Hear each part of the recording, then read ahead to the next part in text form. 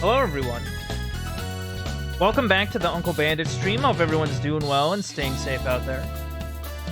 I'm doing better, I think. I'm doing better than I was. I think yesterday I just kind of ran out of steam. Like, I've been doing a lot of sort of work off-stream stuff. So, like, I just kind of... like, I don't know, I just kind of tired myself out, I think. Speaking of tiring ourselves out, today we are continuing our playthrough of Ace Attorney, Justice for All. So, without further ado, let us hop back into the video-verse.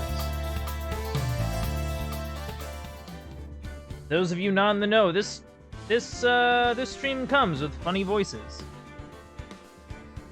Alright, let's roll. Let's do it.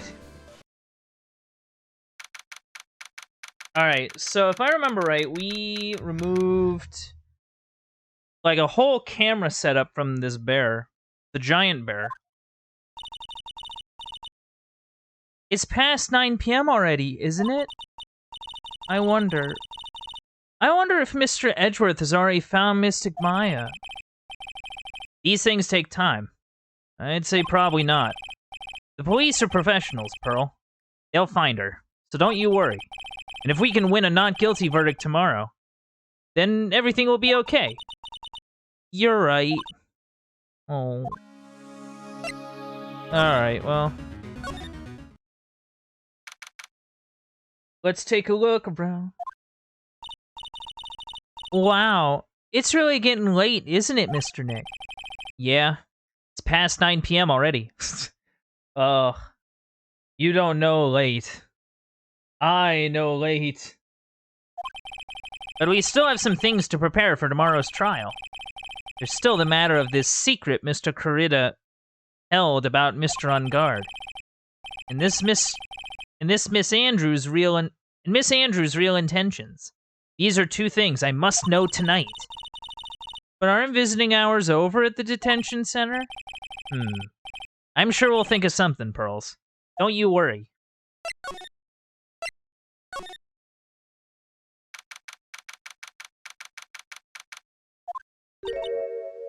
Oh, it's Holdbag. Hey, wait! What is it, whippersnapper? All I know is nothing that has anything to do with you is ever good. Like just now, I was handed this strange device for who knows what reason. And I was told to use it to search the whole hotel. That's the bug sweeper, isn't it? The one Gumshoe made. I don't know, and frankly, I don't care. But the request came from Edgy Poo, so... Edgeworth? And he said... If you feel angry, direct your anger at that unsophisticated lawyer. So I'm going to feel free to direct all my anger towards you. Ugh. Geez, thanks a bundle, Edgeworth. What a pal you are. This is absolutely top secret, so you had better keep it to yourselves. I heard they found a spy camera hidden in one of the presents. Very interesting. I'm sure it was, you know, it was to catch poor Juan in the middle of a scandalous meeting. Scandalous? What's that? It means, oh, you know, that gossip that's been going around about my dear Juan. Oh, you mean that thing about Miss Andrews? I'm sure she must have had some reason for getting close to Mr. Corrida. I'll let you in on another secret, young'un. I know who planted that spy camera. It was that obnoxious, puffy-haired photographer girl. The nerve of some people.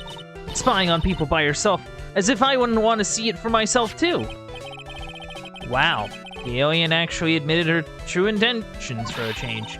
I don't know what you're thinking exactly, but I can bet that it's nothing good.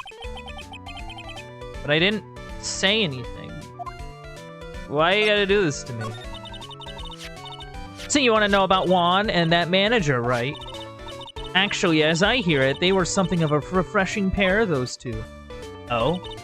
I tell ya, Juan really welcomed that manager with open arms, I heard. That manager?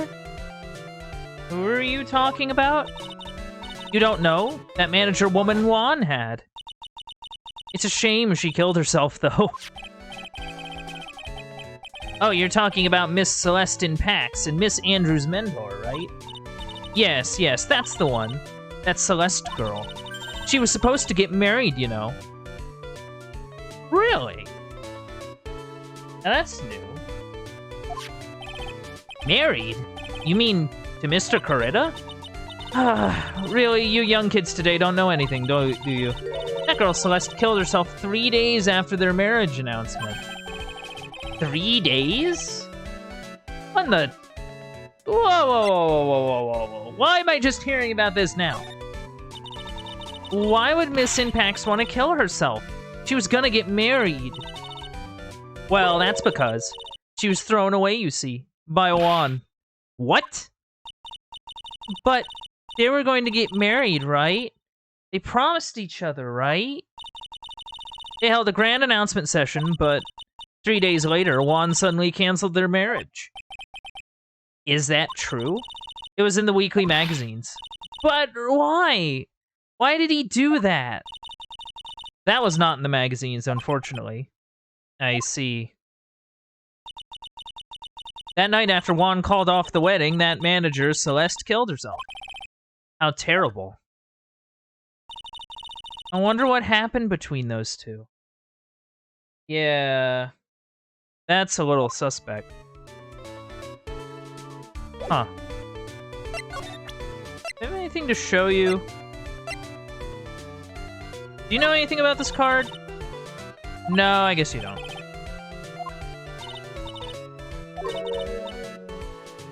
No, I don't care about those. I don't care about your measurements. She really doesn't like me. Okay.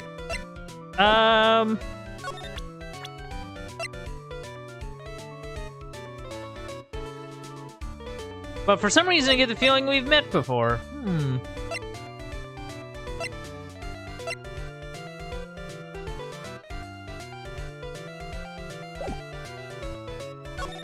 I'm gonna try presenting you.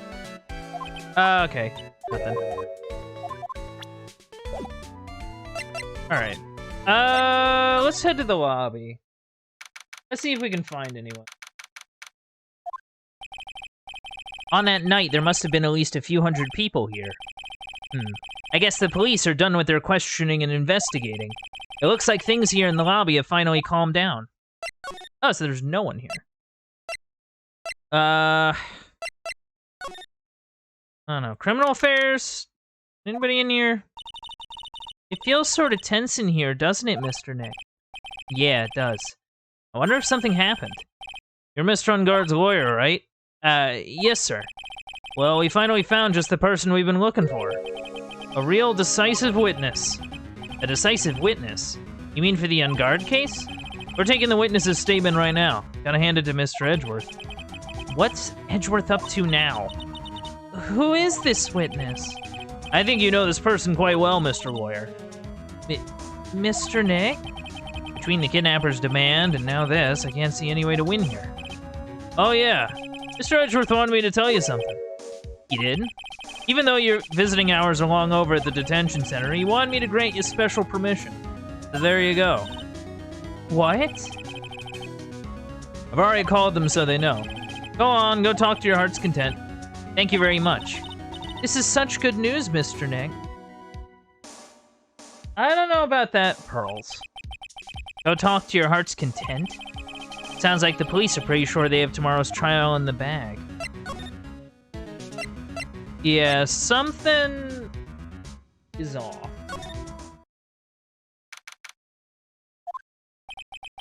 I'm sure they must have transferred Miss Andrews here by now.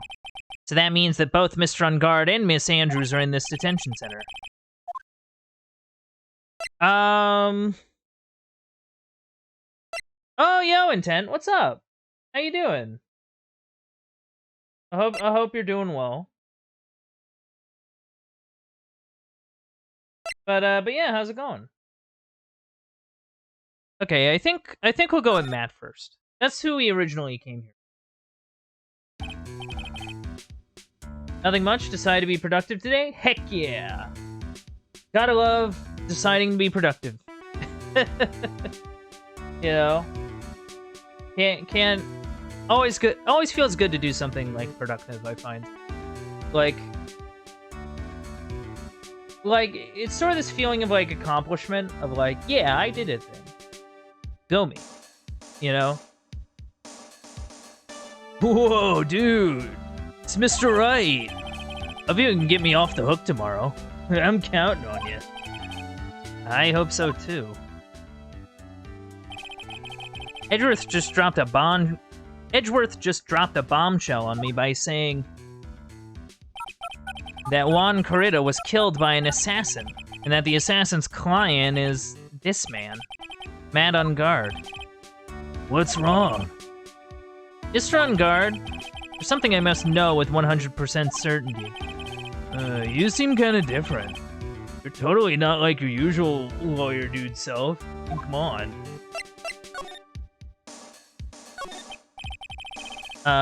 About the press conference.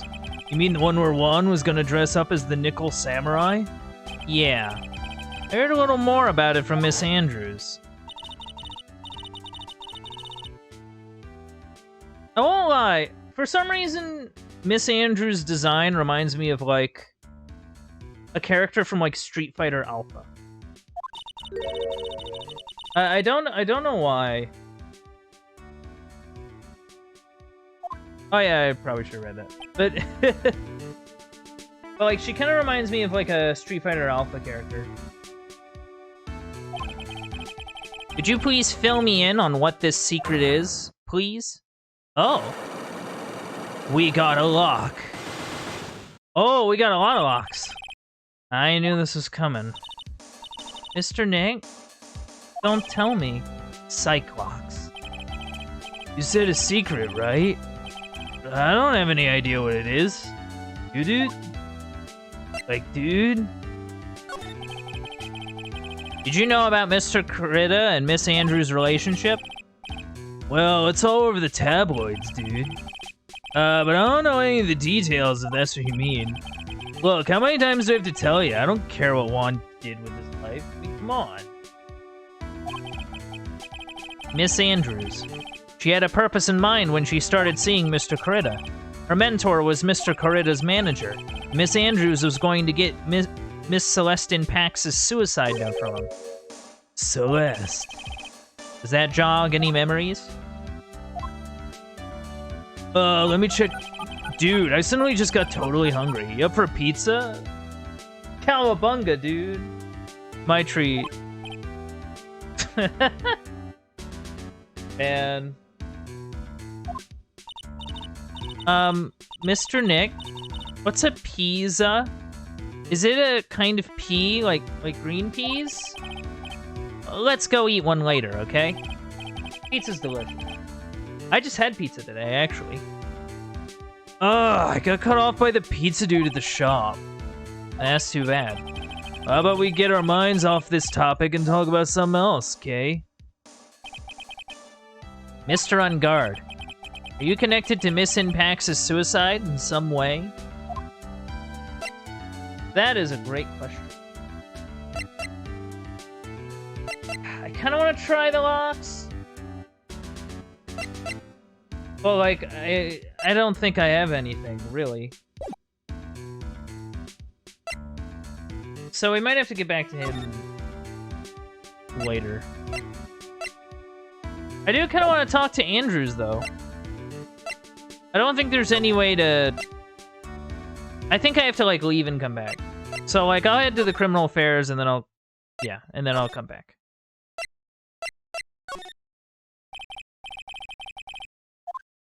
Easy enough. Adrian Andrews. Oh. It's you. I'm sorry to be visiting at such a late hour. But there are a few questions I absolutely have to ask you tonight. Me? I thought your client was Matt. I'm sure Miss Andrews knows something. She can't be clueless about this secret Mr. Corrida had on Mr. On guard. Oh, whoops. Alright, what's the deal, Matt? Or, what's the deal, Andrews?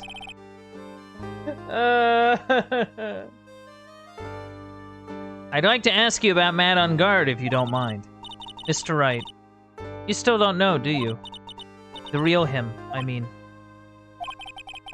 You seem to bear a lot of resentment towards Mr. On Guard. If that's the case, then why did you become his manager? And why would you become intimate with his rival?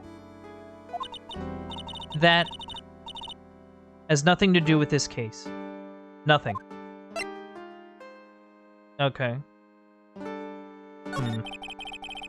About Miss Celestine Pax. I'd finally put her death behind me. And now, thanks to you, it's all come back to the surface. I'm sorry. Sorry about that. Yes, I was shocked by her suicide. And it's true that when I heard the rumor that Juan was the one who had hidden her suicide note, I began to draw close to him. I wanted to get her suicide note back, and to burn it. You wanted to burn it? But why? Yeah, what? I didn't want it to spread like just another piece of gossip. But I never held any murderous intent towards Juan. I would never do something so stupid. The suicide note, huh? I wonder what it said. Why did you try to frame Mr. On Guard? That's simple. Because he's the killer, that's why. Isn't it the duty of every good citizen to inform the police? But there had to be another way. The police are excellent at doing their job, so they'd figure it out, right? Yes. They're so good at that they couldn't figure out the real truth behind Celeste's death. Miss Andrews. Well, I know you're not the type of person to do something without a reason. So please, tell me why you did what you did. Revenge. Huh? Did you say something just now? Oh, more? Okay, it's just the one. It's just one. It's like... Ugh. Don't you understand yet? You're not my lawyer. To be honest, you're more like my enemy. But... I'm sure I just heard Miss Andrews say, revenge.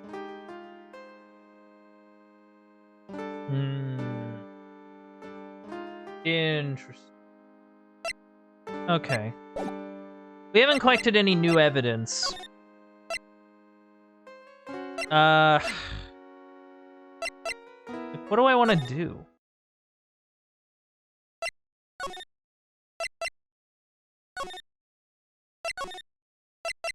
Like... It looks like no one is around. What happened to that person with the stuffed teddy face?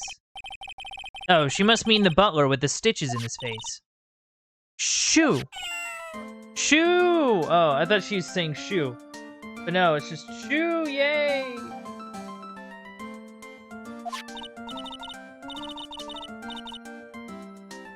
Oh, there you are, I guess you're still awake, huh, Shoo? Aw. Come on, let's play! Cute. I wonder if that butler, Mr. Doe, is already asleep or not.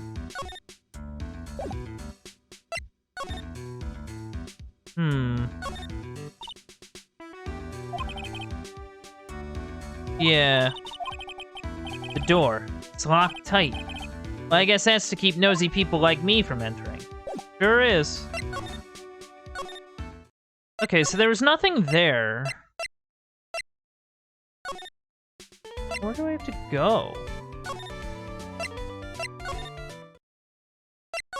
Do I have to go back to the room? I mean, Pearl's here. But, like, I don't think I need to talk to Pearl at all.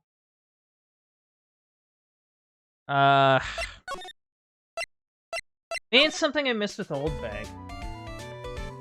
Maybe. Like...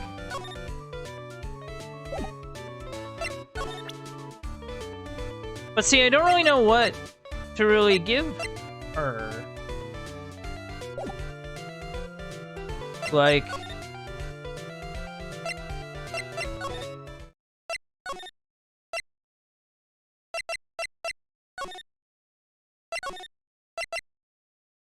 I mean, maybe I have to talk to, like, Pearls, maybe?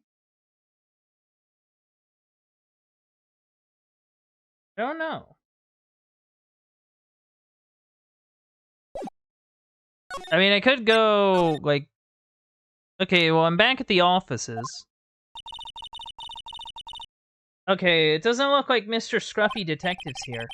Well, he's out there with that camera asking around at all the electronics stores. Then I'll make some salad for him for dinner. Looks like Pearls really appreciates what Gumshoe is doing for us. Mr. Nick? Yeah? Where's the lettuce? I don't think I've ever bought lettuce before. Aww, I guess I have to give up on making a salad then. Guess the lack of lettuce is kind of a problem. Nah! You can make like a Jell-O salad. Something that I think no one eats anymore. Okay, I'm clearly missing something. Maybe I have to... I mean, I could try talking to Pearls... in the room? Because, like, she's the only one I haven't really talked to. Because usually she sort of serves the role of, like, Maya. Where it's like... you can talk to her, but probably nothing super useful. So the real person who killed Mr. Corrida was that assassin. Mr. Shelley the Killer. In all fairness, if your name is the Killer, I think life has a plan for you. Just saying.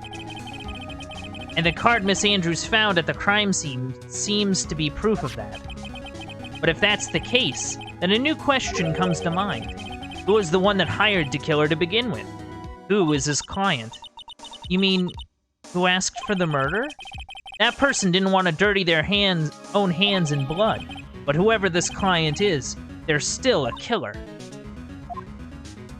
Yeah, I mean, hiring someone to kill someone is still a crime. Last I checked. Who could have hired the assassin? Do you think it was Miss Andrews? I wonder. If she was the client, then why go through the effort to stab the knife into the corpse herself? But if Miss Andrews wasn't the client, then no, it can't be. Matt Ungard himself?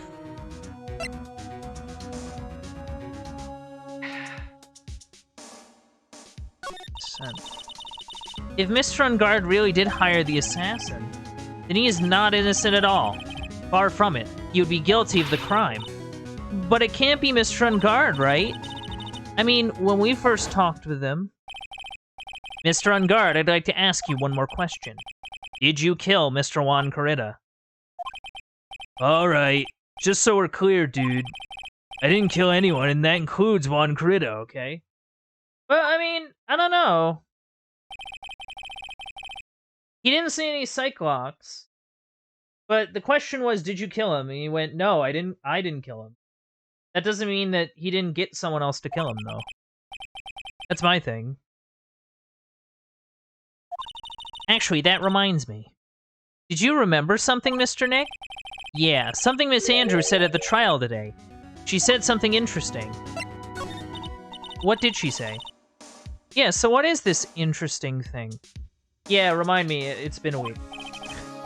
Oh, that's right. You didn't hear it, did you, Pearls? Juan had bet everything on the Jammin' Ninja this year. And if he lost the Grand Prix, he was going to make sure Matt was going down with him. That's what he thought, anyway. Looked like somehow Juan had in his hands a secret so powerful that it would destroy Matt's acting career had it been revealed. Huh. So it's a secret... So, okay, we have a secret that incriminates Matt in something.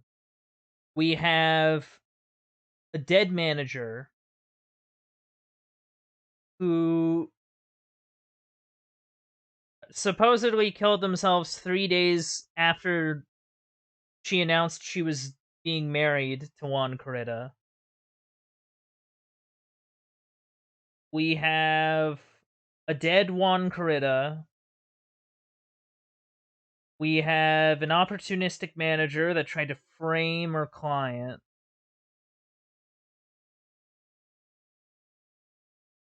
As well as trying to get close to the actor to get that note. So it seems as though the key to this case is whatever's on that note. That's what I'm sort of gathering. What is this secret? I don't know yet. But for now, let's think of it this way. Mr. Corrida was going to reveal this secret. That means Mr. Ungard had plenty of motive to have Mr. Corrida silenced. Yeah, that's kind of the problem. It seems as though... Man, I don't know where this is going. Which means we have to meet with Mr. Ungard. There's no way around it. Well, I already met with him, and he has, like, a metric ton of Psylocks. I don't know what you want me to do.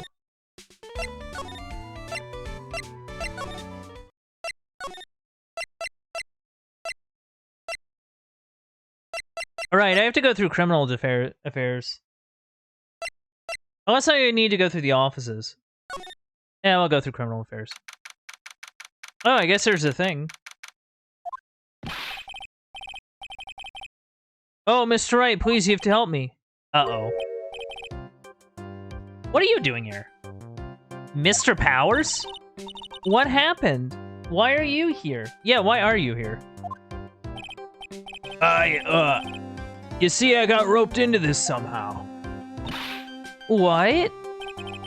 And now I'm gonna testify at tomorrow's trial. So the decisive witness is Mr. Powers? I was talking with a detective until a little while ago, and I was on my way home. When all of a sudden, you're under arrest. I was brought back here. Oh. He said my face and whole self in general looks suspicious or something. Well, I guess I can see how they thought you looked suspicious, considering you look like Wolverine. I'm just a normal guy, on an exercise show for kids. Is that a crime? No. So about this testimony you're giving, what are you going to talk about? I really don't know yet. But it sounds like I saw something pretty important from what they tell me. You saw something important? What was it? Well, the detective told me not to talk about it. You can tell anyone. You can't tell anyone, especially not that lawyer, he said. Who do you think is that lawyer the detective was talking about? Man. Pearl, for a child that is so smart, you seem to not be very observant. Like, you're killing me, Pearls. You're killing me. I'm going to take a wild guess and say it's me.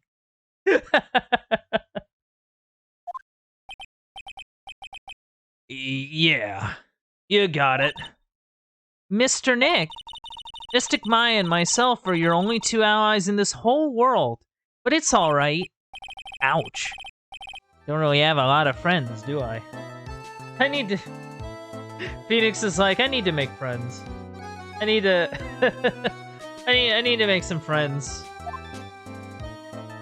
Man. Gosh, don't you know how difficult it is to make friends as, like, an adult? Like, seriously. This is gonna do a lot of damage to Matt, you know. Because he's got that refreshing like a spring breeze image going. But what is he really like? Well, let's see. Matt's always been kind of a player with women. He would never really turn a pretty face away, if you know what I mean. He'd always say it's just a game to justify himself. What? How horrible. That's unforgivable. Ow! Sorry. Didn't mean to offend you. But you know, you said once that there's only one person in the world who won't swoon over me. One person who wouldn't swoon over him? His manager, you know. Miss Adrian Andrews. Why is Mr. Powers suddenly looking kind of energetic.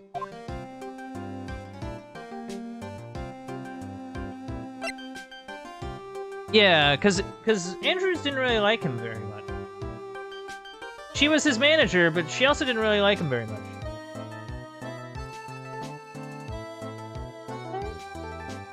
What are they aiming for here? Because they can't possibly argue that, like, Ungard did the thing and then told her to stage it. Like, they can't really present that. Can they? Because, like, she doesn't really like him very much. Like, she doesn't like him enough to, like, stage a murder, you know what I mean? Also, why stage a murder to make it look like someone else did it? Like, or that he did it? Like, what's... I'm not sure what the angle is here. You see, I'm actually a sucker for gossip. I mean, celebrities in their world have this dazzling sort of image, right? A dazzling sort of image? But aren't you part of that dazzle, Mr. Powers? No, I'm more of a hairy, sweaty, smelly, brutish kind of guy, you see.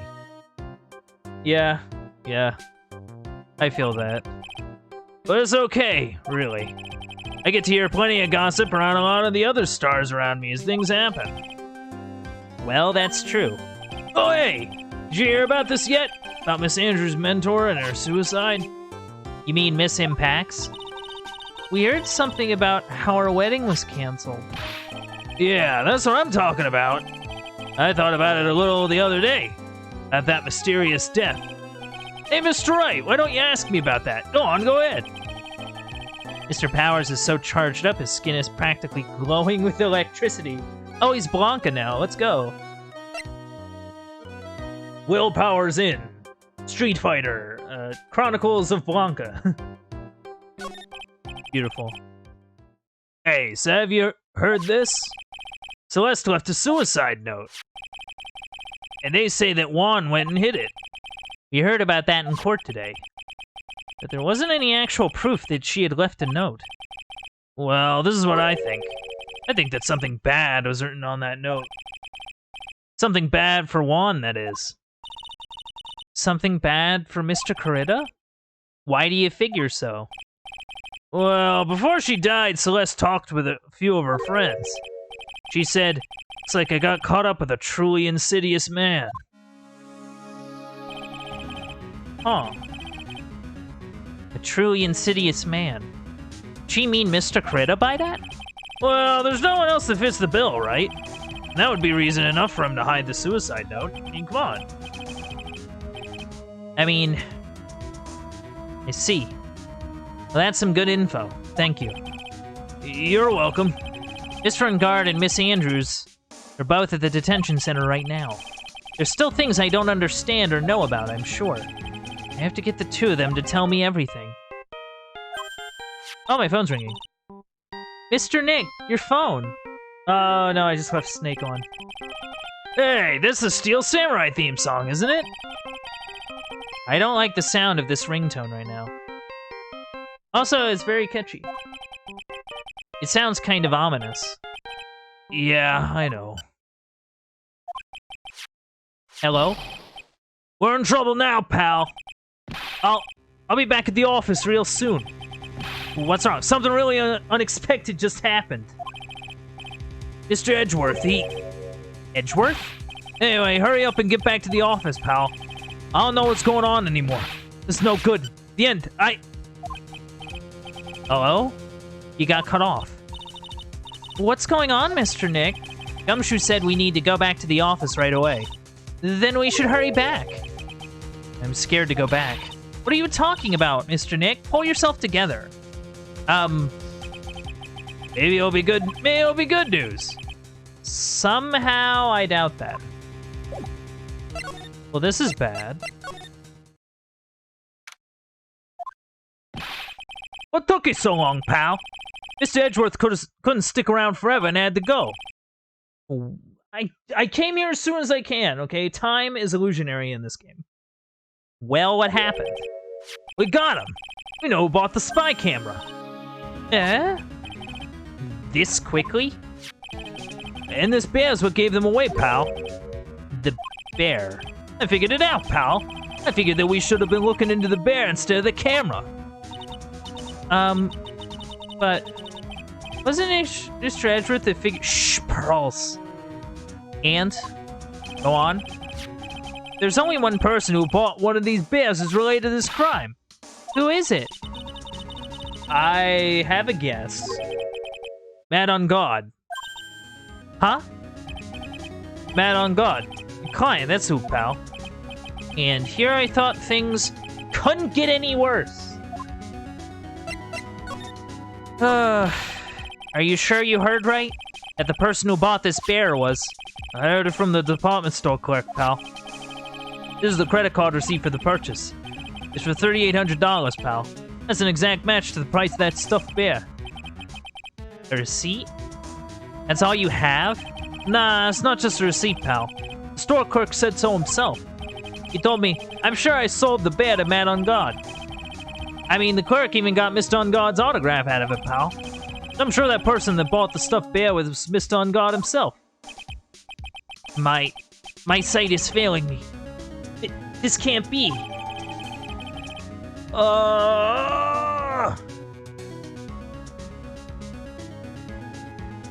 Why must you make my job harder? Why would you do this to me? Man. So what about the spy camera we found? That was a dead end, pal. I mean, you can get this kind of thing from anywhere. But for now, I guess I can give these back to you for you to file away into evidence. Thank you. I know you don't want to give up, pal. I didn't think it was possible. The person who put the spy camera in Juan Corrida's room was Mad on Guard. Why would Mr. On Guard do something like this? I bet it was to catch Miss Andrews and Mr. Corrida on one of these rendezvous. I bet is not good enough for me. I have to know the absolute truth behind this camera. Are you gonna see him? Mr. On Guard, I mean. Yeah. I'm scared, Mr. Nick. I wonder what we will find out next. Yeah, I don't know. I don't know, Pearls. We're being taken on a roller coaster ride. I'm scared myself, but I have to put on a good face for Pearls. Man on Guard, what in the world have you done?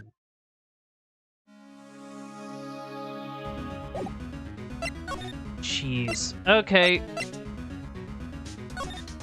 Let's go!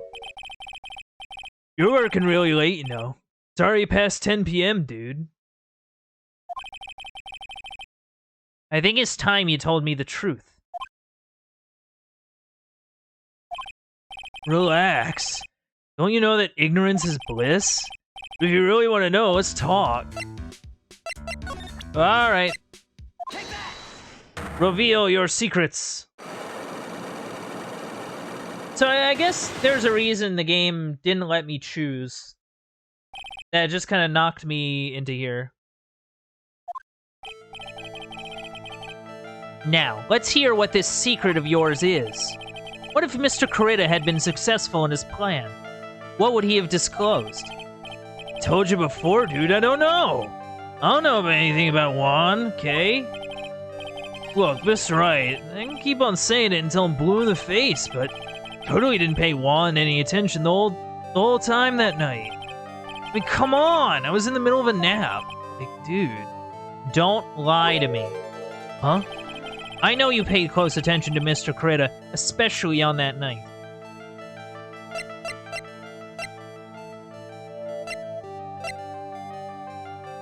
It would be the spy camera, I think. Someone used this camera to secretly film Mr. Corrida's room the night of the murder. Secretly film? What? And then sent the images the camera took with this transmitter. Wow. But dude, where was this camera you're talking about hidden? Oh, it was in this bear that you bought, you genius. The spy camera was hidden in the bear's eye.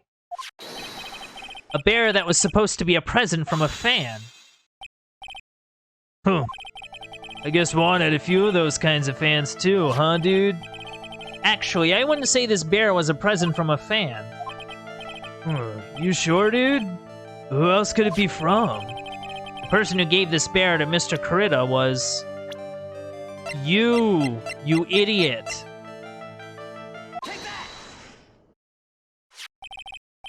Mr. Ungard, don't you know this bear from somewhere? I don't think I've ever met Mr. Bear before, dude. Aw, but he says he knows you. How could you forget such a great friend? What else did the bear tell you? He says that the one who put the camera in his eye was you, Mr. Ungard. If I didn't know how you work in court, I think I was in serious trouble. Come on, this is all a joke, right, dude? Like you're just pulling my leg. Looks like you're not ready to give up your secret yet. Well, do you have any proof you want to show me first? Here's proof that it was you who put the camera inside the bear. I have a receipt for a bear. A bear. It's a very big bear. I still have the visual of just Edgeworth, like just wrapping this like taller than man-sized bear under his arm and just being like, "Yep, I'm off." Like, I love it. I have here 1 credit card receipt, Mr. Ungard. It's from when you bought that stuffed bear. Dude, all you can tell from this is that I spent $3,800. I go to that department store all the time, okay? It's $3,800. Like, this could be the toothbrush I bought that one time. I spent $3,800 on a toothbrush. Have toothbrush prices gone that nuts? Is it like one of these, like, fancy toothbrushes? Like, what? A $3,800 toothbrush? It's ivory. It's got elephant hair for bristles? Ew. Elephant hair? That what rich people use nowadays? That was probably an artifact, you dingus. If I'm being honest. Like, that was probably, like an ancient toothbrush. Because I vaguely remember learning about, like, how, like, ancient peoples would make, like, combs and brushes and stuff. Anyway, the store clerk clearly remembers you and your purchase. After all, you even gave him an autograph, did you not? Dude, should have said that earlier. Oh, right, yeah. So, like, can I ask you one thing? Yes? You're my lawyer, right, dude? So if you are, then why are you looking into stuff like that? Because if I don't know the truth, I can't help you. Sounds more like stupid lawyer talk to me. Hey, let's stop talking about this, okay? No, not yet. I haven't asked why you set the camera up yet. And what your secret is. Of course, it would be strictly confidential. So? What are you gonna do now? I'm going to find out what I want to know. Because I must. The reason you hid this camera in Mr. Kurita's room and filmed it in secret is...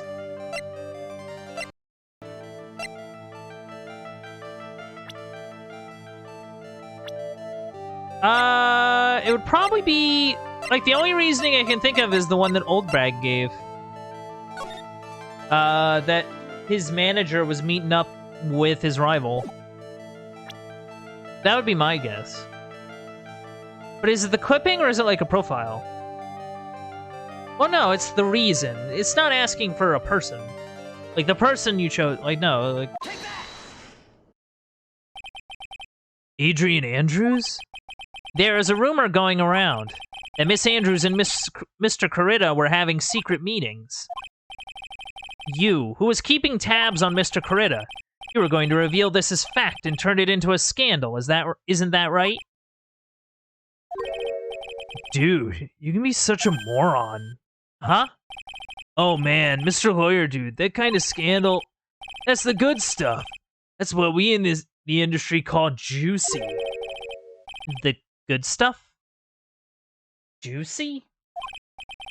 Look, can we get publicity without spending a penny with that kind of stuff? I mean, if people stop paying attention to us, then it'd be the end, dude. Too bad that wasn't your intention. What are you talking about? I wish your reason for spying was something so innocent, but it wasn't. You didn't spy on Mr. Corita because of Miss Andrews. And there's only one reason I can think of for you to do such a thing.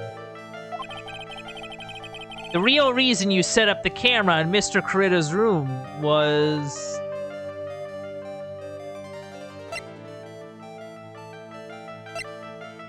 Huh.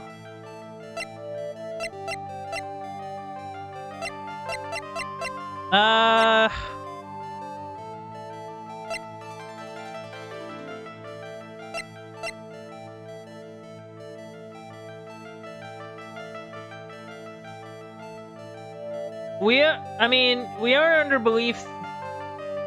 Okay. Do we believe that Matt actually hired the assassin? I guess, because that's the only other reason, right? Like, he's not watching it because of, like, the people. If they're not watching it because of a scandal, then what they're watching it for is to make sure that a murder happens. This murder happens. And this is his calling card, so... yeah. What is this card? Maybe he doesn't know about this card. This is a certain man's calling card. The man's name is Shelly the Killer. And I'm sure you know of him, don't you? Shelly the Killer? That's ridiculous. Why would I know some shady scumbag like him? If you really don't know him, then why are you acting so jumpy all of a sudden? Oh, he totally did. Oh, he totally hired him. Oh, God. Idiot. This is it. I'm finally starting to get the truth. I can't afford to make any more mistakes now. Mr. Matt on Guard, I know why you know Mr. DeKiller. It's because you are his client. Since you're the one who set up that camera, that means you knew. You knew exactly what was going to happen in that room. Yeah. So, how? How would you know something like that? It's because you're his client. That's why. You hired Shelly the Killer to assassinate Mr. Juan Corita. The real mastermind behind this whole murder is you, Matt on Guard.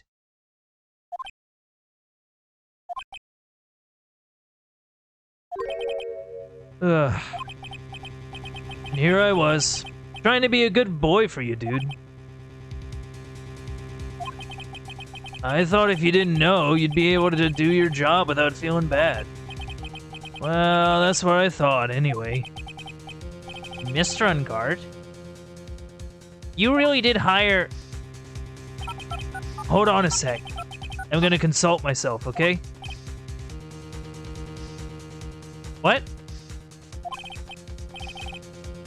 Consult myself? Well, I guess it's probably about time anyway. About time for what? I think it's time for you to meet him now, Mr. Lawyer Dude. What?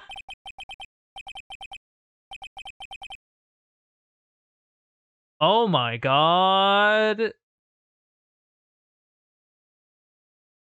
Fucking what?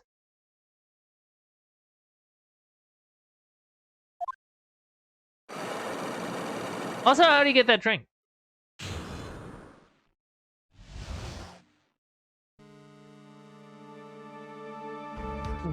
What? Yeah, the music's fitting. Well done, Mr. Wright. I bet it wasn't easy to gather as much information as you have. You really... So you're a Shelly the Killer's client? You didn't really think I would dirty my own hands in this, did you? What do you mean? And that woman, Adrian, was quite brave herself, trying to stick the crime on me. I didn't think she had it in her. But all I care about is that Juan is dead. Isn't that right, Mr. Lawyer? You're lying. What a terrible... It's way past your bedtime. little girl. Go on and let us grown-ups talk about more adult things. But why? Why did you hide the video camera? And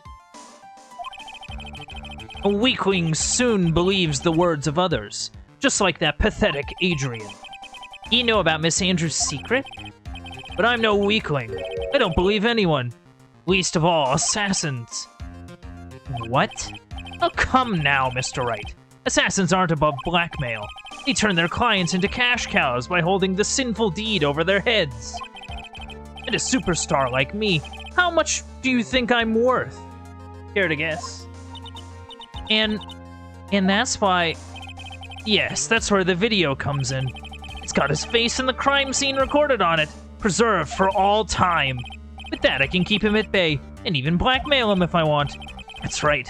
That video is my insurance. Isn't that what they call it, Mr. Wright? Why would you do something so wrong? I am flabbergasted. Because I'm a grown-up, and I can.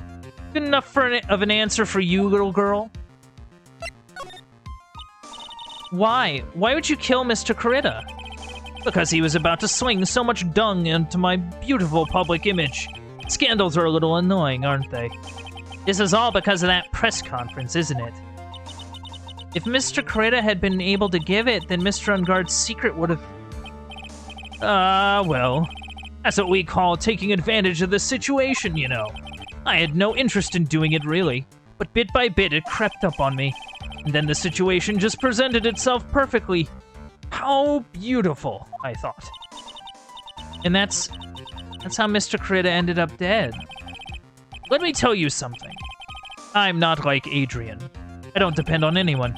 People are simply things to be used. Used and thrown away. Put on a sweet, innocent face, and people will swallow anything you feed them. Adrian fell for it. The assassin, too. Oh, and how can I forget? Even you fell for it, Mr. Lawyer. Everyone, all working their butts off for me, Matt Ungard. Oh my god. Oh, did that leave you speechless? What a shame. What's wrong, Mr. Lawyer? You've grown awfully quiet.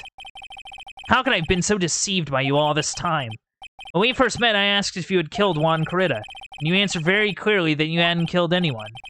Hey, now. I never told you any lies. The person... See, this is what I was talking about.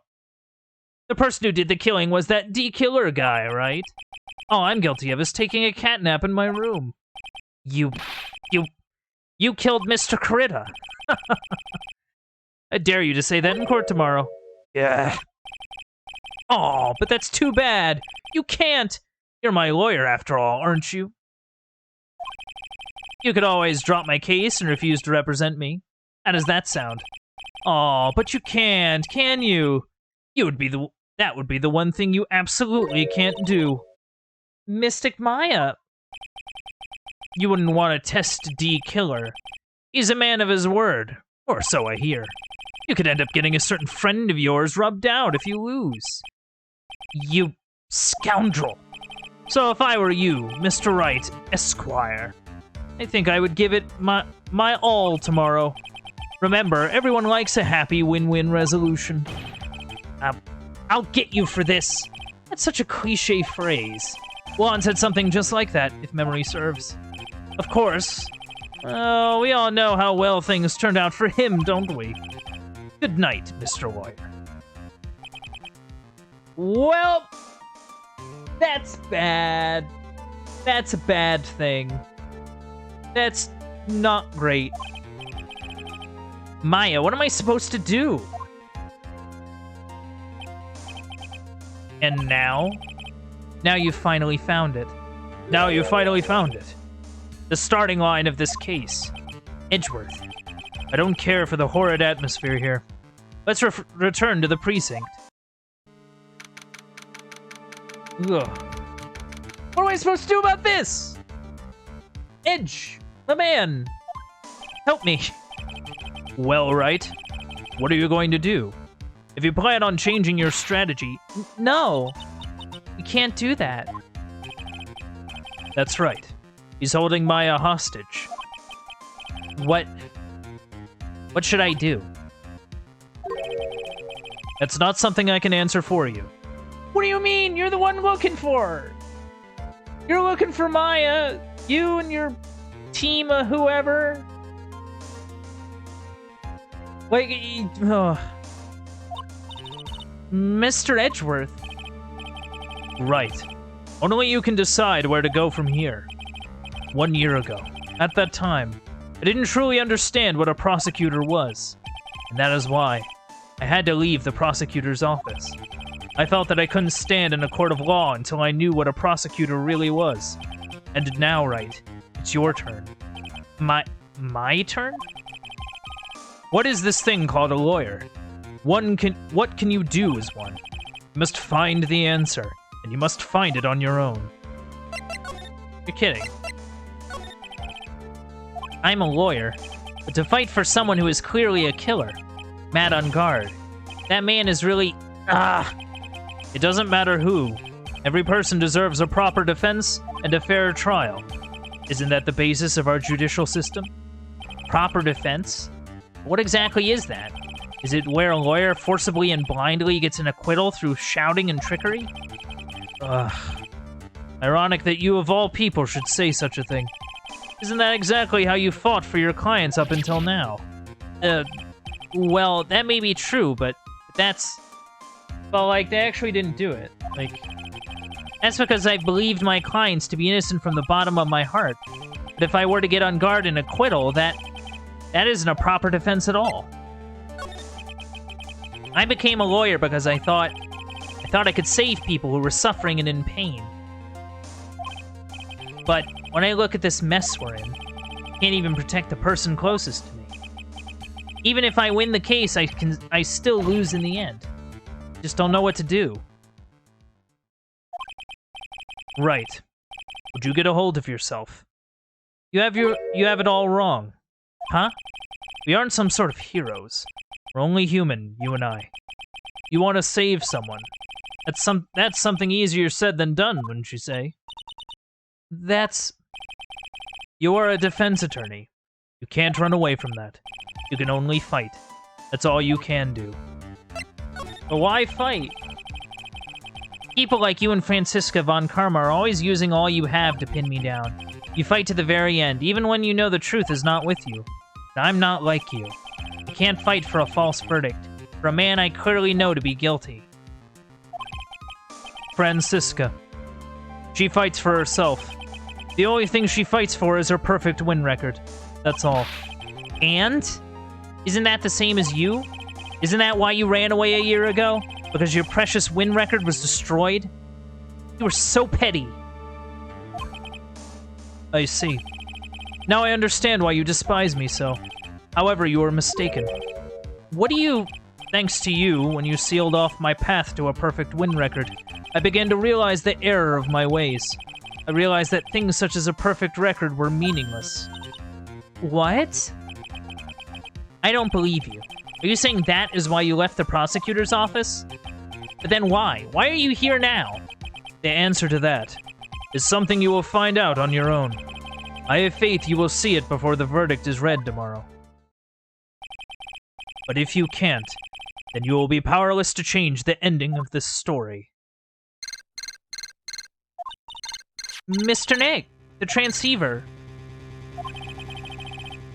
I'm sorry for what happened earlier. Now then, Mr. Attorney, you wager you can obtain an acquittal tomorrow. My. What is the matter, Mr. Attorney?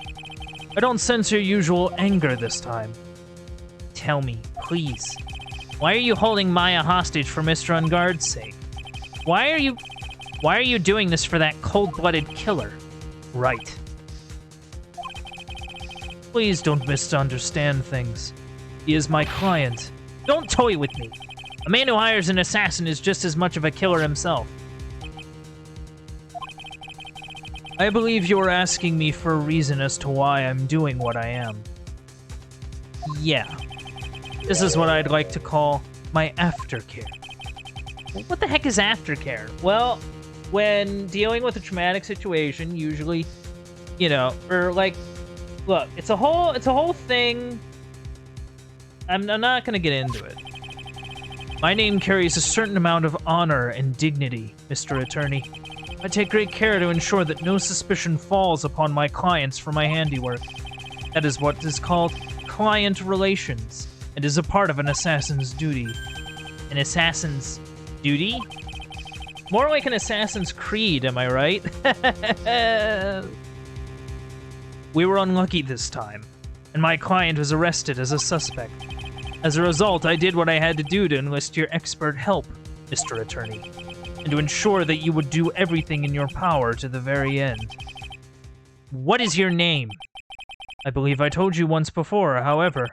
You did, but my name is DeKiller. Shelly DeKiller. You're Shelly DeKiller? Please keep in mind you do not have much space to maneuver with me. As a DeKiller, I always finish what I set out to do. If you fail to keep up your end of the bargain, Maya! It would be my duty as an assassin to see to it she receives a nice, long nap. Ah, no! Now then, if you'll excuse me, if someone were to trace the signal back to me, it would be quite troublesome. That was a cat meow. Mystic Maya! Mystic Maya! I don't know what to say. Edgeworth! Hmm? Did you hear that? At the end of that transmission. Meow. Huh?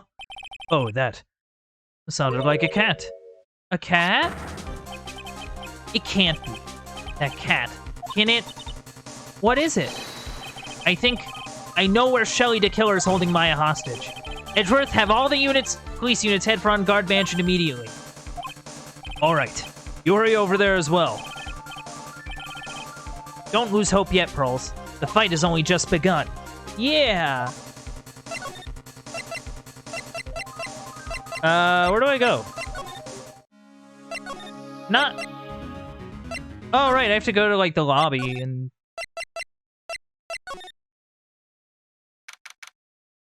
There's a bear. Maya! Please answer us! Mystic Maya! We have this area completely surrounded. There's no way for him to escape, assuming he's still in the area. I can't believe it. That butler. All this time, he was DeKiller. He and On Guard were working together all this time. I'm sure they had worked out a contingency plan ahead of time. There's a bear. Hello. Oh, it's a figurine of a bear.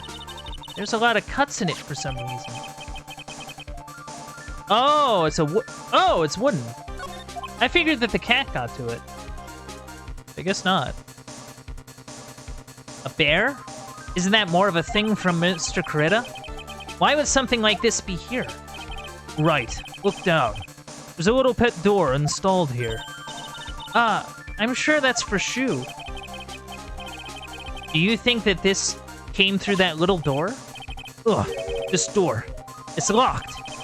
Well, I'm pretty used to breaking doors down by now. Fair, fair. Let's go, Edgeworth.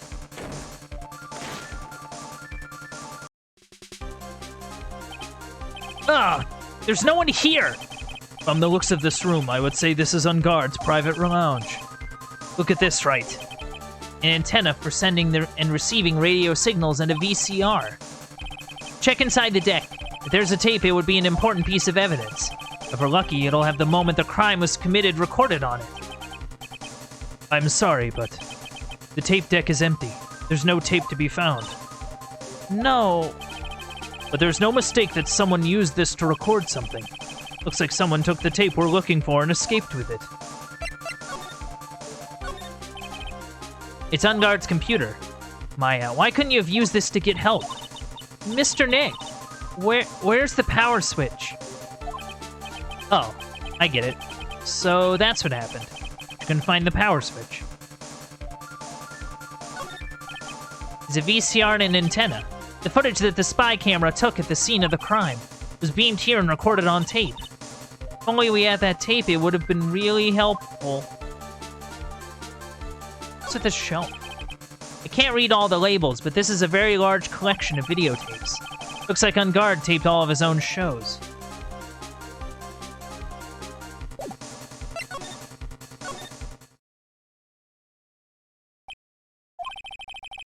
We've searched all over, but it looks like he got away. I'm sorry. It looks like he slipped out of our grasp this time. And now, we lost our only lead. Don't give up yet. That little girl is looking to you to be her pillar. Yeah, you're right.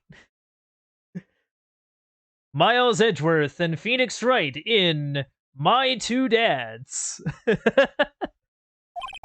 Oh, man. We're close, I can tell. We've already set up checkpoints along every route leading out of this district. Leave the rest to us. Maya. This picture's here. This looks like a picture of Miss Impax. With love, Celeste. Miss Impax? You mean... Yes. Mr. Corrida's former manager. Why would a picture of Miss Impax be here in Mr. Ungard's mansion? Why does it say with love? This might be a clue. Check the back of the photo! Or check the back of the frame. Open it. Check it. Do it. Ah! What's wrong, Pearls? Please let me see that picture frame. Huh? What's so special about the frame? On the back, there's something written on the back of the frame. I told you! There's always something hiding in the frame. Maya. Oh. It's Mystic Maya. She left us a message. What? I thought you'd come. I knew you would. Now listen up. You better get on guard a guilty sentence, okay? If you get that creepy slime bag and not guilty, I'll never forgive you ever. I'm fine, so you don't need to worry. There's so much I want to write, but I don't think I have a lot of time left. Pearly, you're there too, right? Make sure you help Nick, okay? Someone's got to watch out for the helpless lunk. That's it for now, Nick. I guess I'll talk to you guys later. No! Mystic Maya! Right. What's wrong? Why the blank stare? Oh, nothing. We've searched the house, and this is the last room. Looks like he eluded us. Edgeworth. Yes? As far as clues go, I think this is about all I'm going to get. But I'm still short one last thing. Oh, what is that? The lady. Miss Andrews' psych lock. If I could just find out what secret she's holding, then I think I stand a chance in court tomorrow. Blow this case wide open and expose the truth. I think I know what you're thinking. I'll contract the detention center. Thanks, Edgeworth. Well, let's go, Pearls. Time to open that last lock.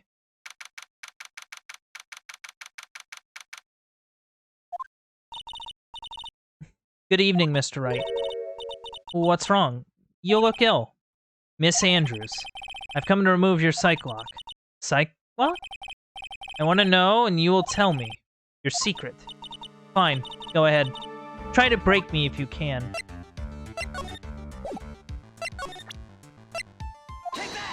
Take that!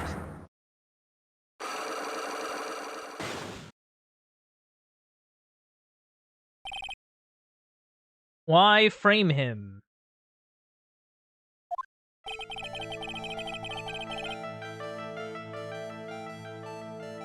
Can you please tell me why you framed Mr. Ungard for the murder? I already told you countless times it's because I thought Matt was the killer.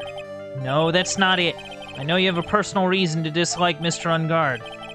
Miss Andrews, you may think I didn't hear it, but I know you said something earlier.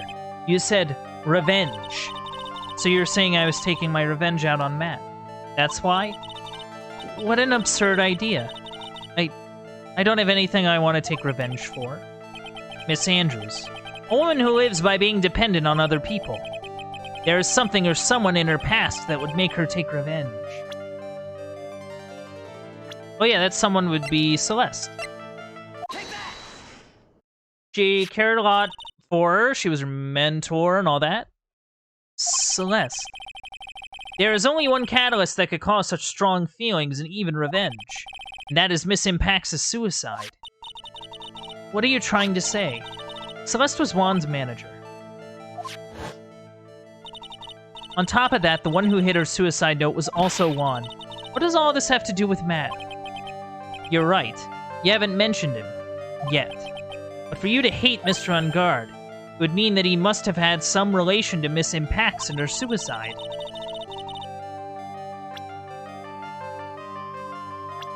I think it was the picture frame that we got. Yeah. This. This is a photo of Miss Impax, correct? She looks younger than when she passed away, though. With love, Celeste. This is Miss Impax's handwriting, isn't it? Where did you find this? No, that's all right. It was a rhetorical question. Yeah, it is. I found this at Mr. Ungard's mansion. And after all this time, my last remaining secret has been revealed. Oh, wow. Man, it's kind of been a bummer for her. I won't lie. I mean, things are a bummer for her, frankly. Celeste. She was supposed to get married to Juan. Yes, but I heard that it didn't work out. Because Mr. Kurita didn't want to get married to her anymore, right? Yes, because of Matt. Oh, no! I think I put the pieces together. At least somewhat. Because of Mr. Ungard? What do you mean? I think I can see where this is going. Celeste. She was Matt's manager a long time ago. She was the happiest woman in the world at the time. Oh, man. I was working part-time back then, and I often saw the two of them together. So that's why, with love, Celeste is written on the frame of that picture. They were a couple. They were a couple, weren't they? It wasn't anything as splendid as that. Celeste was being used. Toyed with until she was thrown away. That's so horrible. Matt's entire image is built around how nice and wonderful of a man he is. A scandal would have destroyed that. Which is why Celeste, in her kindness, moved over to Worldwide Studios. And that is where she met Juan. She seemed really happy with him, even happier than when she was with Matt. Celeste and Juan were such a good match that they were even planning to get married. And then, it was suddenly called off. On the night Juan called their marriage off, Celeste, she killed herself. And that's why I framed Matt. It was revenge for Celeste and for myself. I'm sure even you can guess why Juan called the wedding off, right? Matt confessed to Juan about his relationship with Celeste. I see. So that's what happened. But then why did Mr. Kurita have to call off the wedding? Don't understand at all. It was probably because of his worthless male pride. Juan and Matt were always fierce rivals. Matt waited for the wedding announcement and then unleashed the truth on Juan. He was aiming for when it would hurt Juan the most. Or Miss Impax. That wasn't the end of it. That day, I'm almost certain that Celeste left a suicide note behind. And in that note, she left a detailed account of Matt's various misdeeds and... So that's why she would never again be hurt by Matt. She chose to die. Then when Matt discovered her body, he hid her note. But why would he do that? It's simple. Juan realized that note was a powerful weapon against Matt, and it would be especially damaging to his refreshing like a spring breeze image. In any case. With his pride hurt, Juan sought revenge. Revenge. There's that word again. Juan wanted to publicly disclose the contents of that suicide note. At a time that would cause Matt the most damage, of course. And that was at the press conference after the stage show. I know all about it because I heard it all from Juan. It was so I could find out about all this that I drew close to Juan to begin with. they're quite a pair of hideous monsters, aren't they? Even Celeste's death was something for them to use in their game. That night when I found Juan's body, it was only natural that I thought the murderer was Matt. Those two were always spying on one another, after all. As for me, I was frantically searching for Celeste's suicide note. I wanted to destroy it before it ever went public. I was going to burn it. I'd even brought a lighter. But I couldn't find the suicide note. And that's when revenge crossed my mind. Yes, I was going to bring them my own kind of cruel revenge. Celeste was killed by those two monsters. So when I stabbed Juan's body with that knife, I didn't feel a single shred of guilt. You know... Yeah. I can feel that. That's all I have to say.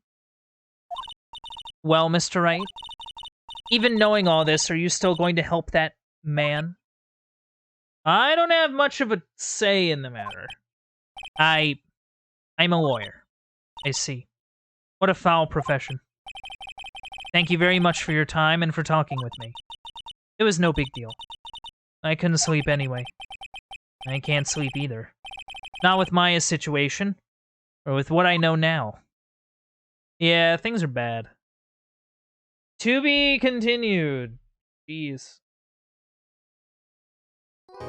So I guess we're aiming for a guilty verdict now.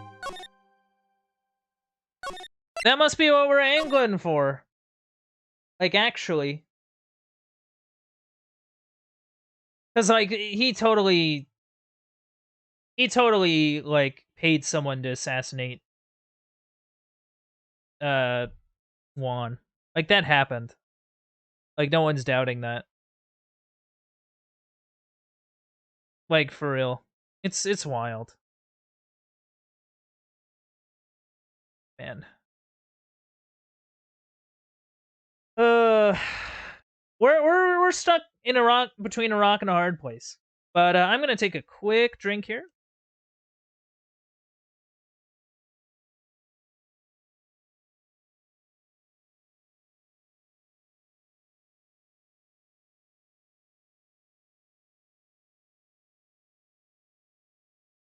Alright. Onward and upward. Oh, it's the nightmare from beginning of the game. Yeah. How did I get into this mess? That's far enough. You can't run forever, Mr. Phoenix Wright. What have I done wrong? I cannot allow you to go on like this. But I'm just a simple defense attorney. Silence! You are no longer worthy of your title.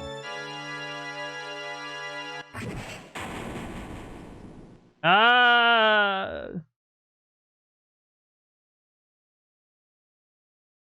had this dream before. Someplace, some time ago. As if this day was written into my destiny. Today I'll stand in court as a lawyer. To prove a killer innocent.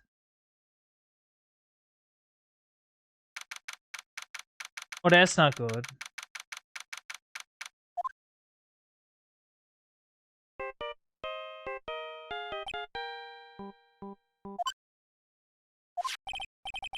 Hello, this is Phoenix Wright. You don't look so well, dude. You're gonna prove me not guilty today, right?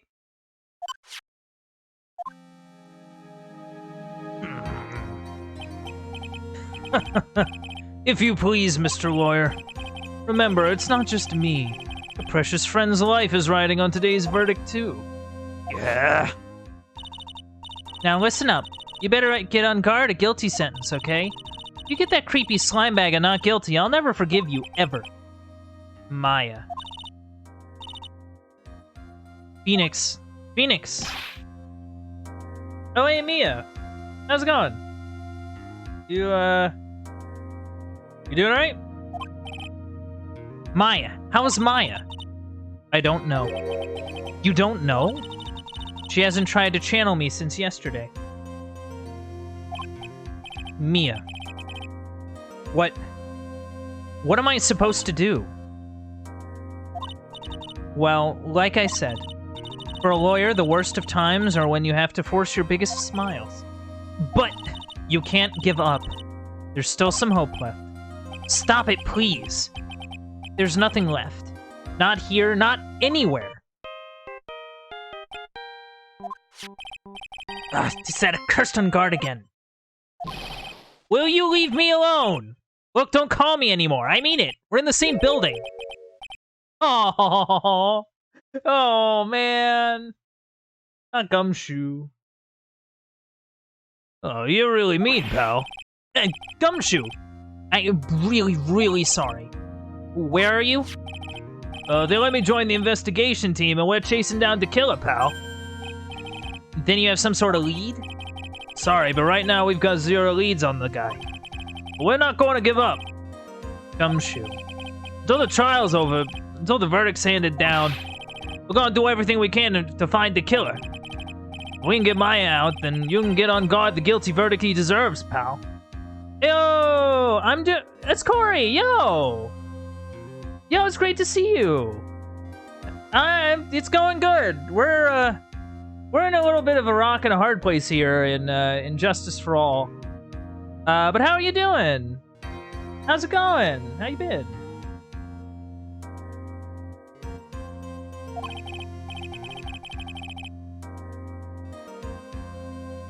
Just chilling? How's the weekend? It's going good. It's going good. I kind of took yesterday to actually get a good night's rest and reset a little bit. Because I've been sort of catching myself doing work and stuff on my days off. When I'm not streaming, I have days where I don't stream, and I try to, I feel like I try to do too much while also doing too little. It's weird. But I sort of took the time to kind of relax and try to, reset a bit.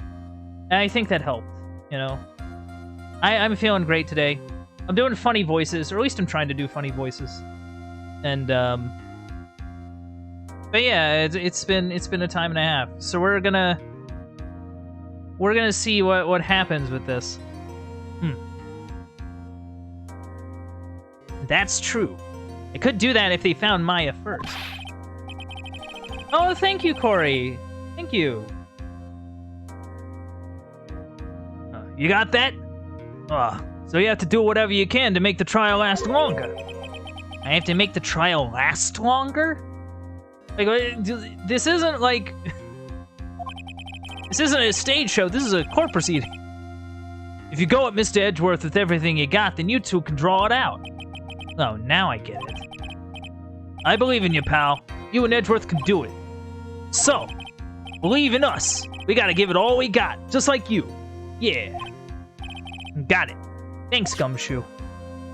Well, that's a bit of news. Hey, Phoenix.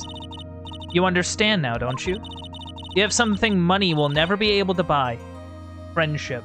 Aw. Able to get friendship. You don't have to buy it. Uncle Bandit top tip. Friendship is not bought. It is haggled over. Preferably with chickens. It's the strongest weapon in the world, and you have it in abundance. Yeah. Looks like we're coming to the end. I have to make the trial last as long as I can. Gumshoe will come through, I know it. I gotta believe in myself.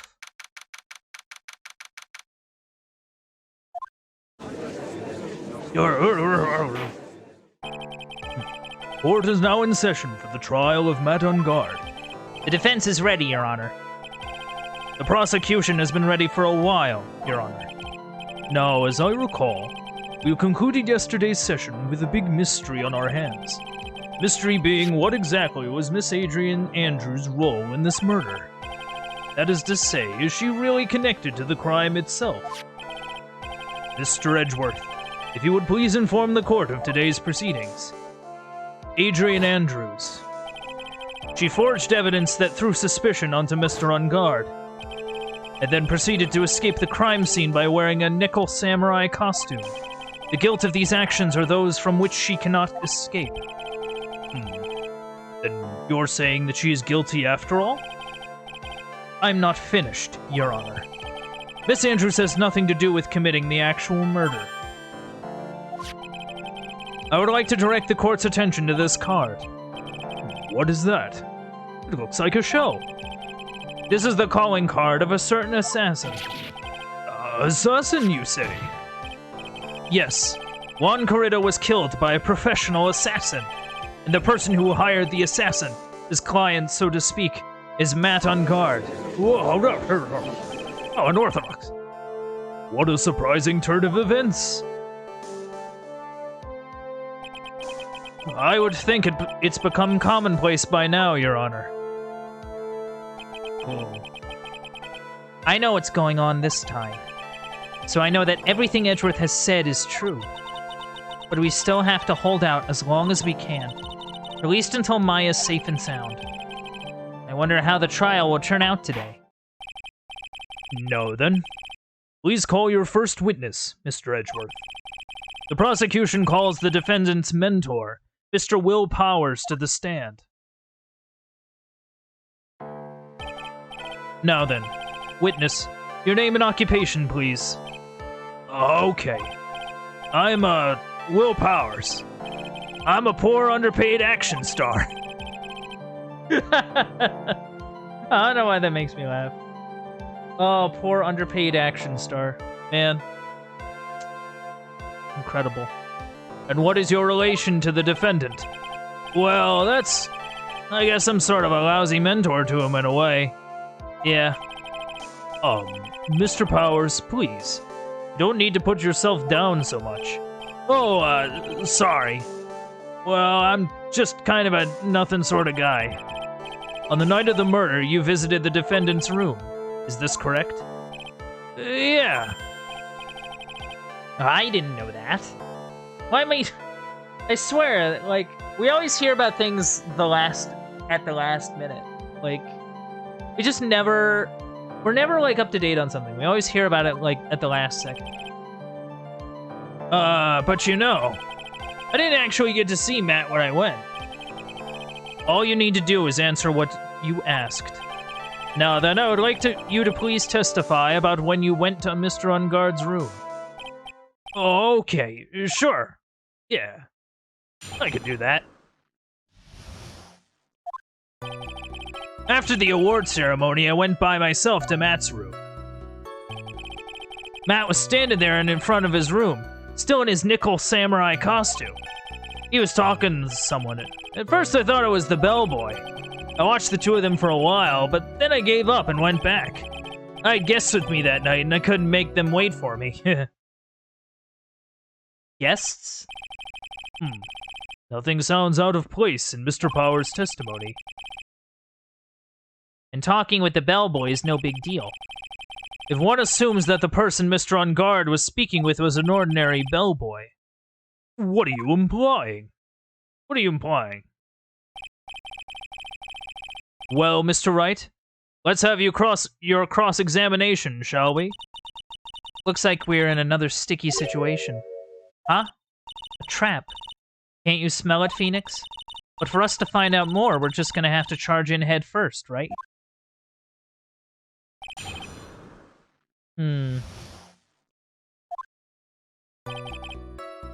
Okay, he went up to Matt's room. Matt was standing there in front of his room. He was still in his costume.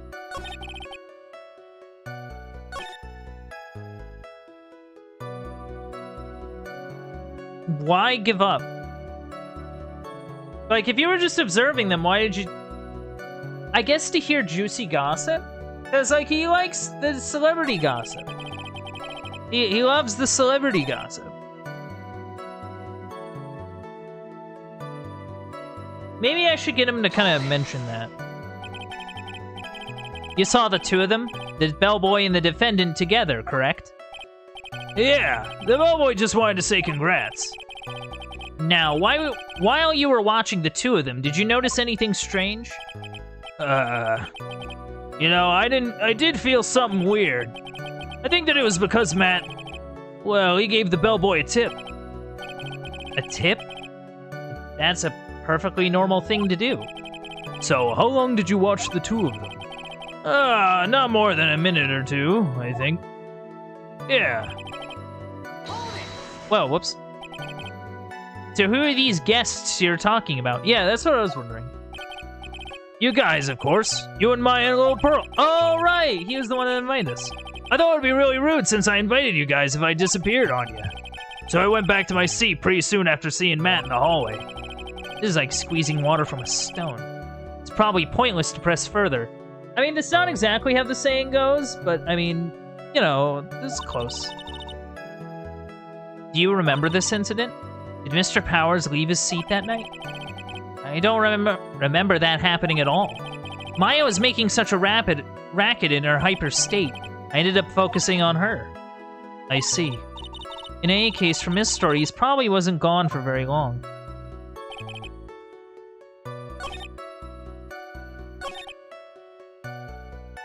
At first, you thought it was the bellboy? So, like, what made you think it wasn't the bellboy? At first? Yeah. What do you mean by that? I didn't think he was a normal bellboy. And why was that? Why did I think that, Mr. Wright? How am I supposed to know? I'm the one talking to you. Hey, wait a second. Actually, Mr. Powers, only a few minutes ago you stated... You know, it did feel something weird. I think it was because Matt, well, he gave the bellboy a tip. Oh, because Matt tipped him. Could it be that you felt something strange about the tip-giving incident itself? Oh, yeah, that's it. You really know your job. Mr. Edgeworth. Yes, Your Honor. This bellboy. He wasn't an ordinary one, was he? Perhaps you should let the witness tell us. Very well. Mr. Powers, please amend your testimony. You mean about the bellboy, right? Yeah, I can do that. Matt gave the bellboy a tip. Okay. So he gave the bellboy a tip. What's so strange about that? Yeah, like, what's weird about this? Well, you see, Matt's not a poor penny pincher like me. I was trying to figure out how much it was because the tip really shocked me. How much it was? But that's when something even more surprising happened. The bellboy is putting the tip he got in his pocket. And that's when I got my first good look at the guy's face. I was really shocked. I'm afraid I don't follow at all. Sounds like Mr. Powers was surprised twice by this event. Wonder which of his shocking moments I should ask about. It'd probably be the face, yeah?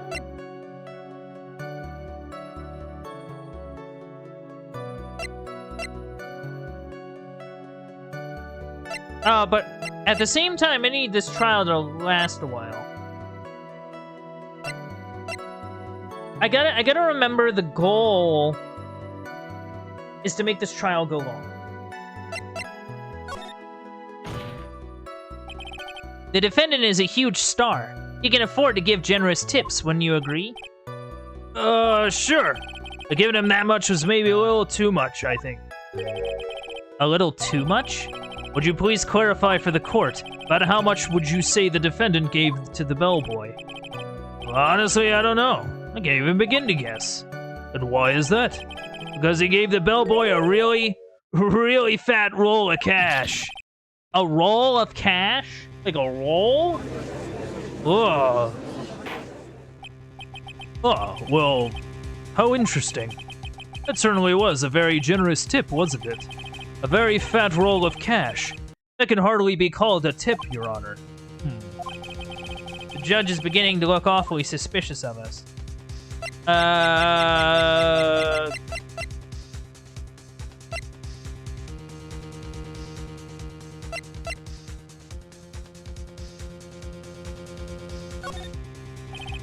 There's nothing I can really object to here. I mean, who can argue that a fat roll of money isn't really odd?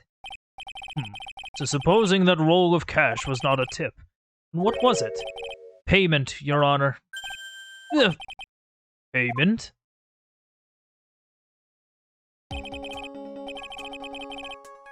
Isn't it obvious from for the murder of Mr. Juan Corrida?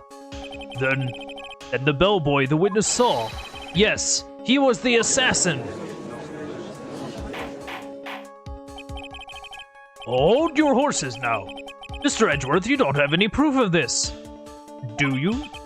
Have I ever been unprepared to support my claims, Your Honor? I have here the card Shelley DeKiller left at the scene of the crime. Shelley DeKiller? DeKiller? I wonder if he did it. I can't get over that his name is literally just D-Killer. Like, it's just D-Killer. Couldn't think of anything else. Couldn't think of any pun or, like, wordplay, just D-Killer. He is the person the police's special investigations team has been chasing for ages.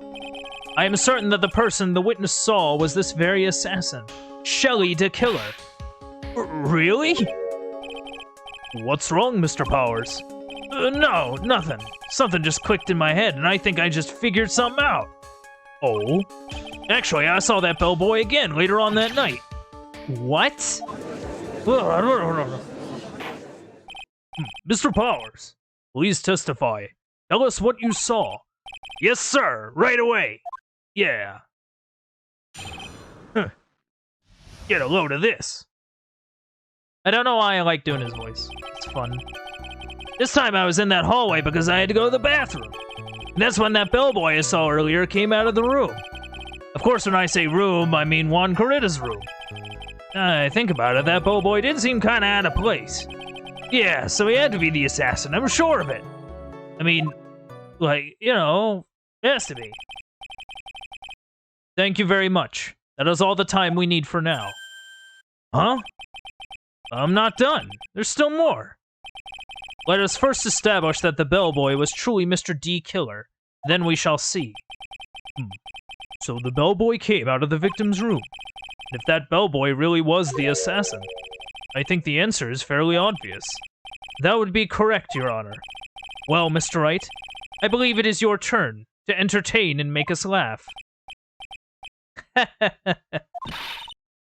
This is no laughing matter. Like, you know, like, Edgeworth has to know the situation I'm in, and he's still taking the time to gloat in court. I don't know. I had to go to the bathroom.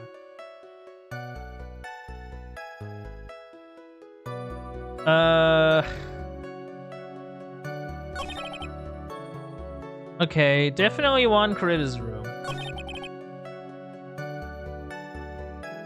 Well, why did he seem out of place?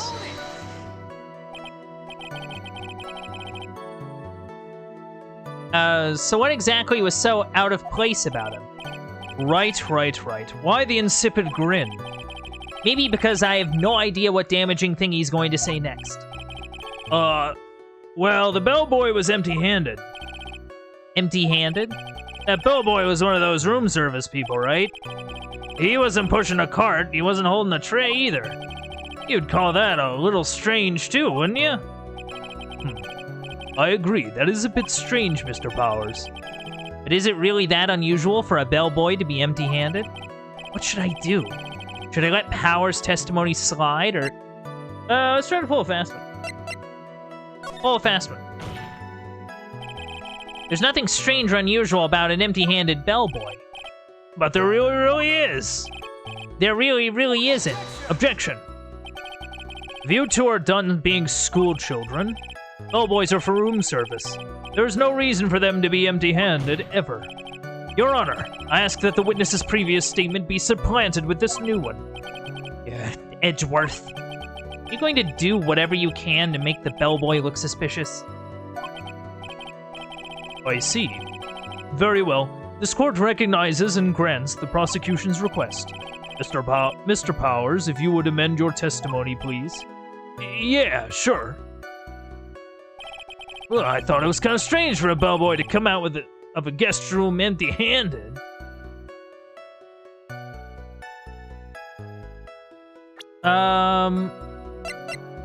But, like, hold on.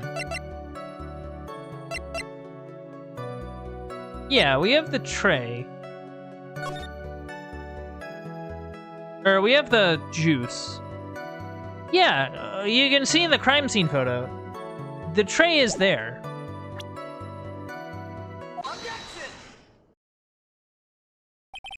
Mr. Powers.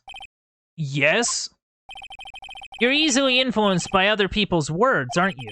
As soon as you heard that the bellboy might have been the killer, you got caught up in believing it must be true. But, isn't he really suspicious? He's got all those stitches, and... So, a baseball has stitches. Are you saying all baseballs are suspicious because they have stitches? Oh, well, there's also... I mean, what about him being empty-handed? I would like to ask the court to please take a look here. Look at this photograph.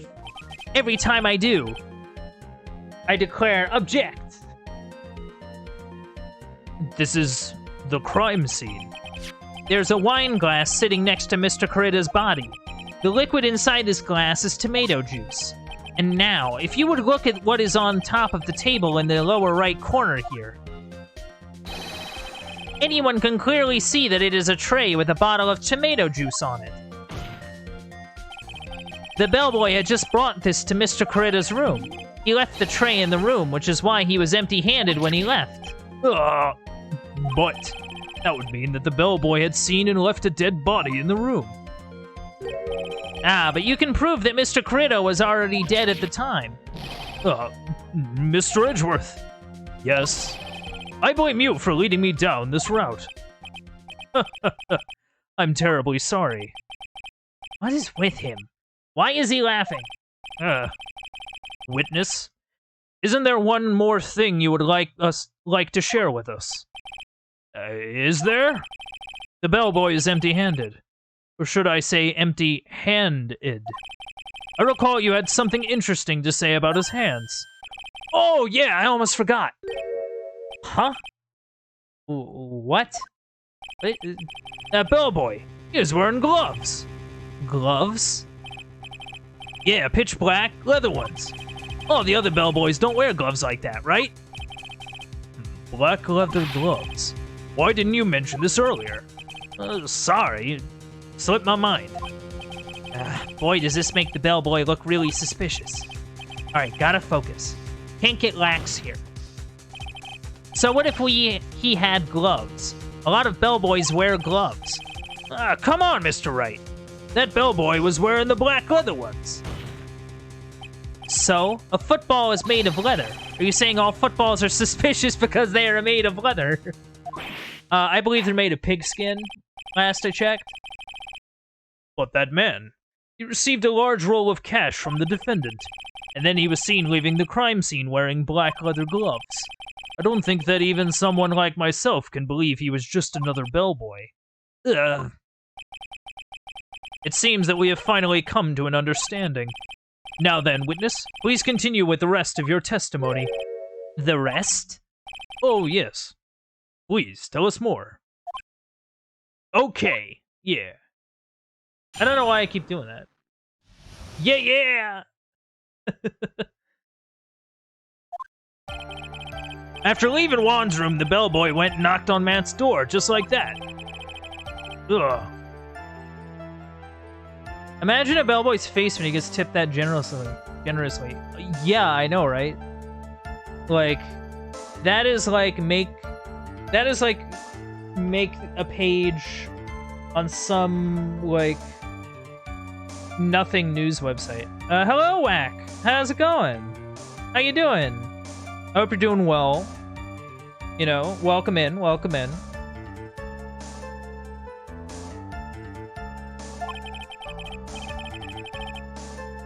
Then the old guy just left, without even going into the room.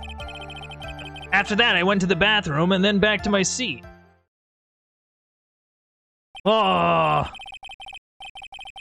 Yeah, was it Was it with the candlestick in the lobby? Or no, it'd be in the study. I don't really know Clue very well. I'll be honest. So the bellboy, after leaving the crime scene, next went the defendant's room. Yeah, I kind of saw all that by accident. Some accident? I'd say you saw too much. And all of it was suspicious to high heaven. I think it's safe to say that we can no longer consider this bellboy to be normal. Now then, let's get started, shall we? Mr. Wright, your cross-examination, please. Yes, Your Honor. Their second meeting. Alright. Bellboy went and knocked on Matt's door just like that. That's not weird. He gave something to the person inside of the room. Okay. Whoa! It was the cat all along. Oh. Man. I love how they didn't even really bother to draw like the animals. Like I think they just like found some pictures of animals and then digitized them. Like that's what that feels like. Like, they didn't even bother. It's just like, yeah, we're just gonna. But yeah, this is very vague. I said, hold it. Okay. That's better. What kind of statement is that? Please elaborate and give us a few more details. Oh, okay. I should probably ask him only one question at a time. I mean, I could probably guess with... Well, no. Because, like... Yeah, it'd have to be the something. Because, like... Yeah, like... We don't know what exactly they brought Matt. We know what he brought Juan, but we don't know what he brought Matt. He gave something to this person? Yeah. And what was this something? If I remember what it was, I wouldn't be calling it a something, would I? But this implies that something was removed from the scene of the crime. Are you sure you really can't remember, Mr. Powers? I think it was something kind of small. This is an incredibly crucial piece of information. Please try to remember what it was. I'll try. In the meantime, let's talk of another point, namely what the bellboy did next. Oh, so after he gave the person inside the room the thing...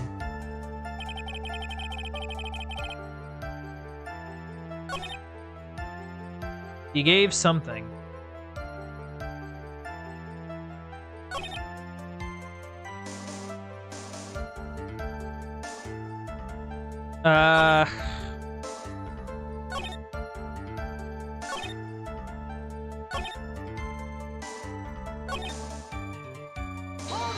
Okay, maybe that wasn't it. I said hold it. Hold it. We already went through this line. So who took this something the bellboy handed off? Actually, I don't know. What do you mean? I'm sorry, but I only saw the person's arm. Only an arm? And you're saying you didn't see the person's face? Yeah. I would like to summarize the testimony up to this point, if you don't mind.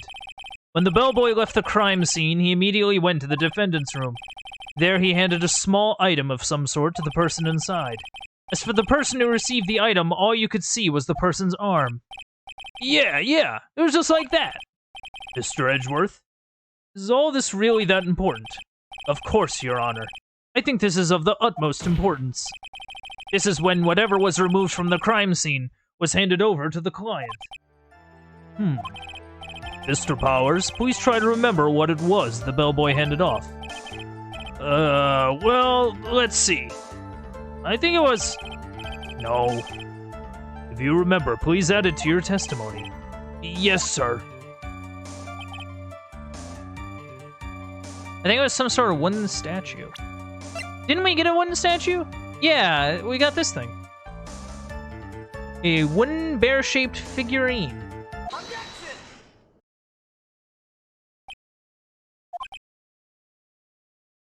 Are you gonna say something? What was the point of that pregnant pause? Where did that objection come from? Well, speak up. It was me, Your Honor. What is it, Phoenix? Ugh.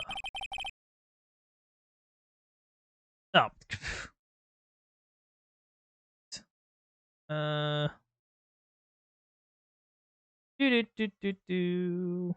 Right. I have a feeling that something bad is going to happen once I show this. Mr. Wright, if you have something to say, please spit it out. Yes, Your Honor. Okay, Phoenix. Deep breath. Mr. Powers, the something you saw. Was it this item? Oh, hey, that's it! That's the something! Wow, Mr. Wright, you really figured it out! I recall we found this at Matt Ungard's mansion. At the defendant's house? What does this mean? It's simple, Your Honor. Shelley the Killer assassinated Juan Corrida in his room. And then he stole this wooden bear from the scene of the crime. And the bear being found at Mr. Ungard's mansion would mean... It goes without saying, Your Honor. Mr. Matt Ungard is the killer's client. Crazy. Order, order, order! I said order! Mr. Wright, this is a most unfortunate turn of events for you. Yeah. Sorry, Mia. No, it's alright. Your judgment was sound. Actually, I figured the bear would come up. If not now, then it would have later on. Even if you hadn't shown it to the court, I'm sure your friend Edgeworth would have. One statue, only one thing comes to mind. Presents thinker statue. Your Honor, the defense requests to call Mr. Larry Butts to the stand. Oh man, not Larry again. Oh my god. What if the killer shows up and he zips down the zipper and it reveals Larry? It was me, Phoenix! It was me all along! And then Edgeworth's like, God damn it!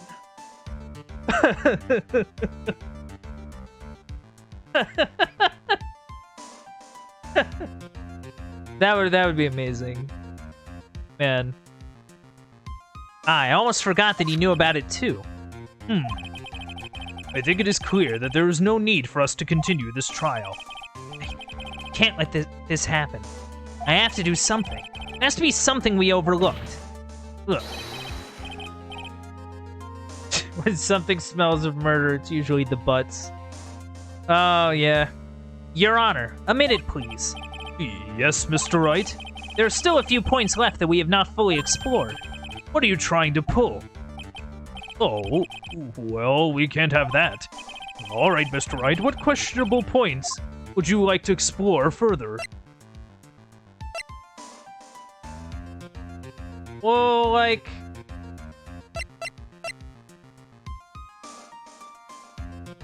I guess the person who received the bear, I would imagine. Because it wasn't like it was just Ungard in there, right? Like, it was Ungard and his manager. So, like, and we didn't get a clear idea of who took the bear. So maybe that's sort of important. Because it's not the bear itself. And his testimony... Like, he just he just do the same thing. He just talk about the same stuff. And then we'd be here forever. And that's like a transparent time wasting. There was one thing in Mr. Powers' testimony that was very unclear. And that is the identity of the person who received the bear.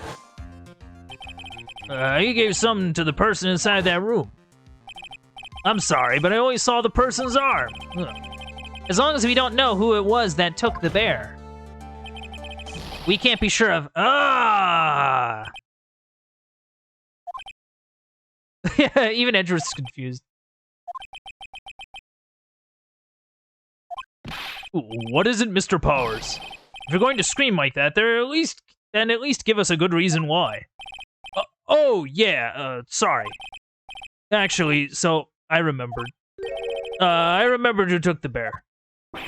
What? Really? I mean, I only saw his arm. But the arm. It was the Nickel Samurai's arm, I swear it. Oh. You've got to be kidding. Yeah. I feel that. I feel that deep in my soul. Are you sure of that, Mr. Powers? Yeah, I'm sure it was the Nickel Samurai. Order!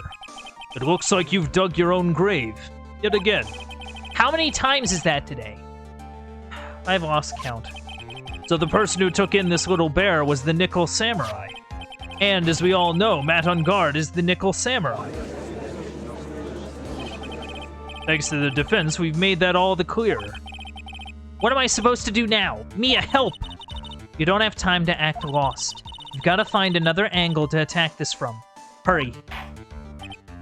Now I will bring this cross-examination to... Hold it! Your Honor! Again, Mr. Wright? You've already removed any and all questionable areas of this testimony. It's about time you were removed from this court, Mr. Wright. I have to find something. Even one more little point will do. There are still questions left unanswered. What are you trying to pull? Oh, well, we can have that. All right, Mr. Wright, what questionable points would you like to explore? Or maybe it was Juan Corrida. Remember when another victim from a past case posed as a samurai to fool everyone? Well, we did establish that Miss Andrews, like... Didn't Miss Andrews disguise herself? In order to sort of go in to get over there? Well, no, that's only when she left. But that would have been after. I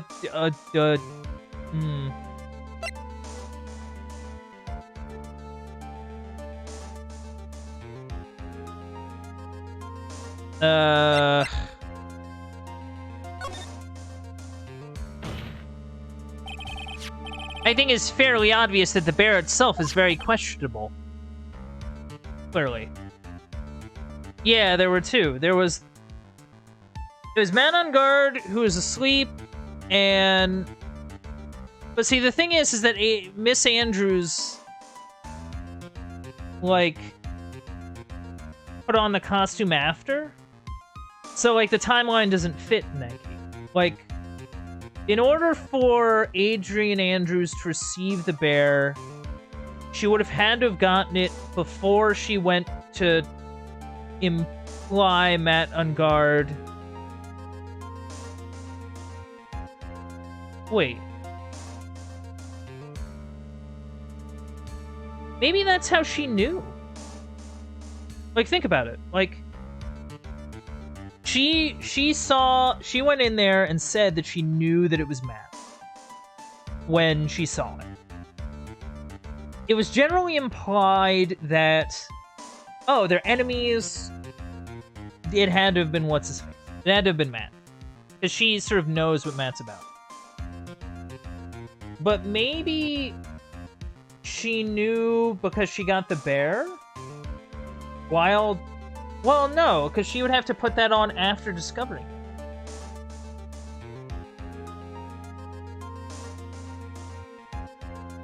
I'm not sure if the timeline matches up there. The bear. Mr. Wright? This was found at Mr. On Guard's mansion. However, Mr. On Guard was arrested at the hotel that night, which means that since the murder occurred, he has not had a chance to go home. Oh. I think Your Honor has already figured out what I'm trying to say. It is not possible that it was Mr. On Guard who took this bear to his mansion. Why, that's very true. We didn't consider that point, Mr. Wright. There was no way, time-wise, for the defendant to have taken this bear home. Phew. It asked her for... You haven't gotten the best of me yet, Mr. Wright. Huh? I remember it clear as day. I remember what you muttered to yourself at Unguard's mansion. We have this area completely surrounded. There's no way for him to escape. Can't believe it. That butler.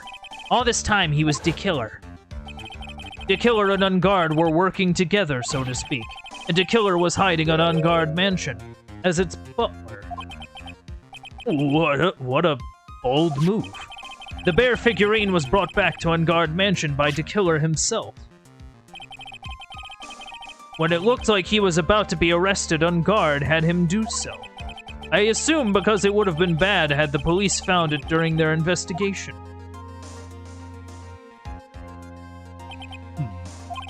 Well, Mr. Wright, you've been quiet for a while now. This is too much. Isn't there anything I can attack at all? I think we've heard enough. We now know why this bear figurine was at the defendant's mansion, as well as who it was that received the bear from the assassin in his room. Everything has become very clear. The client who hired the assassin to commit the murder was Mr. Matt Ungard. I see no reason for this trial to continue. Therefore, I will now hand down my verdict. Thank you, Your Honor, for your understanding. You see, Mr. Wright, you cannot win against the truth, could you? I knew it would turn out this way. After all, what Edgeworth has stated is the truth. Any last objections, Mr. Wright?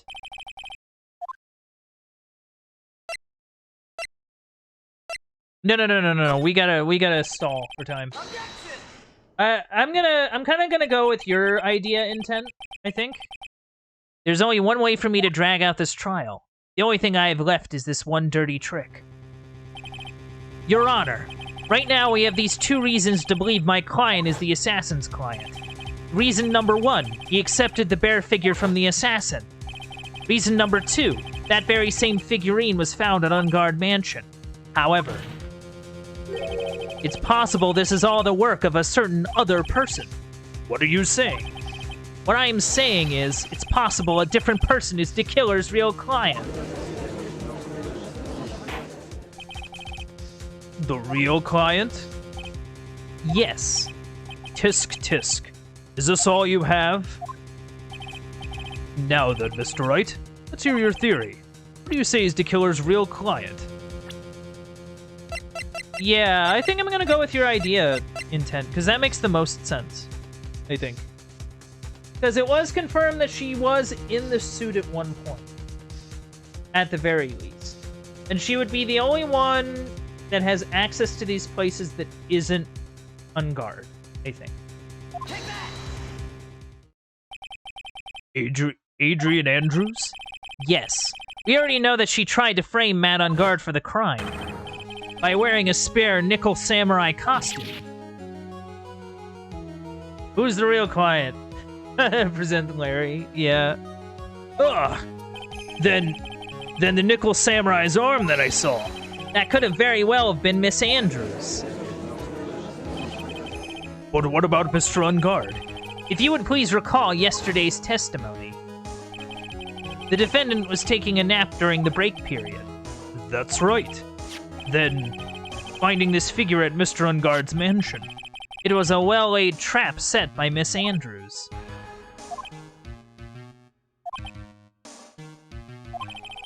Mr. Edgeworth, what is your opinion on this?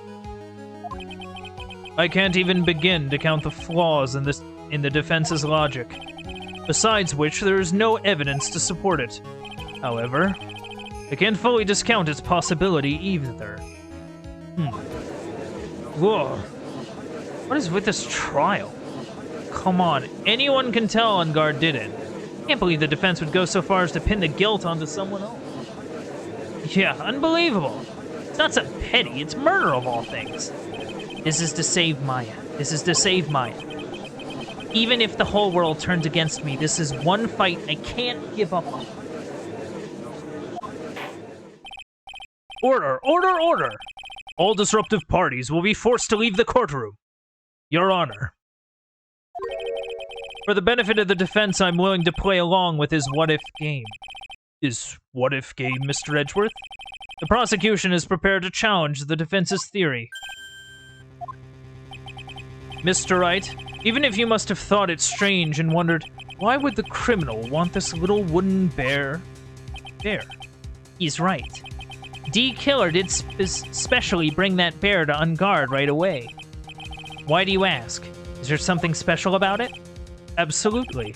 And I'm sure that once the court knows its significance, the true killer's identity will become crystal clear.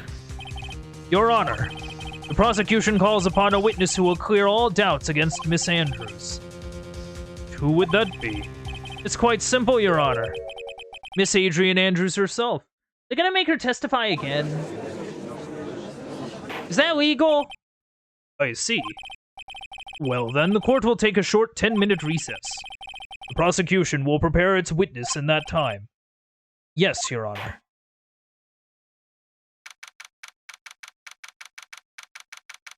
Man,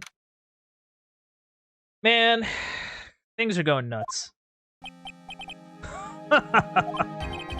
Oh, I knew it was a good idea to hold her hostage. Don't you agree, Mr. Lawyer? But I never thought in your desperation you'd try to pin the guilt into Adrian.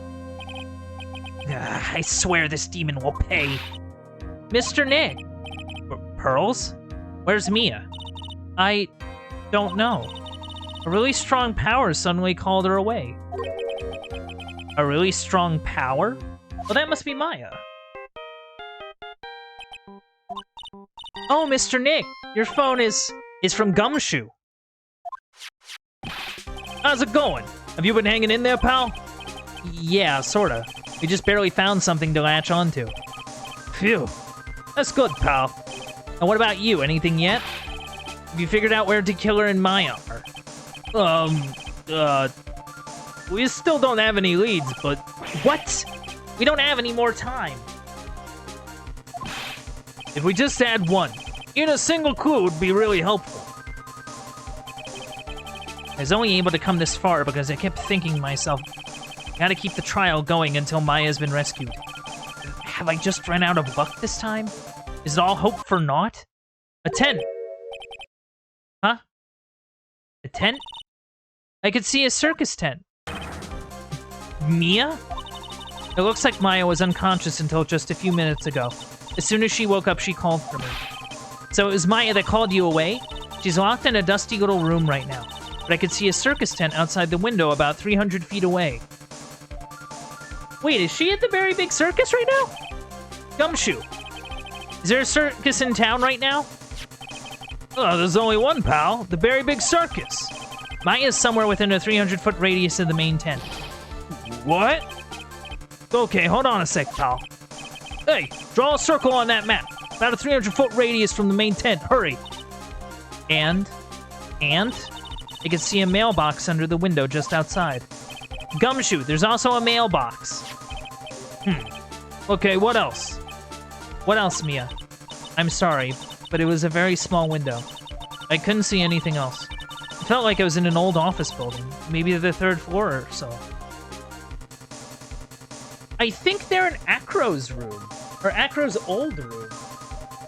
Because that was a 3rd floor thing, it was in, like, this outbuilding. Yeah. I heard her. An old office building. Good stuff, pal. Okay, just hang in there. Just a little longer, pal. Wish us luck. Good luck. I'll call you later, so don't let your battery die, okay, pal? Easier said than done. Mia. Maya's not hurt, right? She's in a pretty bad state, Phoenix. She's being starved. Gumshoe, please hurry. Looks like we're out of time. Are you alright, Phoenix? It's only a matter of time before Maya's rescued. I can do this. I just have to make this trial last a little longer. Man. Whoa. Court will now reconvene. The killer, the man who murdered the victim, handed this to his client. From this, one obvious question arises. Why this particular item? I believe the answer to that question will provide us with the name of the real culprit. Now then, the prosecution calls the defendant's manager, Adrian Andrews, to the stand.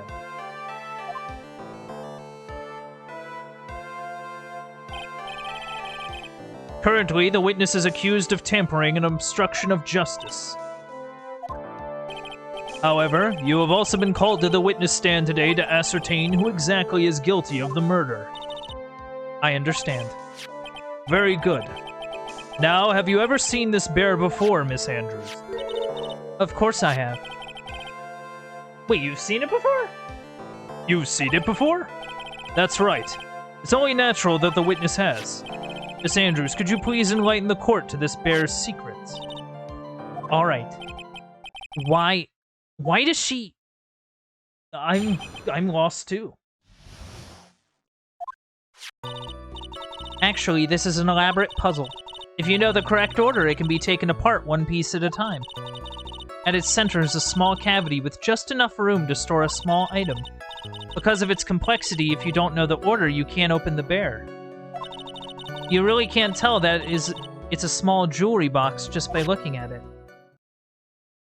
That's why it has so many cuts on it! Because, like, whoever was trying to open it couldn't figure out how to open it. So they tried to force it open by, like, cutting it open. What?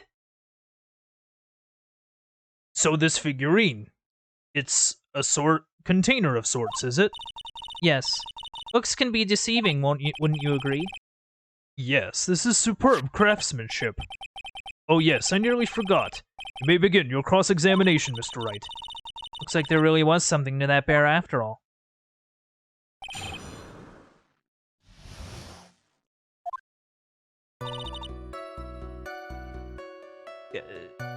I don't know, like a puzzle? That's right. But it looks like an ordinary figurine. True enough. The people who don't know, I'm sure they would never guess that this was a puzzle. So what kind of puzzle is this exactly? Oh my god. So you can take it apart? Now how would one go about doing that? Well, you first turn its tail to the right and then push it in. Oh, yes, I see. After that, the arms and legs are free to move and can be removed. Oh, this is most interesting. The boy and his new toy. Like he's 5 all over again.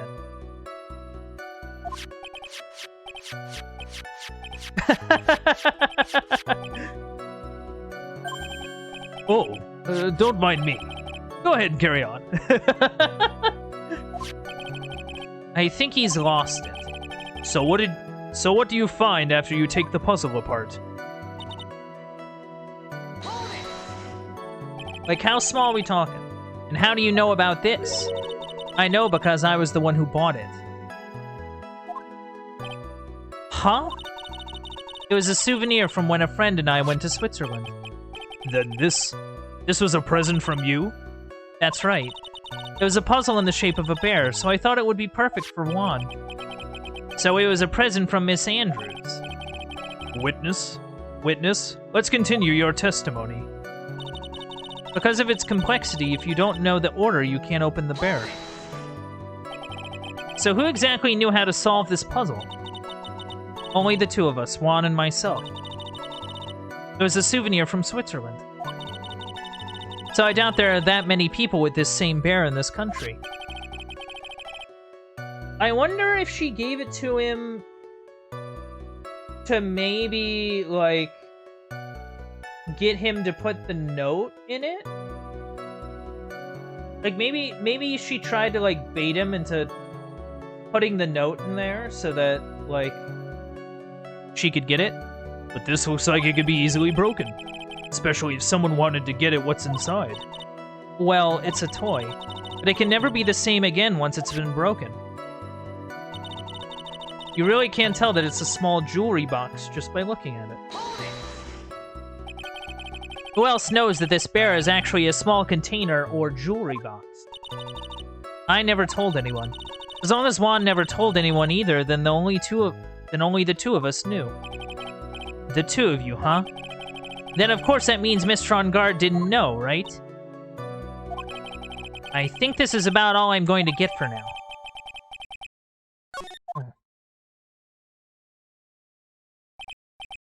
Well, Mr. Wright.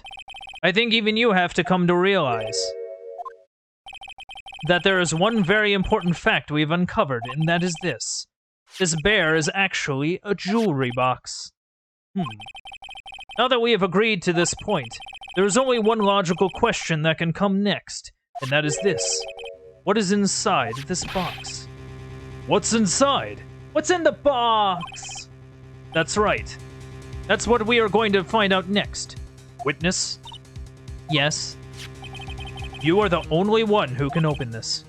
Please.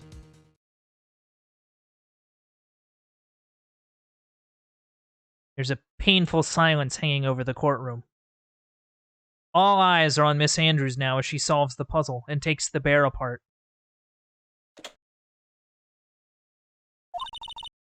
I've opened it.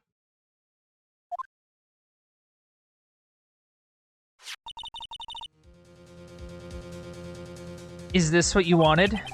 Ooh, what is that? It looks like a note. It's totally the note! I don't think we need to guess at what that is. Do we, Mr. Wright? No, we don't. It's the suicide note. The suicide note?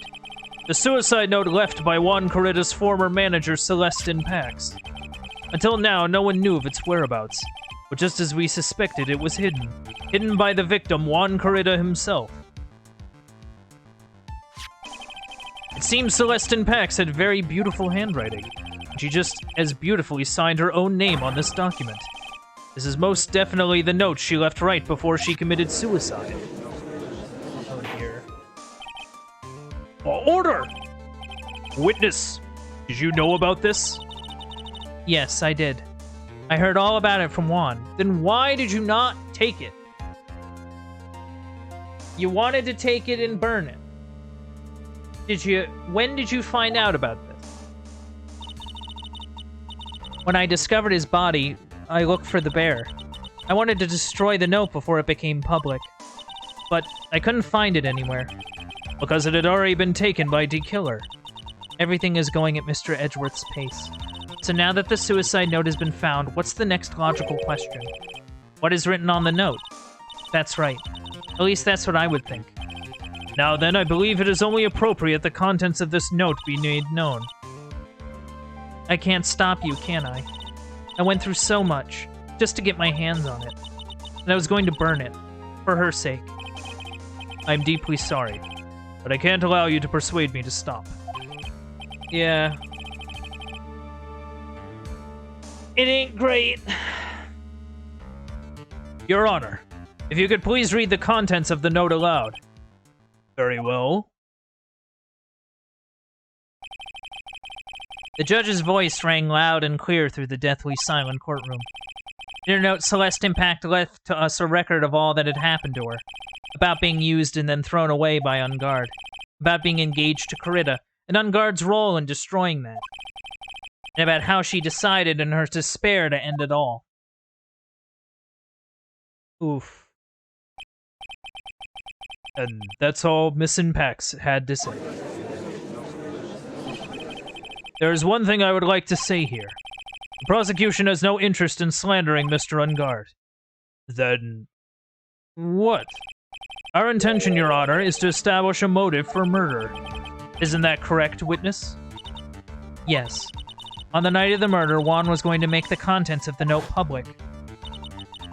After the post-ceremony show, he was going to hold a press conference. My word. Matt Ungard's values, above all else, is refreshing like a spring breeze image. Which is why he had to stop this note from being made public. At any cost.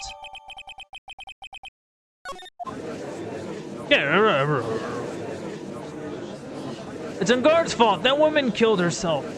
And this time he even went so far as to kill someone to stop him from revealing that. How terrible. What a selfish person. I guess there are slimeball lawyers out there who will defend these creeps too. Like, what do you want me to do? There's no room for doubt here. Mr. D. Killer's client's goal was to obtain this suicide note. And the only person who needed this note that badly is the defendant. Let's not forget that the bear with the note inside was found at the defendant's house. It seems that we have come to the truth at last. Defendant's motives were entirely selfish. He deserves no sympathy from anyone. Heck. How am I supposed to escape from this one? Why the hesitation, Phoenix? Gumshoe hasn't called yet, so you know what you must do. I know, I have to carry on and buy him some more time. Okay. There are two deadly pieces of evidence, the figurine and the suicide note. Maybe somehow I can find a way out of this situation through one of those. The gavel is already in the judge's hand. Phoenix, hurry! The suicide note or the figurine? Which one of these should I pursue? We already pursued the figurine pretty hard. Right? Like...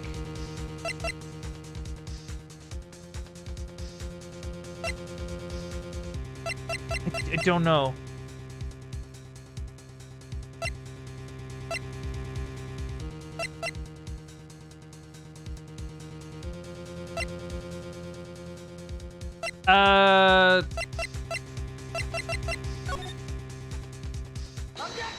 Objection! Please wait, Your Honor. Oh, whoops. Please wait, Your Honor. Oh, man, look at that lawyer. He's still going at it? It's like he doesn't care that he's trying to get a killer off the hook. I think Your Honor believes that Matt on guard killed in order to obtain this note. Yes, that is correct. But that seems a little strange. In fact, I think there's a contradiction here. This note was hidden by Mr. Corrida until the night of the murder. If that is the case, I say that Matt on guard could not have known what was written on this note. Oh, well, I didn't think of it that way. Exactly. But I did think of it that way. And I thought it was rather strange. No one in their right mind would kill for a note without first knowing what it said. Order, order, order! You make a valid point, Mr. Wright. Mr. Edgeworth, what is your opinion? It was just a flash, but I think I did rather well on this one. Unfortunately, I think he believes differently. I believe a show of appreciation is in order. Uh-huh. The defense seems to be in love with wishing more despair upon itself. I would like to direct the court's attention to this. What is that? It is a very small video camera, Your Honor. This type of camera is commonly used as a means of spying. Spying? What the? I thought that spy camera was in my possession. Matt on guard and the victim both thought of the other as their biggest rival. They even went so far as to use this type of item to find each other's weaknesses. And? The victim, Juan Corrida, was being spied on. His personal life was being watched by none other than Matt on guard. Order! Order! Mr. Wright. Yes, Your Honor? Don't tell me you knew about your client's spying activities. Well, sort of? Sort of is not an acceptable answer, Mr. Wright. I see you're confused, Mr. Wright. You're probably thinking, but I have the camera that was in that stuffed bear's eye. But this camera that I have is not the same. Last night I searched the victim's house on a hunch, using this. Gumshoe's bug sweeper. By the way, Mr. Wright, the defendant's fingerprints were found on this camera. Matt on guard's fingerprints were on there? Well, Phoenix, looks like those cameras were hidden all over the place, huh? What am I supposed to say to that evidence? I think this is the end. It's fairly obvious that Mr. On Guard learned of the suicide note through this. He was watching the victim all along. You got me good this time. I don't have anything to counter that. Hey, now what's that lawyer thinking? Mommy, is that man the bad killer guy? Shush, stop. Don't look at him. The way he's sweating is just so... Ew, nasty. Phoenix. Yes, Chief? Have you figured out what you're going to do next yet? What am I going to do next? What I'm going to do next? Is running away like a frightened child work? I know it seems like Mr. Edgeworth is very close to putting the lid on this case, but in his eagerness to prove his point, he forgot one very important detail. Well, what is it, Mia? There's a piece of evidence that he really should investigate. Something he should investigate? I would really hate to see the good prosecutor get scolded. for not remembering to look into the item when he had the chance. Why are you speaking in riddles all of a sudden?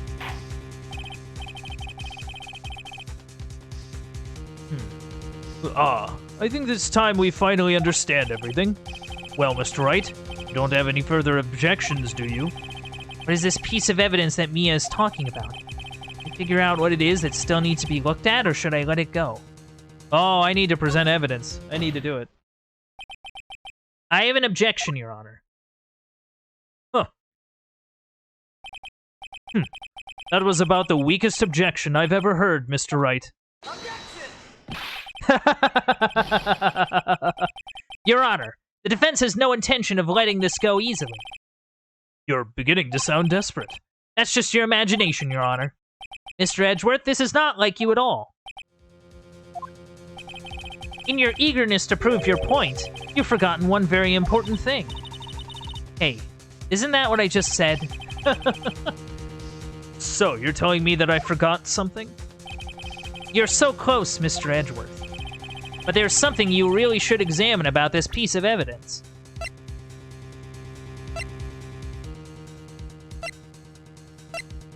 Like, it'd either be the bear or the note, I would think. Because the rest we kind of already ran through, I think. The photo, I don't think, has anything to do with things. At least not at the moment.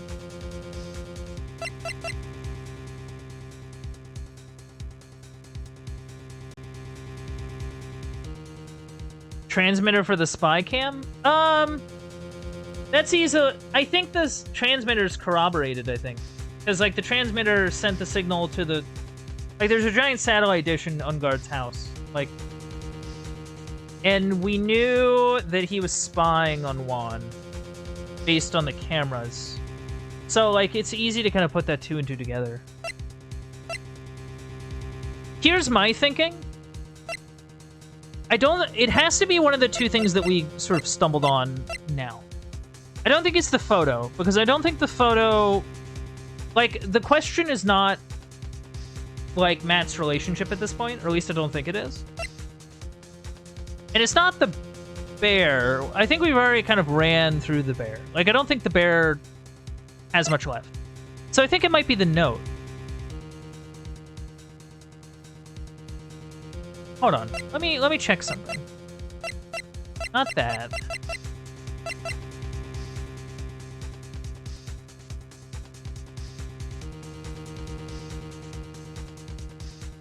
The problem is that I can't check it.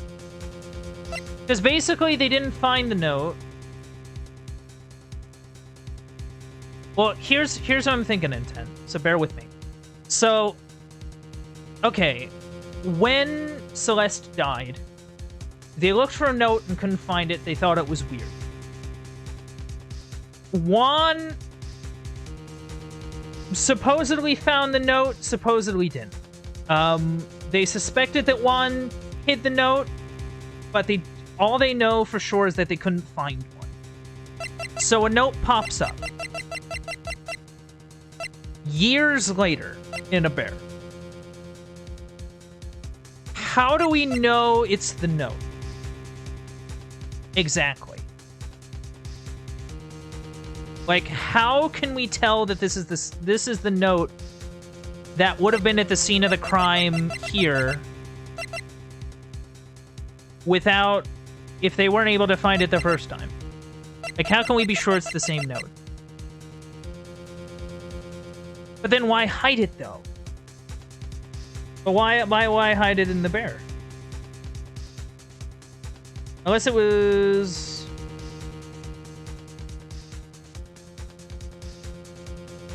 Hold on.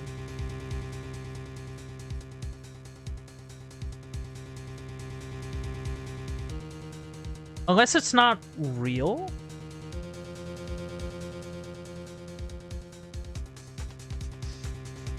Why hide it in the first place if he wanted the contents out? Well, he hid it so that he could use it at the most opportune time. What I'm thinking is that maybe this is the note. So what I'm thinking is that there was suspicion that there was a note. And Juan knew that there was suspicion of a note.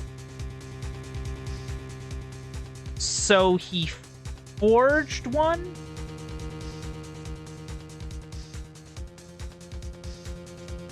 What I'm basically trying... And there's a way you can check to see if a note is legitimate. If it was written by that person. Right?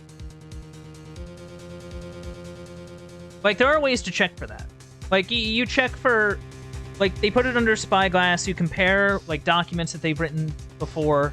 You compare how they do certain sort of writing things. I'm not sure the exact process, but there are ways to check. So we need to check that Celeste actually wrote this. And it wasn't like Juan or someone else, some other random person, you know. Because Juan and Matt were rivals, you know. And if he just wanted to hurt him, like, what would keep him from just making crap up? You know? I don't know. This is the thought. I mean, at the end of the day, we're just buying time. Like, that, I think, is the argument. That is Mr. Unpack's suicide note, right? Who knows? I mean, sure, this suicide note was found inside this bear. But this bear was in my possession.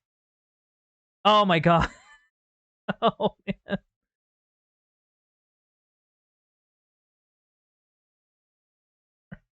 I'm so sorry, Intent. Oh. I'm really sorry, Intent. Oh, man. I want to do right by him. I want to hold on. I want to do right by him. Want to do right by him.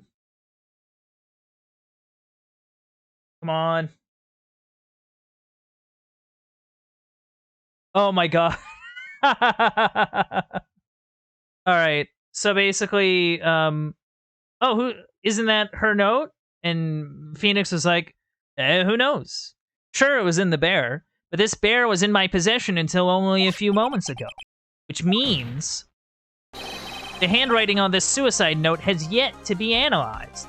Oh, I was kind of right. Oh.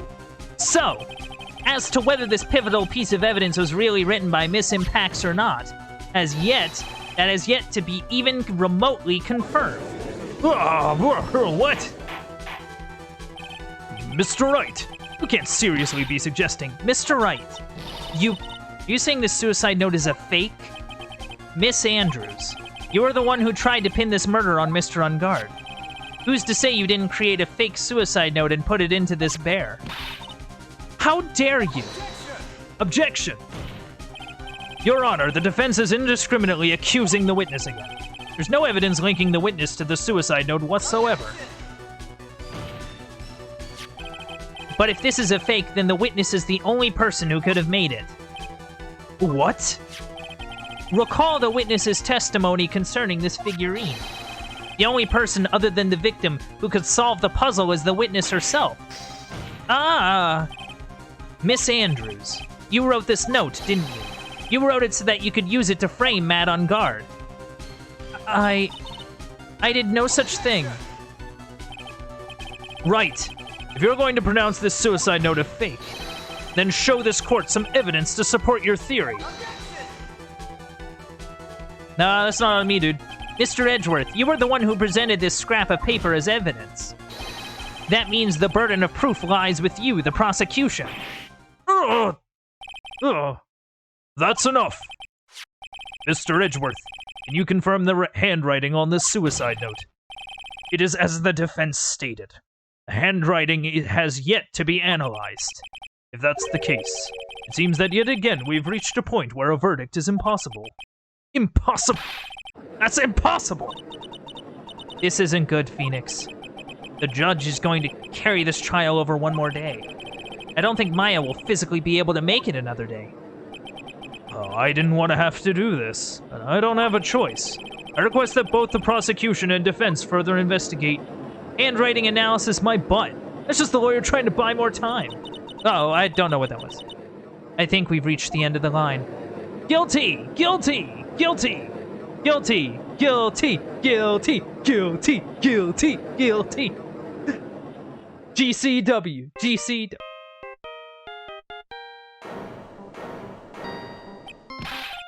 What is that sound?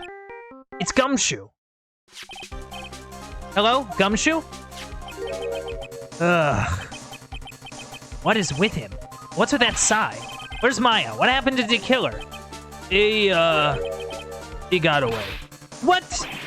I'm sorry, pal. I really am. I don't know what to say besides I'm sorry.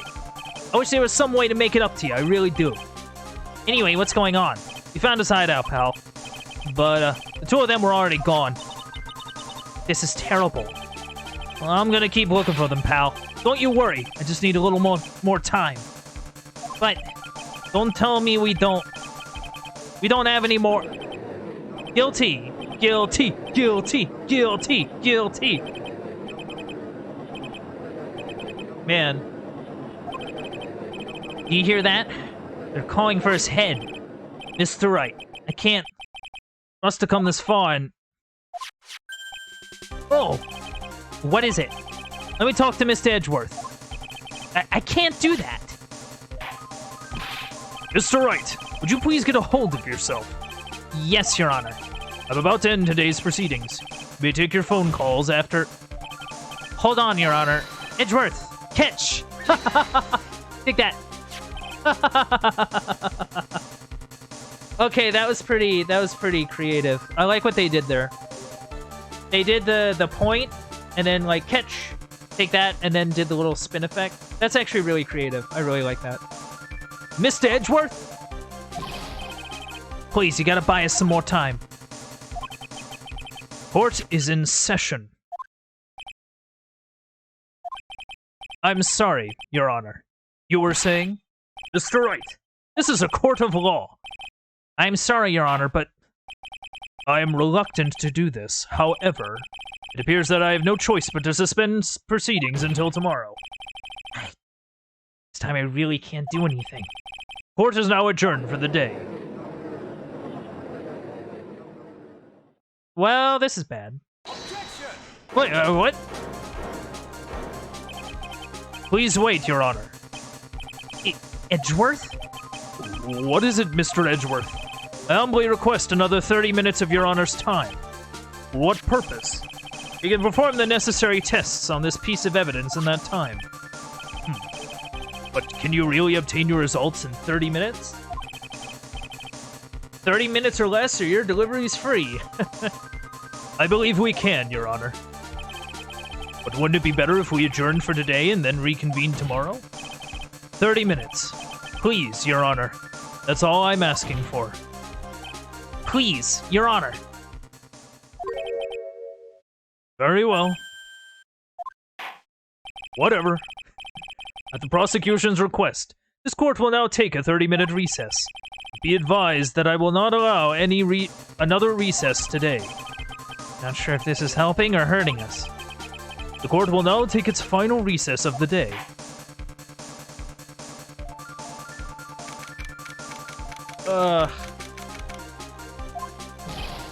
Right. Well, what's going on with the Maya situation? The killer. Looks like he got away again. 30 minutes? Can't find her in that time. Ugh. Report. Is that Mr. Edgeworth? We don't have time, just spit it out. Oh, right. Looks like we just missed them, sir. The killer left a few things behind by accident in his rush to get away. A few things? Can we use any of them as evidence? I thought you'd ask, pal. I've got the things he left with me right now, and I'm on my way over. Really? That's odd. Any items like that are usually sent to the crime lab first. We don't have time to wait for those guys, sir. When those guys weren't looking, I swiped the stuff and ran. Gumshoe. Cop on the edge. What? Well, I'm not a detective anymore, so I had to. Very sorry, sir, but I gotta put the law on hold for now. Sounds bad. I hope he doesn't get in too much trouble over this. My Uncle Junk car, I'd say I'd be there in about 20 minutes, sir. Don't worry, I'll be there. Wait for me. All right. Just get here in one piece. I'm on a mission and no one can stop me now, sir. No one. I'm pulling out all the stops and running every red light. Items left by the murderer, huh? Maybe there's something among them that will be decisive enough to end this.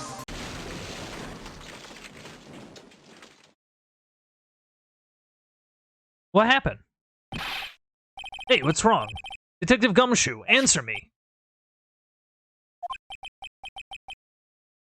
No one can stop me.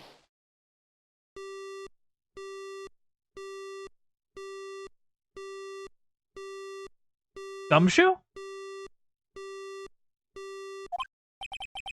What happened? It sounded like he had an accident. I'm guessing his cell phone broke as well. What was he thinking? Gonna hurry and call for help. But we have no idea where he is. His cell phone is broken and he wasn't driving a patrol car, so no radio either. Also, if we don't get to those items before they do, the police will take possession of them. No, we can't let that happen. Well, if there's a way we can find out where he is, then we stand a chance. Why, oh why did Gumshoe have to get into an accident now?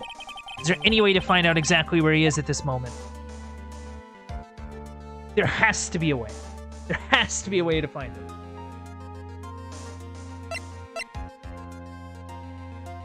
There is a way. I know. I know, no. I know. That's right, there is a way. What? How? I'm sure we can find out where Detective Gumshoe is through this. Because Francisca put a frickin' tracker on him. Well, why are you bringing up Francisca at a time like this? Oh, I see. I'll try to get in contact with her. The chances are slim, but she's all we have. Francisca. Does she even want to help us? Edgeworth. What is it? Don't have any right to judge anyone ever again. I know my client is guilty, but what I'm doing now, I'm pinning the guilt into someone totally innocent and using the evidence to do so. It might be my turn to say defense attorney Phoenix Wright chooses death. Right. Doesn't suit someone like you to cry useless tears.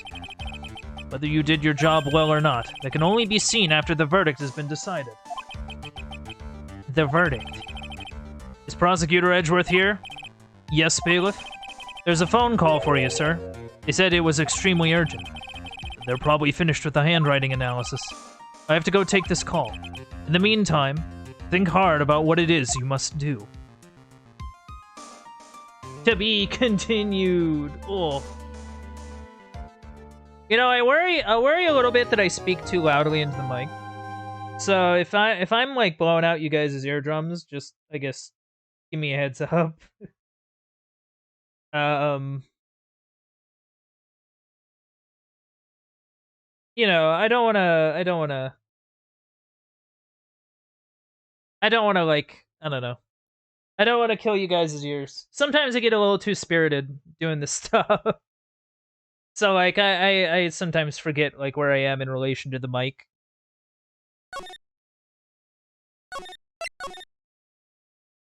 So so I apologize if I'm like haven't had any issues. Okay, thank you. Oh, audio is always the thing that sort of worries me. I won't lie, because audio balancing is like a nightmare. Like audio balancing is like the worst thing for me. Like video, fine. Like setting up tech stuff, fine. Audio, nightmare. Biggest nightmare. Like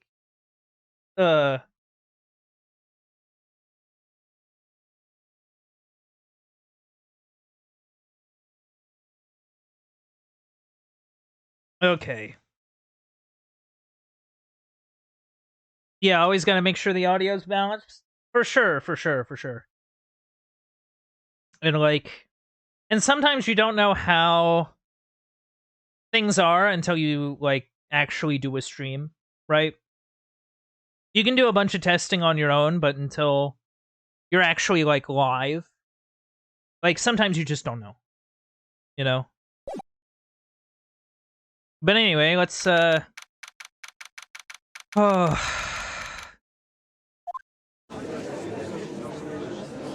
Man. Court will now reconvene. I assume both sides are ready? Yes, Your Honor.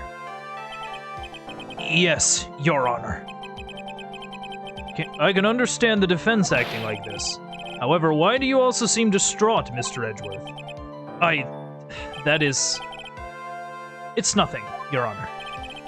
What's wrong with Edgeworth? It looks like something unexpected just happened to him. Now then, Mr. Edgeworth, if you could please tell the court the results of the handwriting analysis on Miss Impax's suicide note. Yes, Your Honor. Unfortunately, we've discovered that this suicide note... Fucking what? Wait, I was right?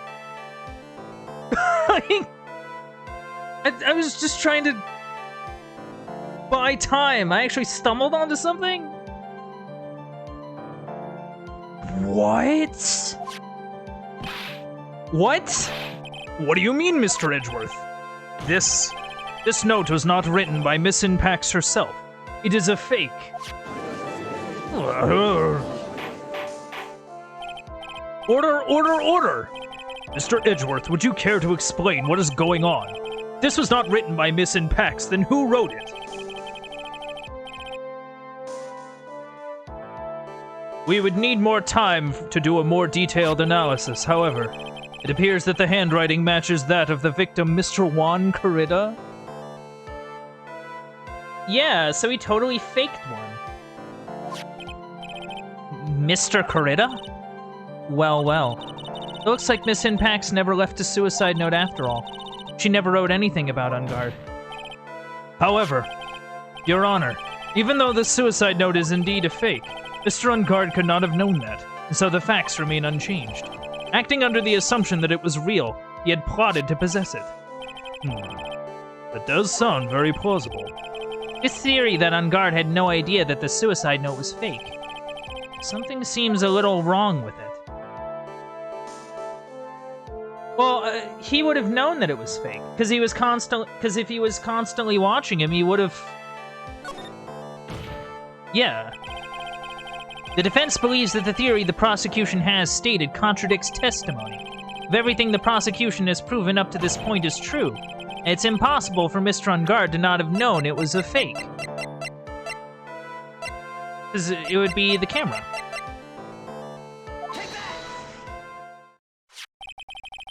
What is this little item called again? A video camera, Your Honor. Well, a very small one, but... Oh, that's right. Camera. Oh, you kids and your fancy toys nowadays. Mr. Edgeworth, earlier you claimed that Mr. Ungard knew of the existence of this note because he was spying on the victim. Isn't that right? If that were true, then this means Mr. Ungard would have known that the victim had forged the note. Ugh. So then the defendant knew the suicide note was a fake. And if that's true, that the situation has suddenly changed in a very dramatic way. Exactly, Your Honor. The prosecution's theory as to what Mr. Ungard's motive for murder was, it has suddenly disappeared into thin air. But, Your Honor, it's not as if Mr. Ungard monitored Mr. Corrida 24 hours a day. Perhaps the victim wrote the note in a place Mr. Ungard didn't know of. Well, right back at you, Mr. Edgeworth. Why don't you show us some proof that the victim made the forgery at an unknown place?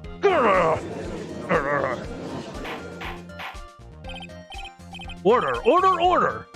Mr. Edgeworth, it looks like this time it is you who has dug his own grave. As I figured. Huh? As you figured? As I figured. Came down to this after all. Mr. Edgeworth, you're not making any sense. When I heard the results of the handwriting analysis, I thought this might happen. The question is, what next? What next? If the prosecution can't prove Mr. Ungard's motive through the evidence, then we must prove it from another angle. Well, I agree with you there. Your Honor, the prosecution would like to call a witness to the stand at this time. Oh? Well, that's fine. However, this witness is a little unusual. Edgeworth stuttering? Is not like him at all. Unusual? What sort of witness is this person, Mr. Edgeworth? This witness is one who is perfectly fit to answer once and for all the question of who was it that hired Shelley DeKiller to commit murder. That's impossible. No such person exists who can answer that question with such certainty. Yes, Mr. Edgeworth. Who is this witness? It's Yes, go on. Who is it? The man himself. Mr. Shelley DeKiller. Oh, Mr. DeKiller. Wait! Shelley DeKiller? Wait, what? You mean the killer? Or, I mean the assassin? Yes, Your Honor. He's coming here? To the witness stand? Well, yes, in a manner of speaking. I recognize this is a very unusual circumstance, so I ask for your permission. Well, Mr. Wright? Yes? Is this alright with you? Do I have a choice here? I can't really do much else to drag this trial out. The defense has no objections, Your Honor. I wonder if it really is alright to do this. Very well then. The prosecution calls its witness to the stand. Edgeworth. Is there no other way left to us? Is he straight up here? Now then, witness. Your name. And your, occupation, please. Oh! Oh.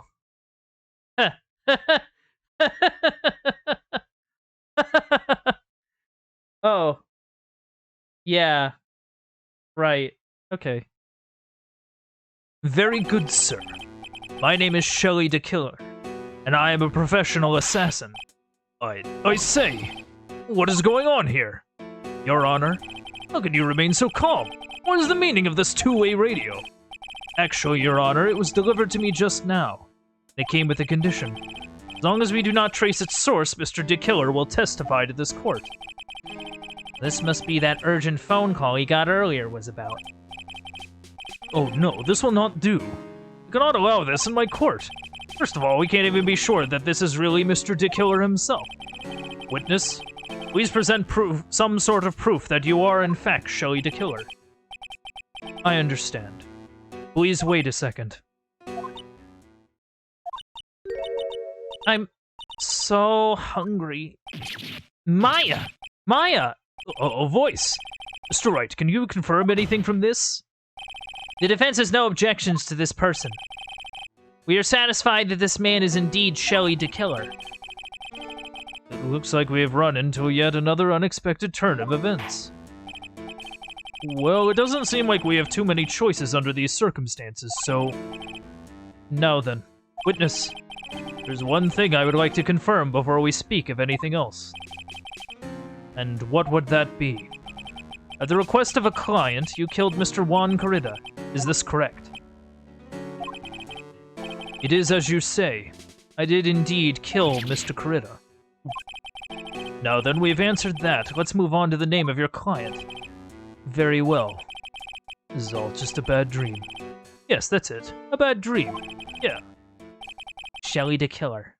What is he gonna say? Alright, Mr. DeKiller. There is something I must first state. To an assassin, nothing is more important than the trust between a client and himself. And that is the reason I am here today on this witness stand. It is my wish that you grasp this concept before I give the name of my client. Wait, is that it? Mr. DeKiller seems to be a very clever man. I don't want to say he seems to be mocking us. While he may appear to be our enemy, Your Honor, Mr. DeKiller is only stating the truth. He is no hypocrite. He has always stood by this one belief. You mean about his trust between his clients and himself thing? Seems to be a level of trust beyond what people like me can comprehend. Well, Mr. Wright, are you ready to cross-examine the witness? Yes, Your Honor. There's no way to know what's coming next. So stay cool and collected, Phoenix.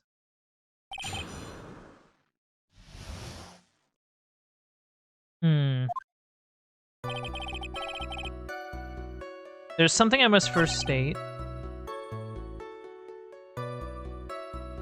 Okay, can you elaborate?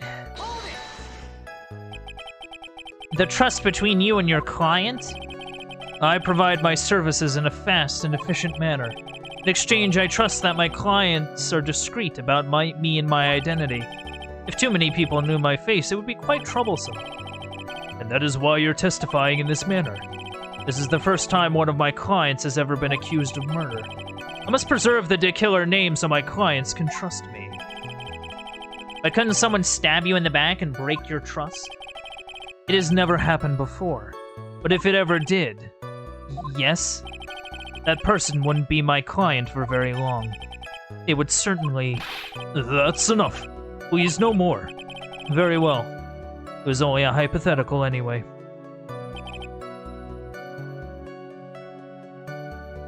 So, so you really sort of dig... That seems a little strange to me. I mean, you're about to tell us the name of your client. I would think that this would be very bad for them. Yeah. It doesn't matter to me. This client has already broken the rules and acted outside of their prescribed role. Their role? This person tried to implicate another of the crime in order to save themselves. And this is a trespass that cannot be forgiven. Who gave you the right to be so high and mighty? To the gentleman who spoke just now. Excuse me, but would you care to die? No, I didn't say anything. I'm just... The judge had better watch himself.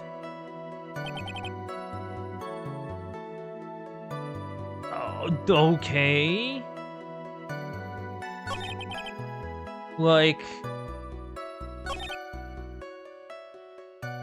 Okay, so your client broke that trust.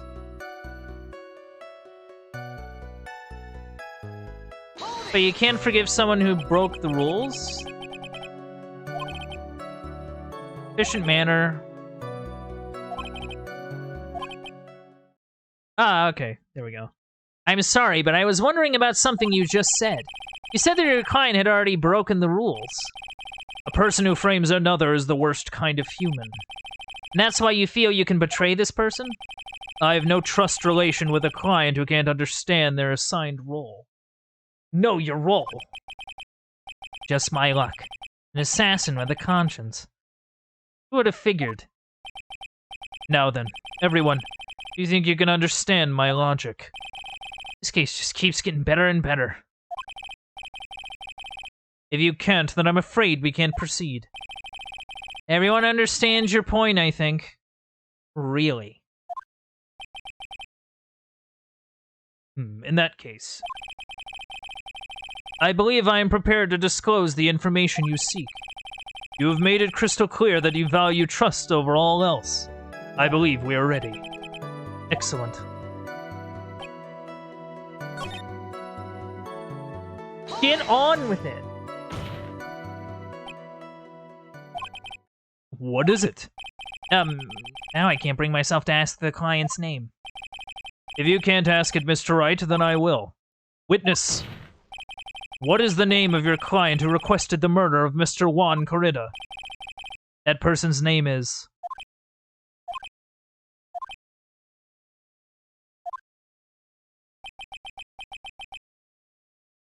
Fucking what?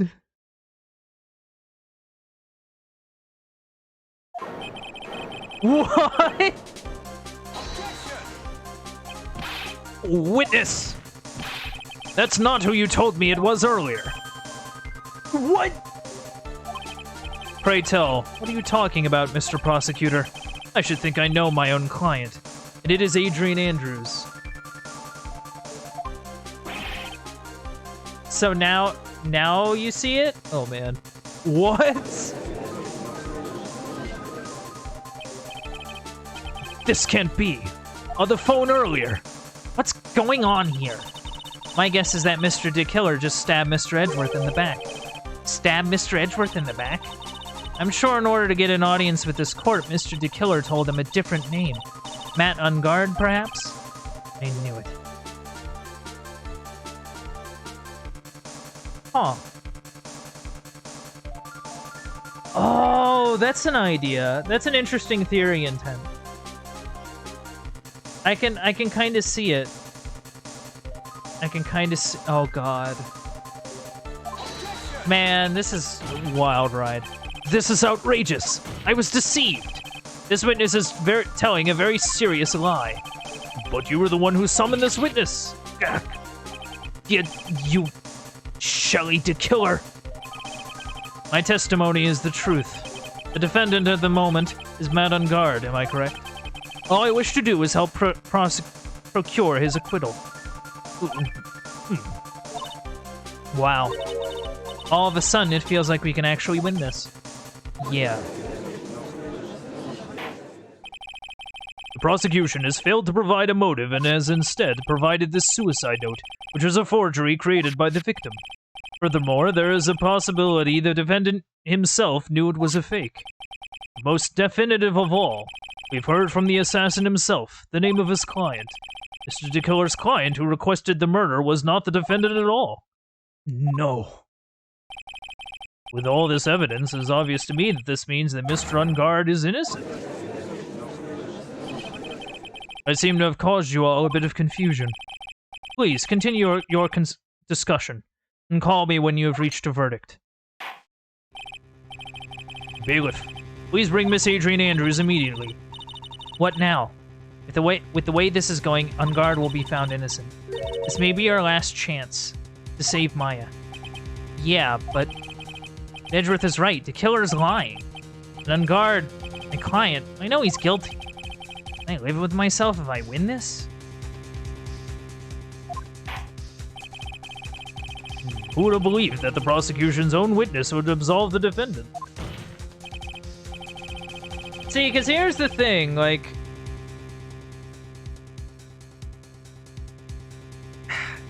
See here... Oh, man. Your Honor, the prosecution requests permission to further question the witness. Shelly the killer is certainly lying under oath. It wasn't me.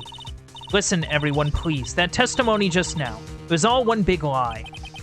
Miss Andrews, the suicide note may have been a fake, but that man, Matt, he's the reason Celeste died. And Juan's death was all because he got pulled into Matt's twisted world.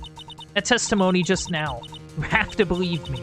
It was a horrible, horrible lie. But Mr. DeKiller himself has testified. He has named you as his client. No, that's not true. Also, there's quite a bit of evidence that points to you. The knife and button donning the nickel samurai costume. But that's... You even have a motive. We know that Miss Celestine Pax is a large part of your life. You wanted to follow her, and you wanted revenge against the two who hurt her. I would say that you have plenty of reasons to want them both dead. No. Mr. Wright. You know the truth. Tell them. Tell them the real story. Who the real killer is. Tell them! Please, help me. Oh. Oh, yeah. Like, that's the thing, like... Yeah, I know the truth. Mr. Wright? Yes, Your Honor? I believe we reached the end of this trial. Therefore, I ask the defense for any final words or opinions. I have to decide. I take the not guilty verdict and save Maya? Or do I throw this chance away and wait for Gumshoe's new evidence? What am I supposed to do? See, because here's the thing. Ungard's definitely... He admitted to doing it. And it wasn't the sense of, like, oh, man, I think it was me kind of admitting to do it. He there's no doubt. At least from our side. The problem is that we need to... Like... Evidence suggests that Adrian could have done it, but I don't really think Adrian did it. Right? Like... I think we just gotta hope Francisca or Gumshoe or whoever pulls out. Like, it's about trusting the people that we know. Phoenix, I can't do it, Mia. Can't accept a not guilty. You are a lawyer. I know. But the man on guard is a killer. A murderer. You can't let him get away with this. Can't let someone else take the fall. If I let Miss Andrews be convicted, then I am no better than Ungard. And even though I don't want to admit it, I have to face the fact that it is because of Edgeworth that I now know the real truth. He could have gotten Ungard convicted so many times over, but he never took a single one of those chances. If I take this verdict right now, I'd be betraying his trust. His trust? I never thought about it until now. I trust him? Yes, you do. Mr. Wright, your opinion, please. The defense requests that we be allowed to further question Mr. D. Killer. Am I hearing you correctly, Mr. Wright? Right. But, that witness has cleared your client through his testimony. Your job here is done. I'm not done yet. To see through witnesses' lies and find the truth. That is my job, Your Honor. There's still more evidence to look at. I'm sure that once those pieces arrive here in this very courtroom, a miracle will occur. Very well. The trial will continue. Mr. Edgeworth, please re-establish connection with Mr. De Killer. Right away, Your Honor. Well, here we go. Has a verdict been reached? Before that, we would like to talk with you a little more. About? All you needed from me was the name of my client. What else could you need from me? Well, actually, we would like to hear everything you know about this case. That is how things are. Usually done. What is he talking about? Usually done? But what shall we have him testify about now? Mr. De Killer, if you don't mind, please testify about your client in more detail. You legal people and your procedures. Is it any wonder no one likes to go to court? That's why I'm calling in from my secret base. As I have already stated quite a few times, Adrian Andrews is my client. However, one thing I simply cannot overlook is tampering with the scene of the crime. My client did it to frame another for the crime, while pretending to be the first person to discover the body and enter the scene. Adrian Andrews already knew from the very beginning that Juan Corrida was dead. But even more appalling is the creation and planting of the knife and button. That act is what I was referring to when I said my client had broken the rules. How does he know that? Well, he knows that because of the thing. This is a most unexpected turn of events for the 5th time now? However, this time everything has finally been revealed. Just a second, Your Honor. Yes, Mr. Edgeworth? We still have the cross-examination to do. But you don't need to question testimony like this. Do you, Mr. Wright? Your Honor, the defense will question the witness. As if I have a choice here. Oh? Why? What this witness has said is nothing but beneficial to the defense's case. If you scrutinize the testimony, then I'll expose the lies in that oh-so-beneficial testimony, I suppose. I don't understand what's going on anymore. I don't understand what's going on anymore. Yeah, I feel that. That makes the two of us. Okay. However...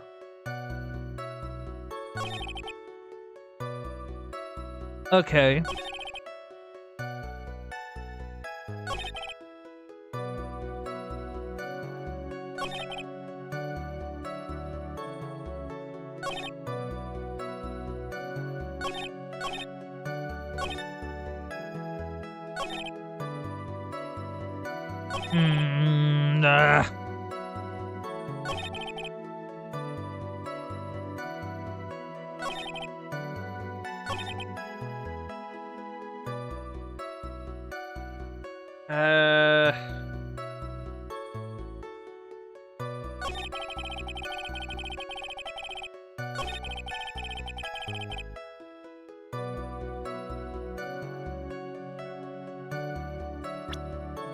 It's so sure of himself. Credit card. Picture card. We got the button. The murder scene.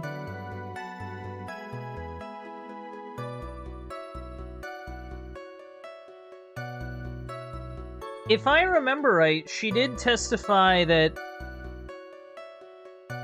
she poured him a glass of juice to, because she thought he just, like, passed out or whatever.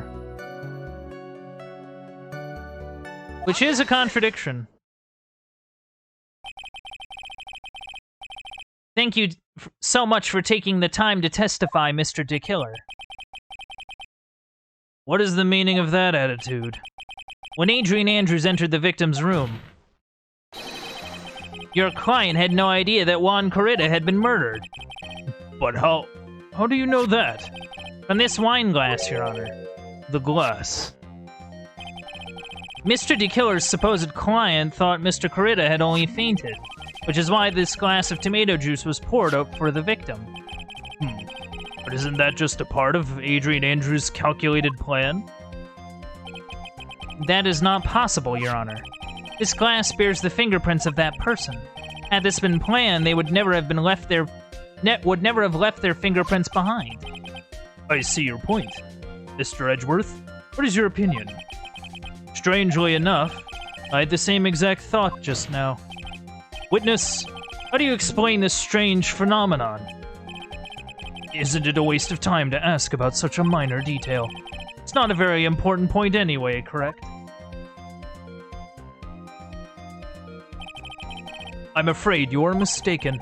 If Adrian Andrews really is your client as you claim, then your client should have knowledge of Mr. Corrida's death.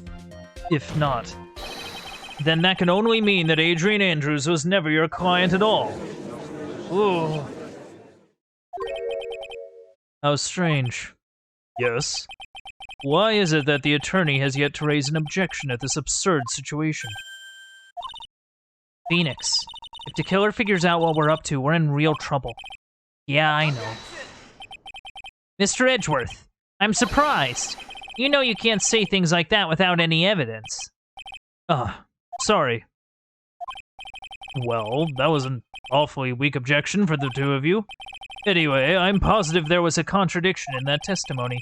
The prosecution requests further testimony concerning when the request was taken. Very well. Right now, I have to buy us more time. While we wait for the items the killer left behind to get here. There. I just know that the very outcome of this trial lies with those items. I just hope Gumshoe's okay. That was scary. This request came to me, about a week ago. There was a request for my services on the night of the awards ceremony. We met at a certain bar to discuss and finalize a few matters. That is what occurred. I trust my memory, and I believe I have made no mistakes. So you physically met your client? Huh? That is correct. Meeting one's client is the first step to building trust, in my opinion. I see. Well, Mr. Wright, your cross-examination, please.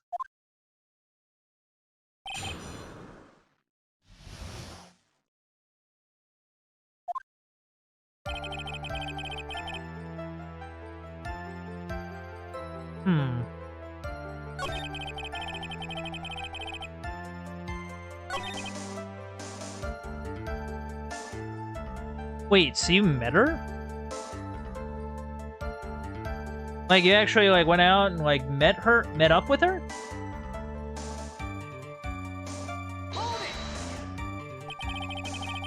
So you physically met Adrian Andrews, right? Of course I did. What was that? What was with the brief pause?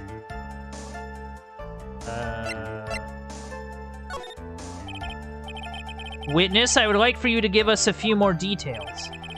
I always meet my clients as a matter of principle. I've never taken a request by telephone or mail. And why is that? That's because I value the trust between a client and myself above all else. And the only way to establish that is to speak to the client while looking them in the eye. Well, Mr. Wright, was the testimony just now of any importance? Not really? Like, he just sort of blabbered on about his credo. Why he meets his clients is not important, and that wasn't the point. Witness, please stop sidestepping my questions. What do you mean by that? My question was, did you really meet Adrian Andrews in person? Yep, yeah, like... I've already told you, Mr. Wright, I did. It was only through talking with him face-to-face that I began to... Wait, that ain't right. That's why I thought I can trust this person as a client. True what they say about talking face-to-face. Yeah? If I heard what I think I heard just now, then I think I've got him. Yep, there's the slip. There's the slip intent. Your Honor, I believe the testimony just now was of the utmost importance. Really? If that's the case, witness, please include the statement just now in your testimony. Very well. Yeah, do I wonder, should I press? Wait, no, I shouldn't... No, hold on. It contradicts... Oh, that's funny. That's funny. Yeah, yeah, Adrian's, you know, a lady. I'd like to go over this one more time. You made Adrian Andrews at a bar and took the request at that time. Yes, that is correct. And that's when you thought he was trustworthy? How many times must I repeat myself? Yes, that is correct. I'm sorry, but that is an impossible tale. What? Shelley the Killer. You have never met the real Adrian Andrews. Why would you say that? Because you made one very big slip-up. About her. So what is the issue? What did you say just now? About her? If you had ever met Adrian Andrews in person, one look would have told you that she is a woman. Exploded. Oh, order! Order in the court! Mr. Wright, what is the meaning of this? This witness testified to the following, that he always meets face-to-face with his clients when taking their request. But he has never met Adrian Andrews in person. Yes, Your Honor. That is exactly the point. That means Mr. the Killer's client could not have been Miss Adrian Andrews. Ugh. Oh my god, it's sweating oil. Okay, that's funny. I kind of dig that. Like, they're actually making the the two-way radio, like, expressive. I kind of like that. Mr. Edgeworth, I understand your logic on this one. However, why would the assassin make such a basic mistake? I believe it has to do with her name, Your Honor. Her name? Yes, Adrian Andrews is without a doubt a very androgynous name. Yes, I see. Yeah, okay. I can see it. Cause like Rocky in the movies, his wife, girlfriend or whatever, is named Adrian. Like, Adrian can also be, like, a guy's name. So, like... Okay, yeah. Yes, I see. Unluckily for Mr. the Killer, the entire time he was on the stand, no one had stated Adrian Andrews' gender. And so, he simply picked the wrong gender to go with. What? What is going on? Shelley the Killer. This court demands an explanation. I think somehow I must have mixed up this client with another. So does this mean you remember something different now? Yes, of course. Please, if you would allow me to testify once more. I know he's just going to spit out more lies. Very well, but this time please give us the truth, and nothing but the truth.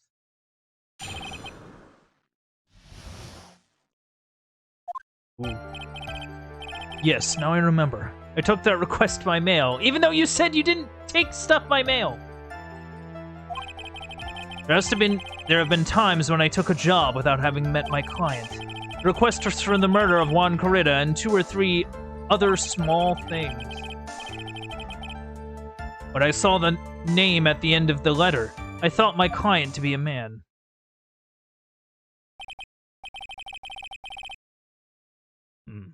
So you took this job through a letter? He didn't mention anything about a letter in his earlier testimony, which means he is definitely lying. Be careful, Phoenix. If you break the assassin's testimony completely, it's over for us. I know. I can't make him suspicious, but I think we're okay. Like, we can do this. As long as he's standing there across from me. Yeah, he said he didn't do that at all. It's sort of weird. No matter how strong of a punch I throw, he'll counter it. Now then, let's begin the cross-examination. I am kind of curious about one thing, though. Because he said... Because, like...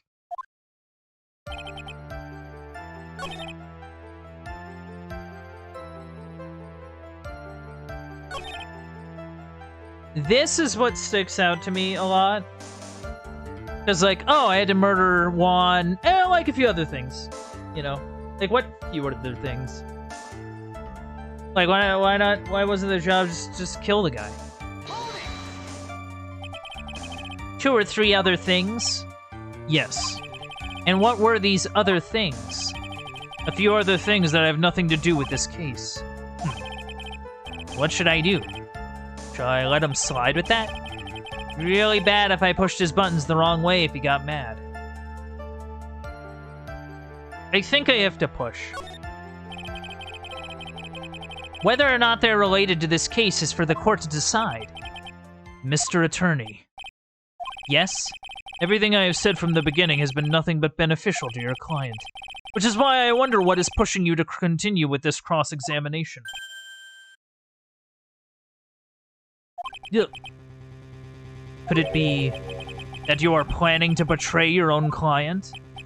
That's... I smell the stench of a backstabber. And you should turn out... And should you turn out to be one. Wait! Uh-oh. This is looking really bad. Shouldn't press my luck. Alright, I have to think. Is this worth pursuing? I think it is. I think it is. I think we gotta do it.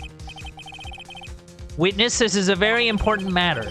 Please cooperate and tell us what these other jobs your client requested were. Just because, like, it seems that if we push him enough, he'll just screw up. If it's truly that important. I suppose I don't have much of a choice. The bear figurine. The bear figurine? After the assassination of the target, I was to find that figurine. I was told that this job was just as important as the actual killing. And where was that figurine? It was inside Mr. Corrida's suitcase. And then, what did you do next? I handed it over to my client right away. Wait. Was it a suitcase or a guitar case? You gave it to your client? Interesting. This information certainly sounds important to me. Witness, please include what you stated in your testimony. As you wish.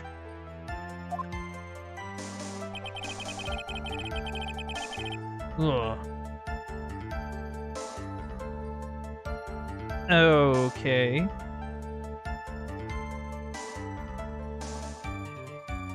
Then why do I still have the note? Like, okay. If that was the case, why was it in Ungard's house? Why is the note here? Because Adrian said that she would burn it if she ever got it.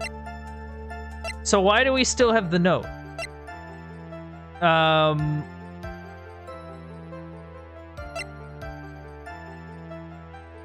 Shoot. Why do we have the bear?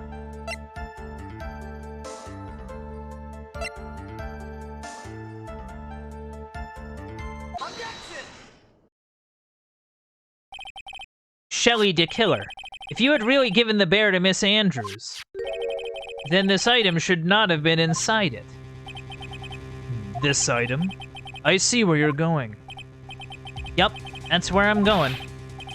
Where is everyone going? Do I need to pack a suitcase? Your Honor, please think back to Miss Andrews' testimony. And I was going to burn it, for her sake. If even for a single minute, this bear had actually been in Miss Andrews' hands, I'm sure she would have taken this suicide note out and burned it. Order, order, order! So that's where you two are going. So, by the very fact that this suicide note was still inside the bear, it tells us that your client didn't know how to disassemble the puzzle. Which means? It means, Your Honor, that it is impossible for Adrian Andrews to be the client. Whoa! Whoa! Order, order, order! Ugh. Mr. Phoenix Wright.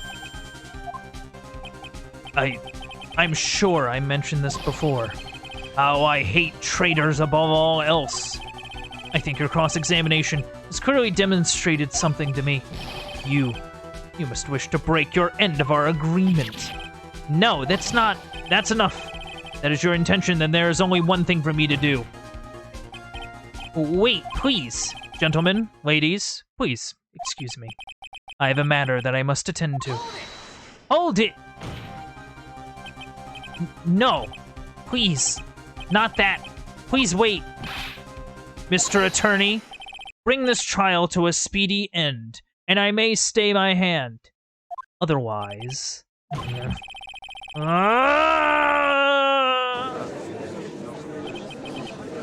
What the? Mr. Wright, are you... Mr. Edgeworth? Yes, Your Honor. I didn't understand this witness's outburst just now. Do you think there is a need to hear more testimony, or is this enough? Well, we should... Edgeworth, we can't do this. If we keep this up, Maya, she'll... Prosecution, What has come over everyone? Even the prosecution rests. What is going on around here? The prosecution has no further questions, Your Honor. What?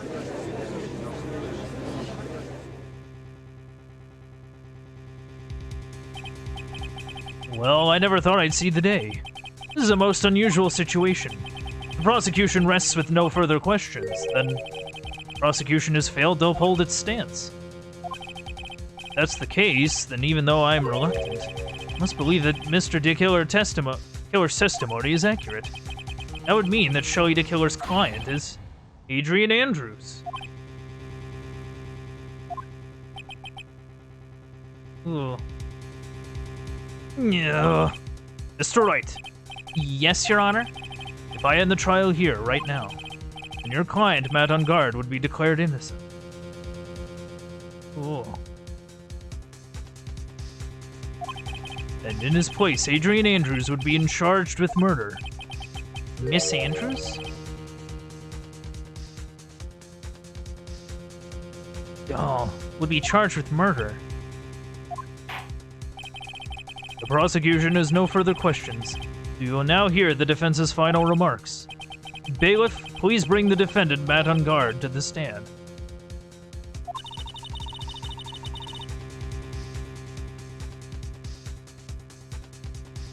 Man.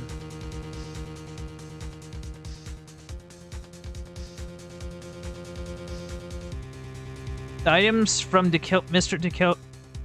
Items from DeKiller's hideout didn't make it in time. We tried as hard as we could. It looks like our time has run out.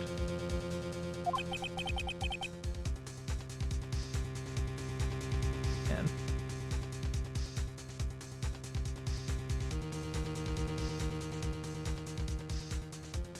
Can't believe it. I just don't know what... Yeah. I don't know. The outcome now lies in your hands.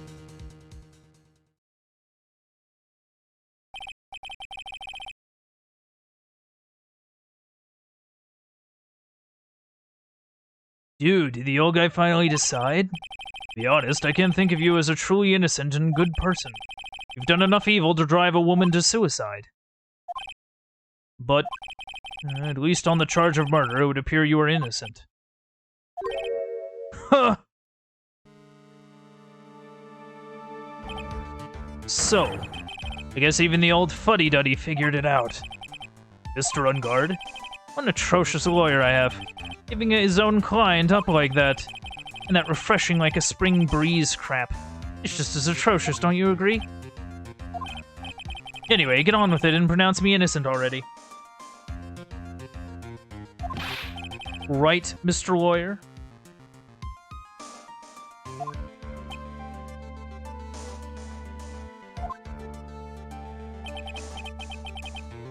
Should I side with justice, or should I save Maya's life?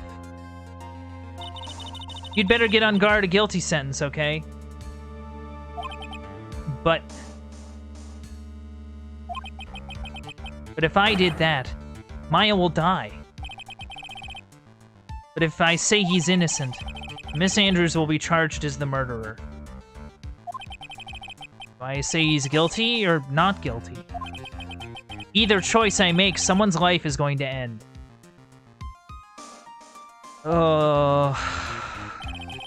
It all hinges on what I choose. Now then, Mr. Wright, let's hear the defense's final statements on this matter. If the person who hired the assassin was Adrian Andrews, and your client, Mr. Matt Ungard, is innocent. There's no need to ask, old man. After all, my lawyer is going to say what I want. Aren't you? Right. Can't do this. I have to decide something. Can't count on the evidence to help me anymore. I have to listen to my heart. My client, Matt Ungard, is... Oh, God. Oh, man. Oh. Man. It's...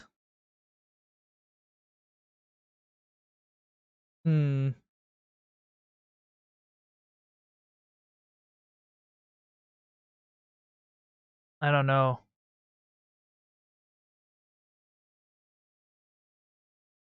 He has to be. Like...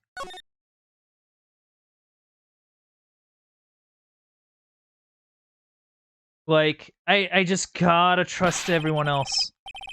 We're waiting for your answer, Mr. Wright. Matt Ungard, your client deserves an answer. Maya, I'm sorry. Matt Ungard is... Objection! What? Oh, Franziska! Franziska von Karma! What are you doing here? Oh! You see now, don't you, Mr. Phoenix Wright? This is exactly why you should never take your eyes off that scruffy fool. Did you bring them? The final pieces? Do you have them? You should know better than to ask that, Mr. Miles Edgeworth. Von Karma is perfect in every way. The evidence is here in perfect condition. Don't worry about Scruffy. He's fine, and his injuries are minor. Thank God. Okay. I was scared. I was really scared. All of the items are inside this. What a filthy old coat this is. That's Gumshoes. I can spot his tattered rags anywhere. I apologize for its ugliness, but there was nothing else to wrap the items in. I fought long and hard this whole trial, all for what is inside that raggedy coat. I'm sure that inside that coat lies a crucial piece of evidence. Let's do it. Your Honor, inside that filthy coat are the defense's final pieces of evidence. Your final evidence?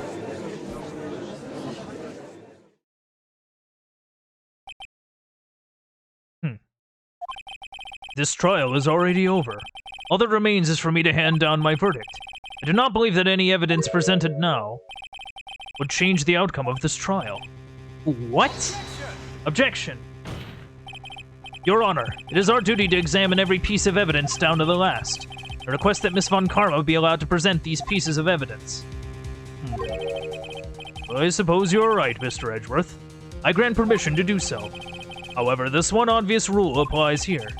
These items do not bring up any new points, and they will not be accepted by this court. Now, Miss Von Karma, if you please. These pieces of evidence are items left by the killer during his escape from the police. You must have been in quite a rush. Yes, Your Honor. The killer left 3 pieces of evidence.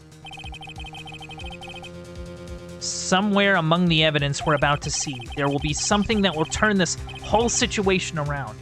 Like a miracle. I'm sure of it. That is all we can hope for. The first item is a pistol. Does the killer's pistol have anything to do with this case? Yeah, give me more details on this. Does that pistol have any relation to this case? We have yet to perform a ballistics test, so I can't say anything for certain. However, I believe it has something to do with this case. At least with me.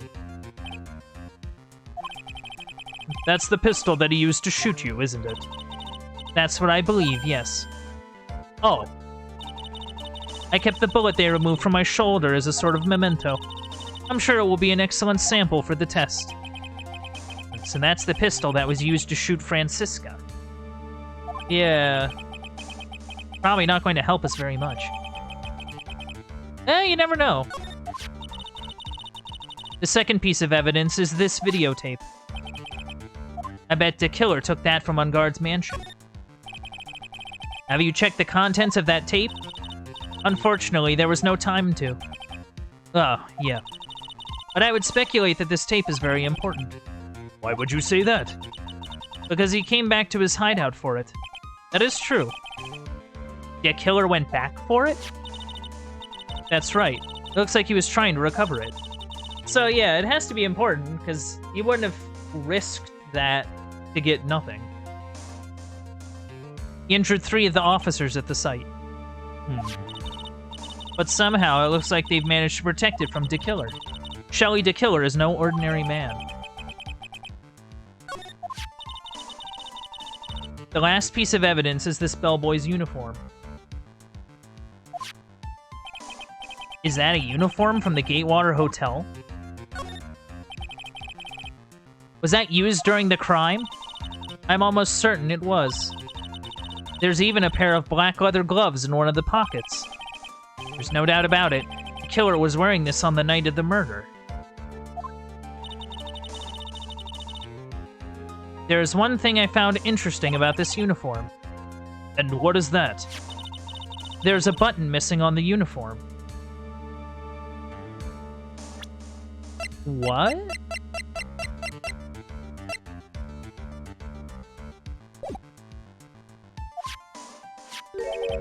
A button? It's a very unique button. I'm sure if we were to recover it, it would provide us with an interesting clue.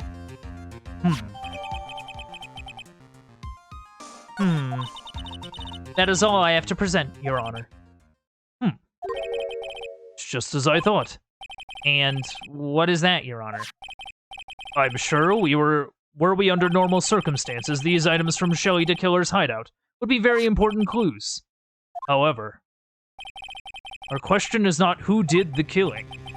It is who is the client. Yes, that is correct. And these 3 items do not tell us anything about that. That's a problem.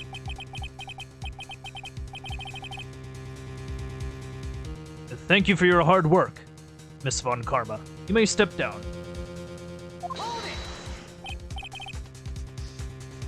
Wait, Your Honor. Please allow me to examine this new evidence. Overruled. This court already has all the evidence it needs to hand down a verdict. Wonderful. Absolutely splendid. The judge is such a brilliant man, isn't he? Is this the end?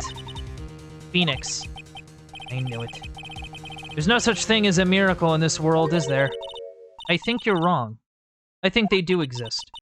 But you have to make that miracle happen. You've come this far. You can't give up now. But, no matter how you think about it, it's... Try. For my sake, just think about it for a second. There are two ways out of this situation for us. Two? The first, make Ungard wish from the bottom of his soul for a guilty verdict. Huh? The killer will always place his client's wishes first. If Ungard himself wishes to be convicted, then he will let his hostage go.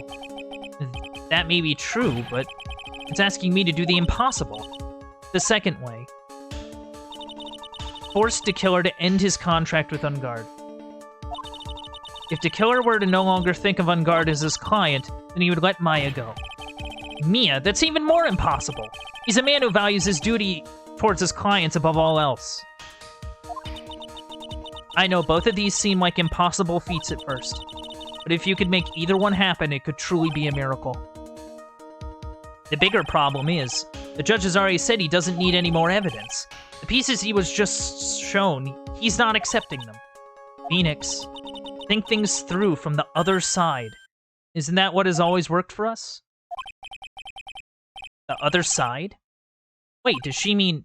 You mean to turn things around? Phoenix, the judge says he doesn't need the evidence. If that's the case, then who does need it?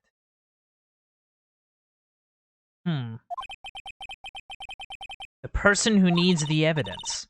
The defense, the prosecution, and the judge. We've seen all the pieces of evidence, and that is how we have come to know the truth.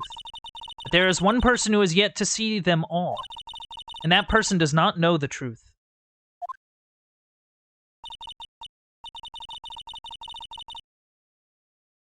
That truth, it may be what will bring about the miracle in the end.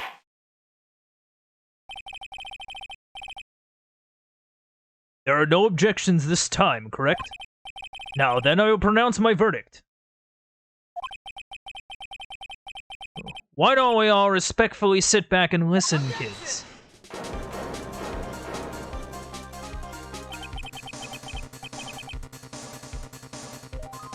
I've already told you, Mr. Wright. This court does not need any more evidence. I am not saying it is us that needs the evidence, Your Honor. Then you want to show the evidence to that person? Yes, Your Honor. Please, Your Honor. Mr. Wright, you'd ask with such passion. I will grant you one chance. One chance? Please show your evidence to whom you think is the right person. That's impossible. To turn this situation around in one try. One try is all I will permit. I have to try to remember. Everything that has happened up to this point. Think, Phoenix, think. There must be a way to save Maya while taking Ungard down at the same time. Now then, Mr. Wright, let's not waste any more time. Who would you like to show the evidence to? Oh, man. Alright, what did we get? Okay, we got a gun, we got a tape, and we got a pistol. So we got a pistol, we got a tape, we got a bellboy outfit. They're all related to one guy. They're all related to Dick Killer. And Dick Killer's mission to kill... Well, except for the gun. The gun was used to sort of get Francisca the picture.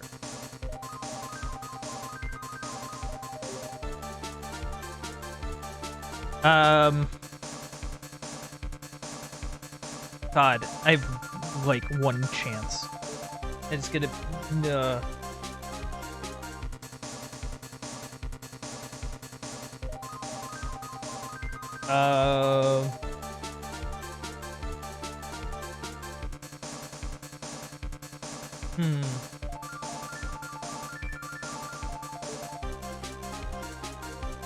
I don't know.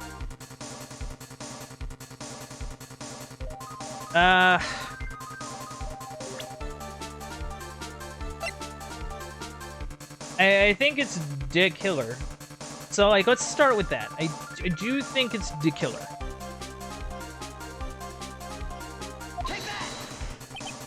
I see. And now, tell this court what one piece of evidence you would like to show this person. Wait. Wait, let's think. Wait, okay. We know On Guard made a tape as insurance against the killer, right? So if the killer knows he did that, then it breaks his contract. I think you're right. Intent, I actually think you're right on that. Because the killer would definitely want that tape. Like, he doesn't know what exactly's on it. At least, I assume he doesn't know what's on it. Like, he was trying to get it, but he doesn't know what's actually on it. He just knows that there's a tape. Okay. If we show him the tape, then maybe... yeah. God, please work. Well, what do you think, Mr. Edgeworth? I think there is some merit in showing this evidence to that witness. Bailiff, please bring in the transceiver from earlier. Alright. Looks like I managed to convince him. Maya, she's okay, right? Didn't I tell you to concern yourself with bringing about a speedy end to this trial? Now, if I understand correctly, you wish to show me one piece of evidence. Yes, one is all I need. I have here a videotape. It was found at your hideout. I heard you injured 3 officers in your attempt to get this back. That was most regrettable. However, it was an order from my client. Oh, he doesn't know what's on it! He doesn't know what's on the tape. That just confirmed it. I was told to protect that videotape. I thought so. I'm afraid I seem to have failed in that regard. Do you know the contents of this tape? I was sternly told by my client not to watch it. He doesn't know what's on it. So I have absolutely no idea. Actually, you are on this tape. Me? Sure are. There was a video camera hidden at the crime scene. Oh, is right. Your actions were being recorded. What? Is that true, Mr. Wright? Who was it that planted a camera? Well, the only person who could have placed a camera at the scene of the crime would be your client, naturally. That was Adrian Andrews. Be quiet and listen, Your Honor. Yes, sir. Yes, sir. Your client specified a place and time for you, isn't that right? Yes. That was so they could film you. I had no idea. Mr. Wright, why would my client do such a thing? I would like to know why. Why did Man on Guard film the crime scene?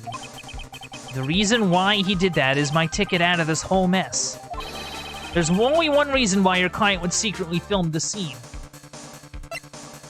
Well, he wanted to blackmail him. That's what that is. It was an insurance policy. That's what it was. Like, he stated as much when we met with him in the detention center. He said not to trust assassins, apparently. Your client once told me something very interesting. We were talking about you, and this is what they said. But I'm no weakling. I don't believe anyone, least of all assassins. Oh, come now, Mr. Wright. Assassins aren't above blackmail. Yes, that's where the video comes in. With that, I can keep him at bay, and even blackmail him if I want. Your client didn't trust you at all. They were thinking of using this video to blackmail you. What do you have to say to that, Shelly the Killer? Oh! Oh! It looks like I was being deceived from the very beginning. Yes, by a natural. That is the kind of person they are. Your client is a person who only thinks and plots of how to use the people around them to protect themselves from any and all dangers that may arise. That is the true nature of your client. I have one question for the witness. Yes. You told us one thing numerous times during your testimony. You said that you detest traitors most of all. Yes, that's right. But what if that traitor was your own client? What would you do then? That's obvious. I would break our contract in that case. And then, that client would become my next target. For the honor of the Dekiller name, even if it takes an eternity, I would follow that person to the ends of the earth to exact my punishment. Oh. I see. That's all I wanted to know. So the traitor becomes Dekiller's next target. Ah, I get it. This is how we'll turn this case around. Mr. Wright. Yes? My contract with my client is over as of now. I seem to have a new job on my hands. I will now return to you your precious item. What the? I'm not an item. I'm not an item. Maya. I thought I'd never see you again. Oh, thank goodness. Oh, that was a little nerve-wracking. This trial appears to have come to its conclusion. However, I'm sort of... I don't quite know what just happened there with the client and the witness and... Oh! Miss Von Karma, where did that... She always has you in her sights. Now, I do believe it's time to finally hand down a verdict. Oh, he seems a little nervous. Mr. On Guard, looks like somehow you got what you wanted. You will finally receive the acquittal you wanted so badly. You should be happy. But before that, I would like to make one final statement. Sometime in the near future, one very betrayed assassin may appear before you. Needless to say, that man is very good at what he does. I'm sure you would understand what I mean if you watched this video. Help me! Now then, Your Honor, the verdict, if you please. Is this all right with you, Mr. Wright? We have finally reached the end of a very long battle. Whether he's convicted or acquitted, there is no escape from him now. Go on, Phoenix. Plead whichever way your heart tells you. Right, Chief. Plead not guilty. Plead guilty. Oh, he's big guilty. He is big guilty. Man. Matt on guard. Even though I am a lawyer, I cannot make your crime disappear. I think a guilty verdict is appropriate here. Me? My wonderful self? Guilty? Even if you got an acquittal the instant you set foot outside the detention center, your life would be in danger, no matter which way you look at it. You can't run away from your crime anymore. No! Oh my god. That was horrifying. As always, looks like we've uncovered the real truth. We? I don't remember you helping him out much in this. Mr. Edgeworth, I was Matt on guard. I have left Miss Von Karma in charge of his incarceration. I'm sure he's getting a full-course meal of whip leather right about now. Oh, very good. That was a close one, wasn't it, witness? Yes. I plan to pay my debt to society for my own crime, Your Honor. The first time I was called to the witness stand during this trial, all I felt was despair. She must be talking about the time Edgeworth really went after her. Guess she's trying to forgive him for what he did. This witness? How should I put this? She had an illness. If you're going to say you would choose death, that is of no concern to me. But after that, when I was alone at the detention center, that was the first time I really saw myself for who I am. And today, when the two of you used your combined strength to convict Matt, I felt like I had finally been saved. Wow. This is the first time I've ever seen her smile. I am really happy that you two were in charge of this case. I really don't know how to express how I feel at this moment. Oh, This is the first time I felt comfortable with myself, with who I am. Thank you so much, everyone. Aw. You know what? I hope she's happy, whatever she ends up doing. It looks like we've resolved everything at last. As for myself, there's still a few things I'm confused about. Everyone seems to be in good spirits, and that is good enough for me. That is all. This court is adjourned.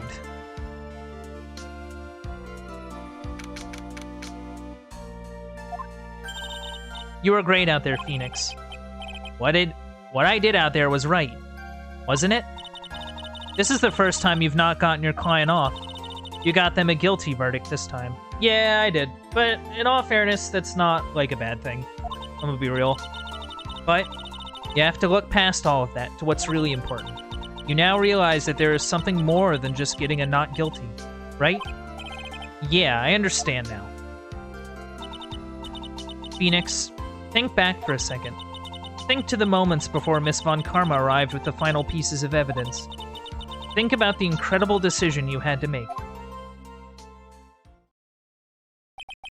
Now then, Mr. Wright, let's hear the defense's final statements on this matter. I can't count on the evidence to help me anymore. I have to listen to my heart. Should I side with justice? Should I save Maya's life? My client, man on guard, is he guilty? Or is he not guilty? Those were your choices then. And your answer? Your answer spoke to what being a lawyer means to you. Right. Edgeworth. I have good news. Maya is now safe in police custody. Really? Pearls, you're telling us the truth, right, Mr. Edgeworth? Yes. She's quite safe. She's on her way here as we speak in a patrol car. Ah! Mystic Maya! Mystic Maya's safe! You did it! You really did it, Mr. Nick. Ow! She punches deceptively hard for a kid. I believed in you. I kept saying to myself, Mr. Nick will save her. Mr. Nick will save her. Thanks. Oh! What's wrong? Miss Von Karma.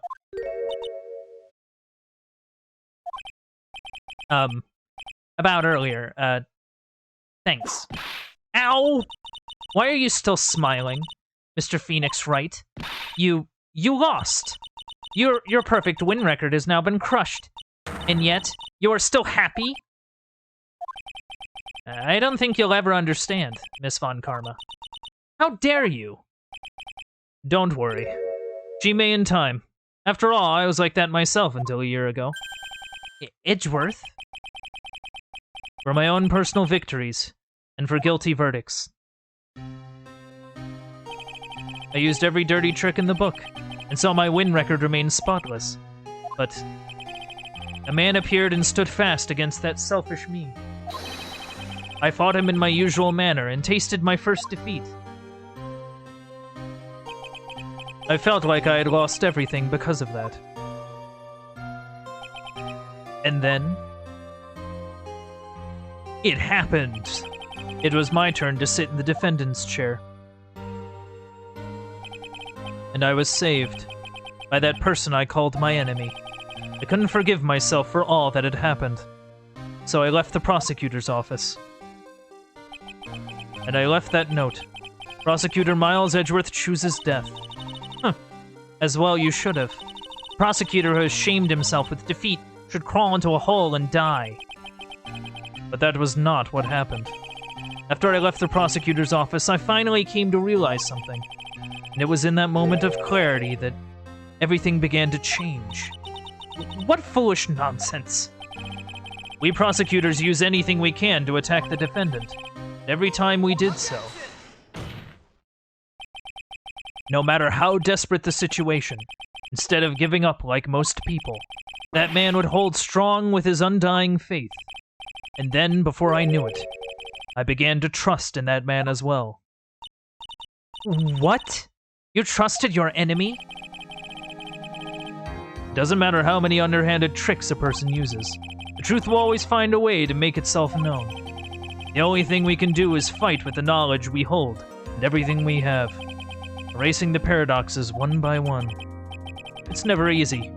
We claw and scratch for every inch, but we will always, eventually, reach that one single truth. This, I promise you. The truth? Yes. That's the reason why prosecutors and defense attorneys exist. But I'm sure you knew that already. Didn't you, Wright? That's why you couldn't forgive me.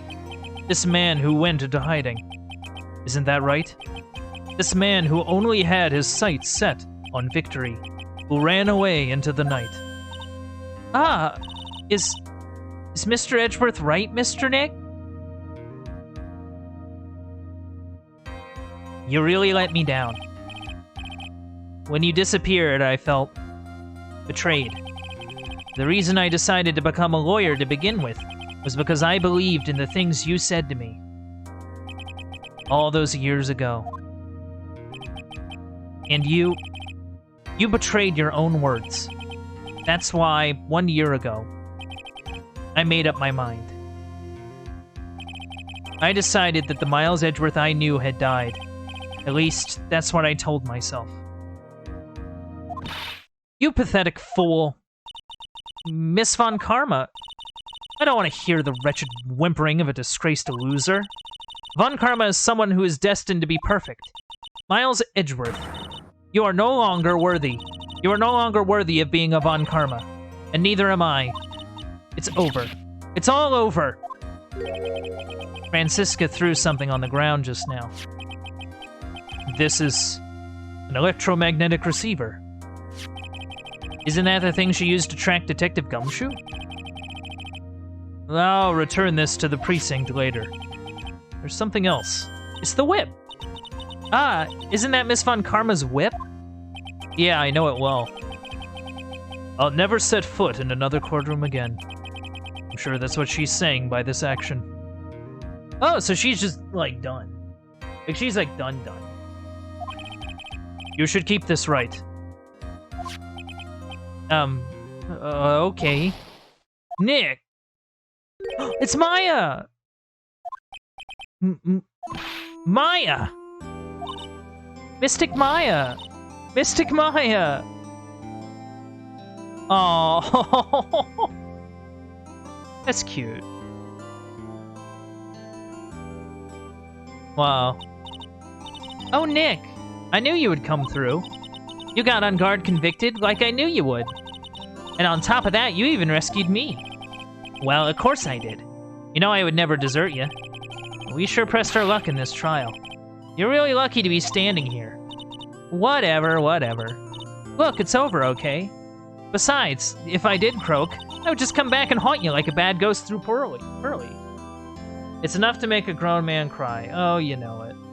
It's man. Is it really that easy to do something like that? Thanks a lot, Nick. Don't mention it. Maya. Oh, Mr. Edgeworth. I'm relieved you're all right. Hey, it looks like you've made some real progress, Mr. Edgeworth. Well, I suppose I'm a little different from who I was a year ago. You mean the precinct didn't give her anything to eat?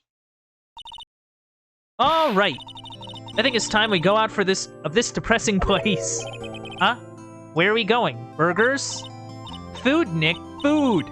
Grub. Chow. I'm starved. I'm so hungry, even you look like a nice juicy burger on a bun to me, Nick. You think I look like a burger? I'm a prime rib at least. Come with us, Mr. Edgeworth, please. If you insist. Alright, so how about we hit up our usual burger joint? Don't be silly, Nick. Huh? This case messed up that awesome evening and got in the way of my gourmet food. So I've decided that we have to make it up by having another feast. Another feast? Come on, Nick. Food! Big food. Oh, are we eating at the hotel? Does the hotel have a restaurant? He's alive! He's okay! Look at him. Hey, pal. Sorry to keep you waiting. Gumshoe. Are you alright? Yeah, but I'm really embarrassed. I didn't think I would hit a telephone pole of all things. He didn't even hit another car, he just hit a telephone pole. Yeah, okay. A telephone pole? Then it wasn't a red light that got him. You did it, city boy. I feel like my dear old heart was gonna give out on me, and I ain't joking. Yeah, it was more exciting than the very last episode of The Steel Samurai. Thanks. Now, looky here, Mr. Snooty Prosecutor. Don't you reckon you bullied Mr. Wright too hard? If you don't start being a lot nicer You don't start being a lot nicer I don't know why I'm saying that word. You might just kick it. Tonight, even. I'll keep that in mind. Well, come on now. Everyone gather around. Y'all gonna get your picture taken by a genuine professional photographer. Looks like Ada bought herself a new camera. Well, pal, at least we can put this messy case behind us now. Come on, tonight's all about eating. So let's go chow down, pal. Amen to that, pal. Amen. You know, when you think about it, you were the one who saved the day, Detective. Huh? Me? Yeah, you really think so? He's right. If it wasn't for the 3 items you took, I think the trial would have a very different ending. Well, you know, it's... Huh? Wait. Well, that's odd. I ran off with the things from the killer's hideout. Well, I was sure I took 4 things in total, sir. What? 4? Yeah, I'm sure I put one of the items in my coat pocket. There was a 4th item? Oh, come on, y'all. It's over. Ooh, boy, I tell you, you really are something else. Between getting accused of murder and getting kidnapped, never a dull moment with you, huh? You think? Why does she look so happy about that? But being shut away for 2 whole days. Weren't you scared? Yeah, it was really scary. I felt so hopeless. So to keep my mind off of things, I drew a picture. Sounds like you had it rough, gal. So where's the picture of yours? Yeah, I want to see it. I want to see Mystic Maya's picture. You know, I don't know where it went. Aw, that's too bad. Is it the thing in Gumshoe's pocket? Well, it's alright. It wasn't anything important anyway. Ah. Sure is nice to finally see them both smiling again.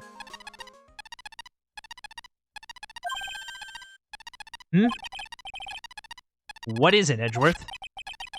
This thing is picking something up. That's Miss Von Karma's receiver. Thanks to her, I had the most awful experience of my life, sir.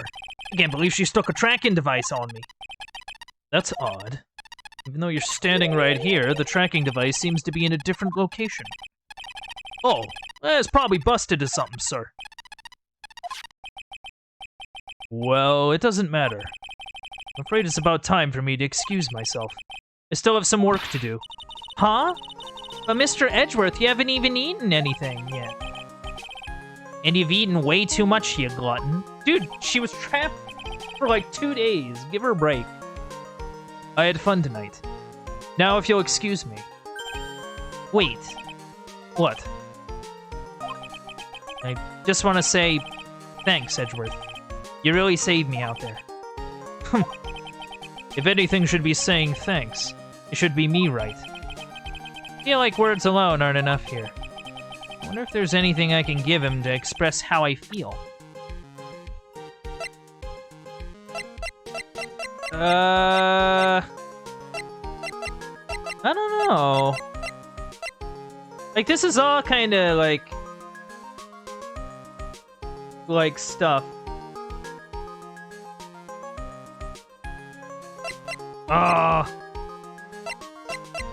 You know what? I should give him the whip. It'd be funny. Ooh, what's this?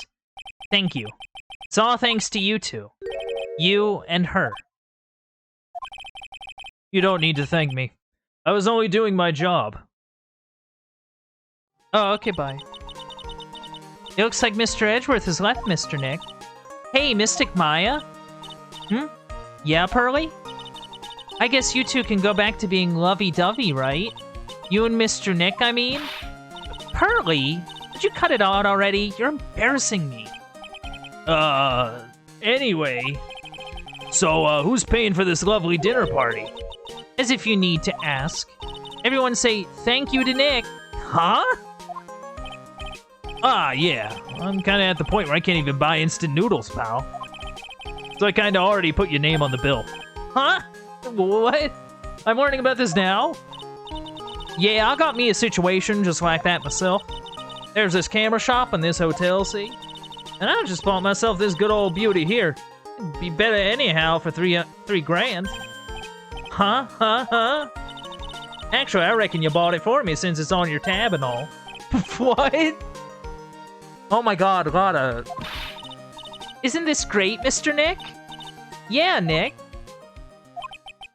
Why do I suddenly feel like screaming? Oh, you don't need to hold back now, you hear? Yeah, pal. Time to let it all out.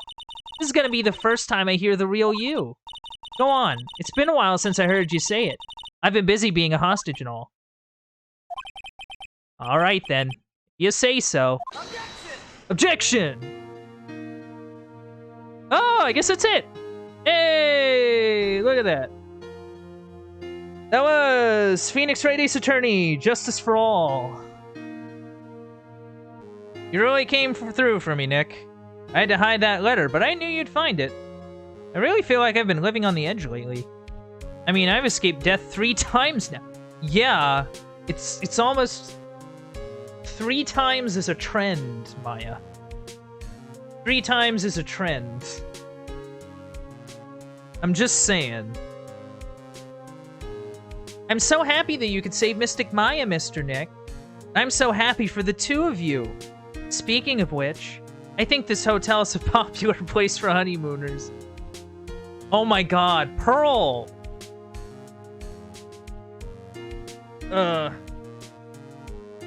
So, yeah, this is alright.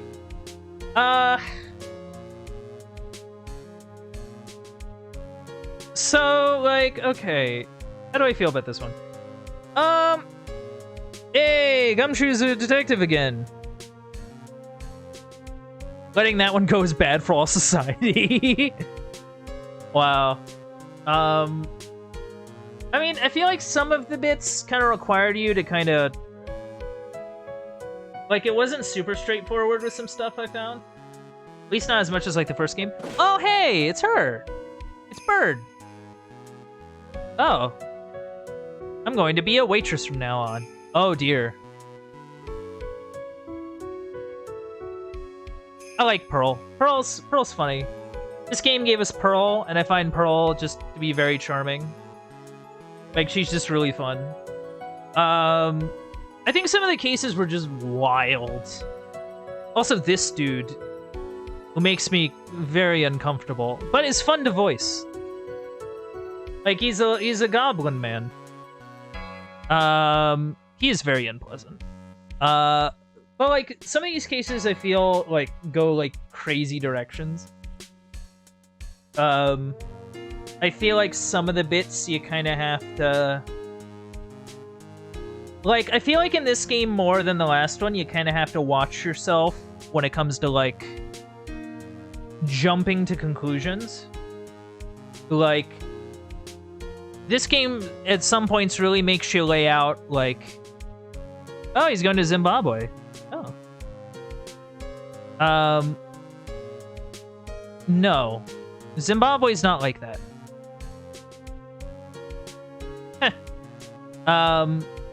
But, like, this game, I think, is more like, okay, you gotta lay out step by step, you know, what is what is what. The Cyclops stuff is neat. It's sort of a neat little thing. It can... I also think it kind of fits with, like, the spirit channeling stuff that we were doing and, you know, all that. So, like, it's not, like, a weird inclusion. It also means that we're generally doing more during investigation than just, like, finding stuff.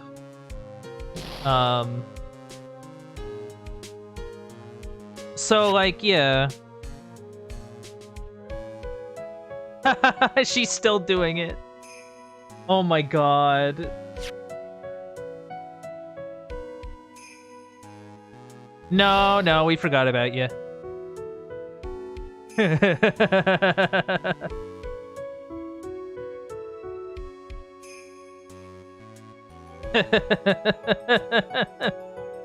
Man. But yeah, I'm pretty thrilled about this. I have been kind of debating, because I said I'd get through the Ace Attorney trilogy, and we only really have one game left here. Oh, there she is.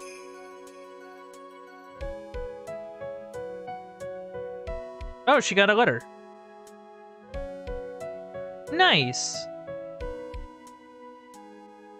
You know, I don't know if we'll ever see Andrews again, but I hope that Andrews, like, I think she's, like, the one character I hope the best for, because she's been through some crap, you know? She's been through some tough times. You know how it is. Be sure to visit my homepage. Oh my god. Be sure to visit my, if you want to request assassin services, come to my Patreon. Or, you know, message me on Twitter. Oh, International Departures Gate 12. Where are you going, Francisca? How do you know I was here? With this. That's... I heard you were planting things on a certain person. Things like tracking devices in his coat, for example. That's just like you. I only planted it there because he was always wearing it. This filthy, drab coat of his. I don't know how it ended up in my luggage, but it's going in the trash, I promise you that. Oh, that's right. Speaking of that man, he told me something very interesting. When I ran off with the things from Dakila's hideout, I was sure I took 4 things in total, sir. 4 things? Seems he put the last one in his coat pocket. He put it in here? It doesn't matter anymore. This case is already over. What are you going to do now? That's none of your business. Are you running away? Shut up! You don't understand a thing. You can't possibly understand what it means to be a Manfred von Karma's daughter. Francisca. So many expectations from everyone around me. Expectations I must fulfill. I'm expected to win no matter what, and failure? Such a thing is not an option for me. My father was a genius. There's no doubt about that, but... But me, I'm no genius. I've always known that. But I had to be the one. I had to... You may not be a genius like your father, but you are a prosecutor. You have been and always will be. No, I'm not. Not anymore. I've even thrown my whip away. Speaking of that, Wright gave me this to hold on to. Right. You knew something like this would happen, didn't you? No, I just thought it'd be funny to give it to you. Like, I don't know. I'm going to say this again. We prosecutors do not fight for personal honor or pride. I hope you will think deeply about what you should be striking down with that whip. You haven't changed a bit. You've always left me alone and walked on ahead without me. Miles Edgeworth. I've always hated you. And then, finally my chance to take my revenge on you arrived. If I could win against that man, if I could make Phoenix Wright bow down in defeat, then this girl you left behind would have risen higher than you. That was supposed to be my revenge. So revenge through doing better than your enemies. I see. You know I can't do it. I can't change who I am. I can't throw away everything I've been until today. I believe you can. Just like how Adrian Andrews did. Adrian Andrews? You were going to use her during the trial, right? But you were dependent on your father by using his tactics. Isn't that right? Today, you chased after me, after I had left you behind all these years. And that's why we were standing here now. Standing side by side. But I have no intention of stopping. You say you're going to quit your walk down the prosecutor's path. And this is where we part ways, Franziska von Karma. Oh. Oh. I am Franziska von Karma. Don't think I'm going to walk in your shadow forever. Our battle begins now. So you'd better prepare yourself, Miles Edgeworth. Oh. Man.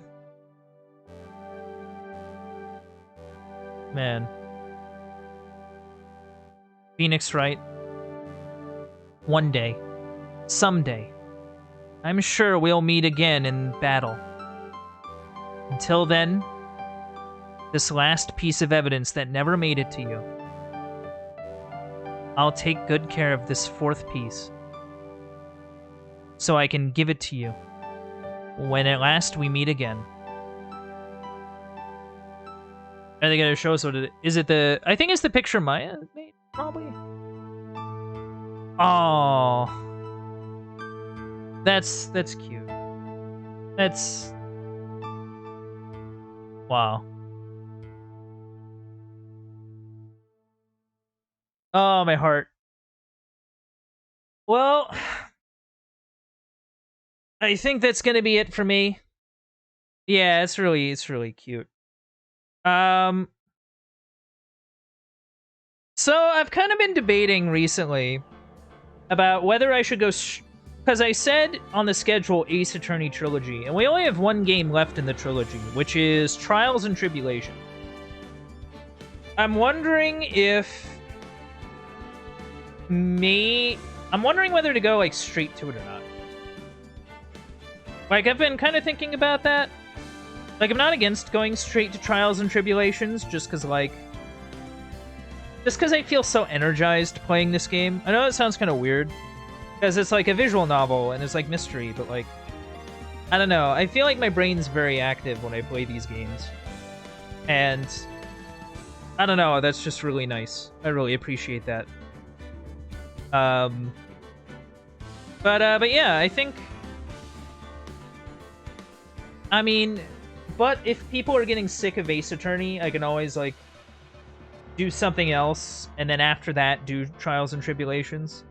So it's like, I'm open to suggestions, is basically what I'm saying.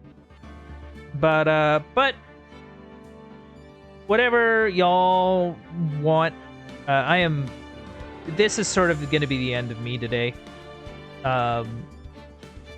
So, without further ado, I'm gonna roll it on over to the Aftermath. So what did we learn today? Well, we learned to always pursue justice, even if it means you don't win. We learned that lots of these characters are adorable and deserve happiness a lot of the time. We also learned that